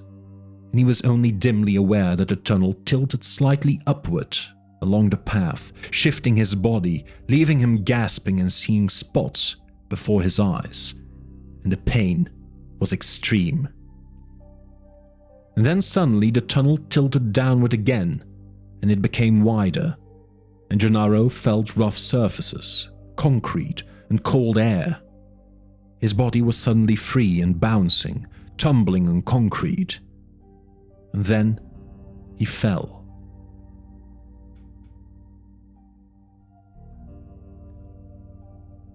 Voices in the darkness, fingers touching him, reaching forward from the whispered voices. The air was cold, like a cave. Okay? He looks okay, yes. He's breathing. Fine. A female hand caressing his face. It was Ellie. Can you hear? She whispered. Why is everybody whispering? Because, she pointed. Gennaro turned, rolled, and got slowly to his feet. He stared as his vision grew accustomed to the darkness. But the first thing that he saw, gleaming in the darkness, was eyes. Glowing green eyes. Dozens of eyes, all around him. He was on a concrete ledge, a kind of embankment about 7 feet above the floor. Large steel junction boxes provided a makeshift hiding place, protecting them from the view of the 2 full-size velociraptors that stood directly before them, not 5 feet away. The animals were dark green with brownish tiger stripes. They stood upright, balancing on their stiff, extended tails. They were totally silent, looking around watchfully with large, dark eyes. At the feet of the adults, baby velociraptors skittered and chirped. Farther back, in the darkness, juveniles tumbled and played, giving short snarls and growls. Gennaro did not dare to breathe. 2 raptors. Crouched on the ledge, he was only a foot or 2 above the animals' head height. The raptors were edgy, their heads jerking nervously up and down. From time to time, they snorted impatiently. Then they moved off, turning back toward the main group. As his eyes adjusted, Gennaro could now see that they were in some kind of an enormous underground structure. But it was man-made. There were seams of poured concrete and the nubs of protruding steel rods. And within this vast echoing space were many animals. Gennaro guessed at least 30 raptors, perhaps even more. "It's a colony," Grant said, whispering. 4 or 6 adults, the rest juveniles and infants. At least 2 hatchings, 1 last year and 1 this year. These babies look about 4 months old, probably hatched in April. One of the babies, curious, scampered up on the ledge and came toward them, squeaking. It was now only 10 feet away. "Oh, Jesus," Gennaro said. But immediately one of the adults came forward, raised its head, and gently nudged the baby back. The baby chittered a protest, and then hopped up to stand on the snout of the adult. The adult moved slowly, allowing the baby to climb over its head, down its neck, and onto its back. From that protected spot, the infant turned and chirped noisily at the 3 intruders. The adults still did not seem to notice them at all. "I don't get it. Why aren't they attacking us?" Grant shook his head. "They must not see us. And there aren't any eggs at the moment, so it makes them more relaxed." "Relaxed? How long do we have to stay here?" "Long enough to do the count." As Grant saw it, there were 3 nests, attended by 3 sets of parents.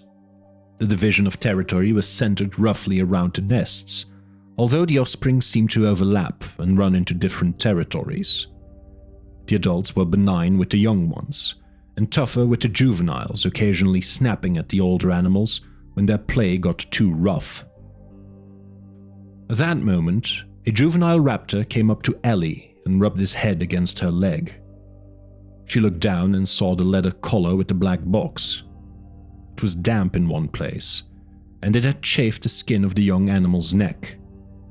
The juvenile whimpered.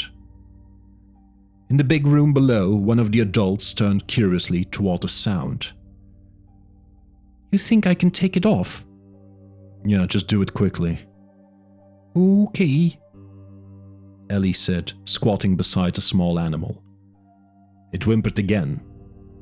The adults snorted and bobbed their heads. Ellie petted the little juvenile, trying to soothe it, to silence its whimpering. She moved her hands toward the leather collar, lifted back the Velcro tab with a tearing sound. The adults jerked their heads. Then one began to walk toward her. "Oh shit," Gennaro said under his breath. "Just don't move. Stay calm." The adult walked past them, its long curved toes clicking on the concrete. The animal paused in front of Ellie, who stayed crouched by the juvenile, behind a steel box. The juvenile was exposed, and Ellie's hand was still on the collar. The adult raised its head and sniffed the air.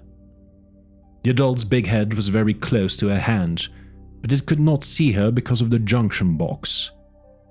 A tongue flicked out tentatively. Grant reached for a gas grenade, plucked it from his belt, held his thumb on the pin. Gennaro put out a restraining hand, shook his head, and nodded to Ellie. She wasn't wearing her mask. Grant set the grenade down and reached for the shock prod. The adult was still very close to Ellie. Ellie eased the leather strap off. The metal of the buckle clinked on concrete. The adult's head jerked fractionally and then cocked to one side, curious. It was moving forward again to investigate when the little juvenile squeaked happily and scampered away. The adult remained by Ellie. Then finally it turned and walked back to the center of the nest. Gennaro gave a long exhalation. "Oh, Jesus. Can we leave now?" "No. But I think we can get some more work done here." In the phosphorescent green glow of the night vision goggles, Grant peered down into the room from the ledge, looking at the first nest. It was made of mud and straw, formed into a broad, shallow basket shape. He counted the remains of 14 eggs. Of course, he couldn't count the actual shells from this distance, and in any case they were long since broken and scattered over the floor. But he was able to count the indentations in the mud. Apparently, the raptors made their nests shortly before the eggs were laid, and the eggs left a permanent impression in the mud. He also saw evidence that at least one had broken, so he credited 13 animals. The second nest had broken in half, but Grant estimated it had contained 9 eggshells. The third nest had 15 eggs, but it appeared that 3 eggs had been broken early. So, what's the total? 34 born raptors. And how many do you see? Grant shook his head. The animals were running all over the cavernous interior space, darting in and out of the light. Yeah, I've been watching, Ellie said, shining a light down at a notepad. You'd have to take photos to be sure, but the snout markings of the infants are all different. My count is 33. And juveniles? 22. But, Alan, do you notice anything funny about them? Like what? How they arrange themselves spatially. They're falling into some kind of a pattern or an arrangement in the room. Grant frowned. Well, it is pretty dark. No, look. Look for yourself. Watch the little ones. When they are playing, they tumble and run every which way. But in between, when the babies are standing around, notice how they orient their bodies. They face either that wall or the opposite wall. It's like they're lining up. I don't know, Ellie. You think there's a colony metastructure? Like bees? No, not exactly. It's more subtle than that. It's just a tendency. And even the babies do it. No, they all do it. The adults do it too. Watch them. I'm telling you, they line up. Grant frowned. It seemed as if she was right. The animals engaged in all sorts of behavior, but during pauses, moments when they were watching or relaxing, they seemed to orient themselves in particular ways, almost as if there were invisible lines on the floor. That beats me. Maybe there's a breeze. I don't feel one, Alan. Okay, what are they doing? Some kind of social organization expressed as spatial structure? Yeah, no, that doesn't make sense, because they all do it. Gennaro flipped up his watch. Yeah, I knew this thing would come in handy one day. Beneath the watch face was a compass. Grant looked at it and said, "You have much use for that in court?" No. Gennaro shook his head. My wife gave it to me, he explained, for my birthday. He peered at the compass. Well, they're not lined up according to anything. I guess they're sort of northeast, southwest, something like that. Well, maybe they're hearing something, turning their heads so they can hear. Grant frowned. Maybe it's just ritual behavior, species-specific behavior that serves to identify them to one another. But maybe it doesn't have any broader meaning.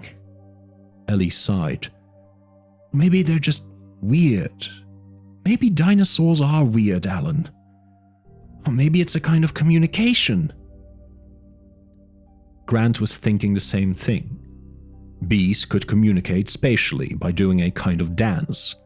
Perhaps dinosaurs could do the same thing. Gennaro watched them and said, "Why don't they go outside?" "They're nocturnal." "Yes, but it almost seems like they're hiding here." Grant shrugged. In the next moment, the infants began to squeak and hop excitedly. The adults watched curiously for a moment. And then, with hoots and cries that echoed in the dark, cavernous space, all the dinosaurs wheeled and ran, heading down the concrete tunnel and into the darkness beyond.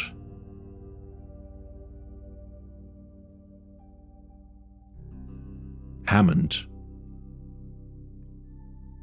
John Hammond sat down heavily in the damp earth of the hillside and tried to catch his breath. Dear God, it was hot, he thought. Hot and humid. He felt as if he were breathing through a sponge. He looked down at the stream bed, now 40 feet below. It seemed like hours since he had left the trickling water and begun to climb the hill. His ankle was now swollen and dark purple. He couldn't put any weight on it at all. he was forced to hop on the hill on his other leg, which now burnt with pain from the exertion. And he was thirsty. Before leaving the stream behind, he had drunk from it, even though he knew this was unwise. And now he felt dizzy, and the world sometimes swirled around him. He was having trouble with his balance, but he knew he had to climb the hill and get back to the path above. Hammond thought he had heard footsteps on the path several times during the previous hour, and each time he had shouted for help. But somehow his voice hadn't carried far enough. He hadn't been rescued.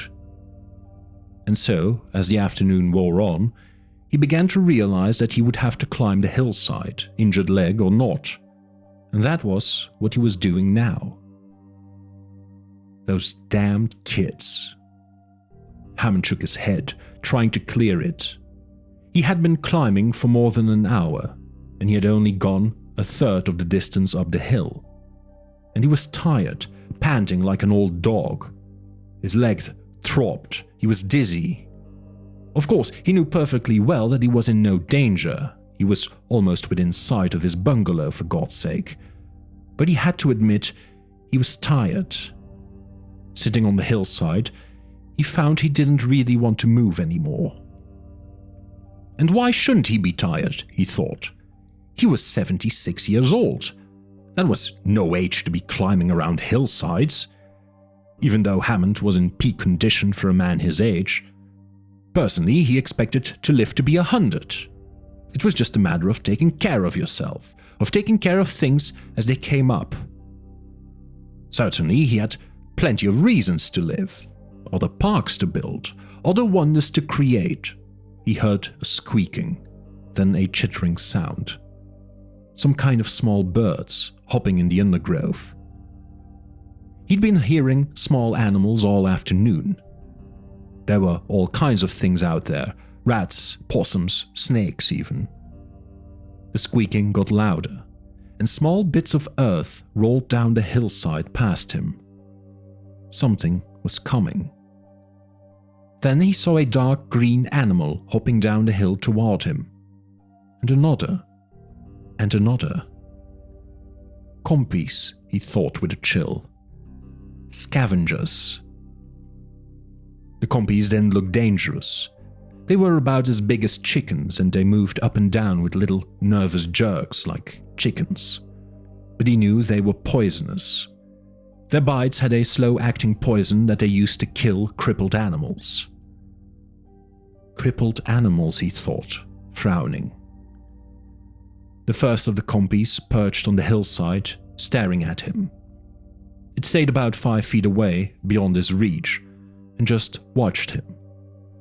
Others came down soon after, and they stood in a row, watching. They hopped up and down and chittered and waved their little clawed hands. "Shoo! Get out!" he said, and threw a rock. The compies backed away, but only a foot or two. They weren't afraid. They seemed to know he couldn't hurt them. Angrily, Hammond tore a branch from a tree and swiped at them with it. The compies dodged, nipped at the leaves, squeaked happily. They seemed to think he was playing a game. He thought again about the poison. He remembered that one of the animal handlers had been bitten by a compy in a cage. The handler had said the poison was like a narcotic, peaceful, dreamy. No pain. You just wanted to go to sleep. The hell with that, he thought. Hammond picked up a rock, aimed carefully and threw it, striking one compy flat in the chest. The little animal shrieked in alarm as it was knocked backward and rolled over its tail. The other animals immediately backed away. That's better. Hammond turned away and started to climb the hill once more. Holding branches in both hands, he hopped on his left leg, feeling the ache in his thigh. He had not gone more than 10 feet when one of the compies jumped onto his back. He flung his arms wildly, knocking the animal away, but lost his balance and slid back down the hillside. As he came to a stop, a second compy sprang forward, and took a tiny nip from his hand. He looked with horror, seeing the blood flow over his fingers. He turned and began to scramble up the hillside again. Another compy jumped onto his shoulder, and he felt a brief pain as it bit the back of his neck. He shrieked and smacked the animal away. He turned to face the animals, breathing hard, and they stood all around him, hopping up and down and cocking their heads, watching him. From the bite on his neck, he felt warmth flow through his shoulders, down his spine.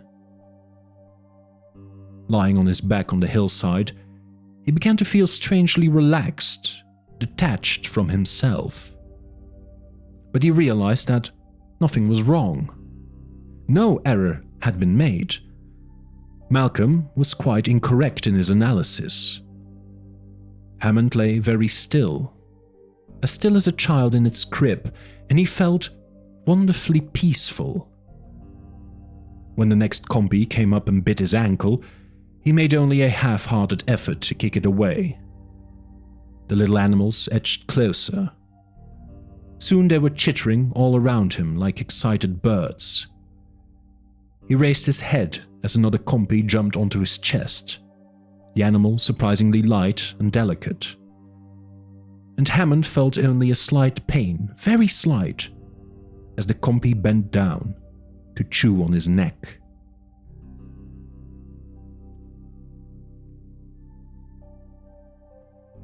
The beach. Chasing the dinosaurs, following the curves and slopes of concrete, Grant suddenly burst out through a cavernous opening and found himself standing on the beach, looking at the Pacific Ocean. All around him, the young velociraptors were scampering and kicking in the sand. But, one by one, the animals moved back into the shade of the palm trees at the edge of the mangrove swamp. And there they stood, lined up in their peculiar fashion, watching the ocean. They stared fixedly to the south. "I don't get it," Gennaro said. "Yeah, I don't either. Except that they clearly don't like the sun." It wasn't very sunny on the beach. A light mist blew, and the ocean was hazy.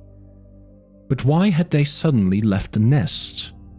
What had brought the entire colony to the beach? Gennaro flipped up the dial on his watch and looked at the way the animals were standing. "Yeah, northeast-southwest, it's the same as before." Behind the beach, deeper in the woods, they heard the hum of the electric fence. "At least we now know how they get outside the fences." Then they heard the throb of marine diesels, and through the mist they saw a ship appearing in the south. A large freighter. It slowly moved north. "So that's why they came out." Grant nodded. "Yeah, they must have heard it coming." As the freighter passed, all the animals watched it, standing silent except for the occasional chirp or squeak. Grant was struck by the coordination of their behavior, the way they moved and acted as a group. But perhaps it was not really so mysterious. In his mind, he reviewed the sequence of events that had begun in the cave. First, the infants had been agitated. Then the adults had noticed. And finally all the animals had stampeded to the beach. That sequence seemed to imply that the younger animals, with keener hearing, had detected the boat first. Then the adults had led the troop out onto the beach. And as Grant looked, he saw that the adults were in charge now. There was a clear spatial organization along the beach, and as the animals settled down, it was not loose and shifting the way it had been inside. Rather, it was quite regular, almost regimented. The adults were spaced every 10 yards or so, each adult surrounded by a cluster of infants. The juveniles were positioned between and slightly ahead of the adults. But Grant also saw that all the adults were not equal. There was one female with a distinctive stripe along her head, and she was in the very center of the group as it ranged along the beach. That same female had stayed in the center of the nesting area too. He guessed that, like certain monkey troops, the raptors were organized around a matriarchal pecking order, and that this striped animal was the alpha female of the colony. The males he saw were arranged defensively at the perimeter of the group. But unlike monkeys, which were loosely and flexibly organized, these dinosaurs settled into a rigid arrangement, almost a military formation it seemed. Then too, there was the oddity of the northeast-southwest spatial orientation. That was beyond Grant, but in another sense he was not surprised. Paleontologists had been digging up bones for so long that they had forgotten how little information could be gleaned from a skeleton. Bones might tell you something about the gross appearance of an animal, its height and weight. They might tell you something about how the muscles attached, and therefore something about the crude behavior of the animal during life. They might give you clues to the few diseases that affected bone. But the skeleton was a poor thing, really, from which to try and deduce the total behavior of an organism. Since bones were all the paleontologists had, bones were what they used.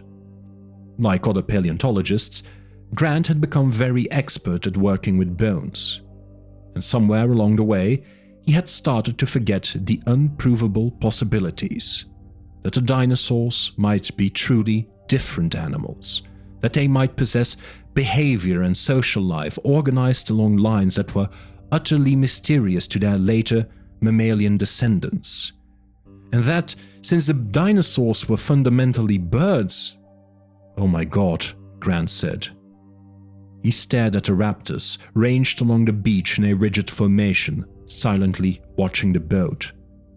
And he suddenly understood what he was looking at. "Those animals," Gennaro said, shaking his head. "They sure are desperate to escape from here." "No. They don't want to escape at all." They don't? "No. They want to migrate."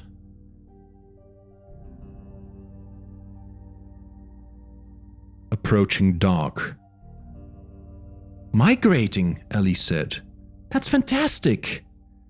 Yes it is," Grant said, grinning. "Where do you suppose they want to go?" I don't know," Grant said. And then the big helicopters burst through the fog, thundering and wheeling over the landscape, their underbellies heavy with armament. The raptors scattered in alarm as one of the helicopters circled back, following the line of the surf, and then moved into land on the beach. A door was flung open and soldiers in olive uniforms came running toward them. Grant heard a rapid babble of voices in Spanish and saw that Muldoon was already aboard with the kids. One of the soldiers said in English, "Please, you will come with us. Please, there is no time here." Grant looked back at the beach where the raptors had been, but they were gone. All the animals had vanished. It was as if they had never even existed. The soldiers were tugging at him, and he allowed himself to be led beneath the thumping blades and climbed up through the big door. Muldoon leaned over and shouted in Grant's ear, "They want us out of here now. They're going to do it now." The soldiers pushed Grant and Ellie and Gennaro into seats, and he helped them clip on the harnesses. Tim and Lex waved to him, and he suddenly saw how young they were, and how exhausted. Lex was yawning, leaning against a brother's shoulder. An officer came toward Grant and shouted, "Senor, are you in charge?" No, I'm not in charge." "Who is in charge, please?" I don't know." The officer then went on to Gennaro and asked the same question. "Are you in charge?" No." The officer then looked over at Ellie, but said nothing to her. The door was left open as the helicopter lifted away from the beach, and Grant leaned out to see if he could catch a last look at the raptors. But then the helicopter was above the palm trees, moving north over the island. Grant leaned to Muldoon and shouted, "What about the others?" Muldoon shouted back, "They've already taken off Harding and some workmen. Hammond had an accident. We found him on the hill near his bungalow. He must have fallen." "Is he alright?" "Nah. Compy's got him." And what about Malcolm?" Muldoon simply shook his head. Grant was too tired to feel much of anything. He turned away and looked back out the door. It was getting dark now, and in the fading light he could barely see the little Rex with bloody jaws crouched over a hadrosaur by the edge of the lagoon and looking up at the helicopter and roaring as it passed by. Somewhere behind them, they heard explosions, and then ahead they saw another helicopter wheeling through the mist over the visitor center. And a moment later, the building burst in a bright orange fireball, and Lex began to cry, and Ellie put her arm around her and tried to get her not to look. Grant was staring down at the ground, and he had a last glimpse of the Hypsilophodons leaping gracefully as gazelles, moments before another explosion flared bright beneath them. Their helicopter gained altitude, and then moved east, out over the ocean. Grant sat back in his seat. He thought of the dinosaurs standing on the beach, and he wondered where they would migrate if they could. And he realized he would never know. And he felt sad and relieved in the same moment. The officer came forward again, bending close to his face. "Are you in charge?" No." "Please, senor, who is in charge?" Grant looked the man straight in the eye. "Nobody is," he said. The helicopter gained speed as it headed toward the mainland. It was cold now, and the soldiers muscled the door closed.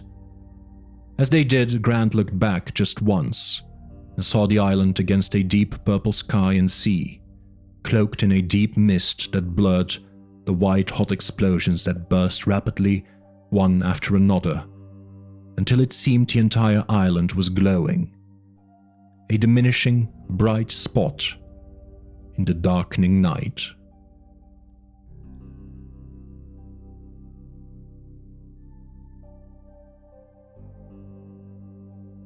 Epilogue: San Jose.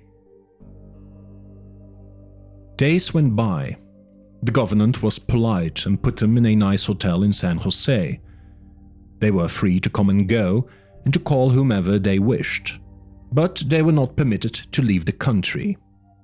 Each day a young man from the American embassy came to visit them, to ask if they needed anything, and to explain that Washington was doing everything it could to hasten their departure. But the plain fact was that many people had died in a territorial possession of Costa Rica. The plain fact was that an ecological disaster had been narrowly averted. The government of Costa Rica felt it had been misled and deceived by John Hammond and his plans for the island. Under the circumstances, the government was not disposed to release survivors in a hurry. They did not even permit the burial of those who had died. They simply waited. Each day, it seemed to Grant he was taken to another government office, where he was questioned by another courteous, intelligent government officer. They made him go over his story, again and again. How Grant had met John Hammond, what Grant knew of the project, how Grant had received the facts from New York, why Grant had gone to the island, and what had happened at the island. The same details again and again, day after day, the same story. For a long time, Grant thought they must believe he was lying to them, and that there was something they wanted him to tell, although he could not imagine what it was. Yet, in some odd way, they seemed to be waiting. Finally, He was sitting around the swimming pool of the hotel one afternoon, watching Tim and Lex splash, when an American in khakis walked up. "We've never met," the American said. "My name is Marty Gutierrez. I'm a researcher here at the Carrara station." Grant looked up. "You were the one who found the original specimen of the Procompsognathus." "Oh yes, that's right, yes," Gutierrez sat next to him. "You must be eager to go home." Yes. I've only a few days left to dig before the winter sets in. In Montana, you know. The first snow usually comes in August." "Is that why the Hammond Foundation supported northern digs? Because intact genetic material from dinosaurs was more likely to be recovered from cold climates?" "Oh, yeah, that's what I presume, yes." Gutierrez nodded. "He was a clever man, Mr. Hammond." Grant said nothing. Gutierrez sat back in the pool chair. "The authorities won't tell you," Gutierrez said finally, "because they're afraid, and perhaps also resentful of you for what you have done. But something very peculiar is happening in the rural regions." The biting of the babies. "Oh, no, thankfully that has stopped. It's something else. This spring, in the Ismaloya section, which is to the north, some unknown animal ate the crops in a very peculiar manner. They moved each day in a straight line, almost straight as an arrow, from the coast into the mountains and into the jungle." Grant sat upright. "It's like a migration, wouldn't you say?" "And what crops did they eat?" "Well, Dr. Grant, it was odd. They would only eat agama beans and soy, and sometimes even chickens." Grant thought for a second. "Those foods are rich in lysine. And what happened to these animals?" "Well, presumably they entered the jungles. In any case, they have not been found. Of course, it would be difficult to search for them in the jungle. A search party could spend years in the Ismayola Mountains without nothing to show for it. And we are being kept here because..." Gutierrez shrugged. "The government is worried. Perhaps there are more animals, more trouble, and they are feeling cautious." "Do you think there are more animals?" "Oh, I can't say, Dr. Grant. Can you?"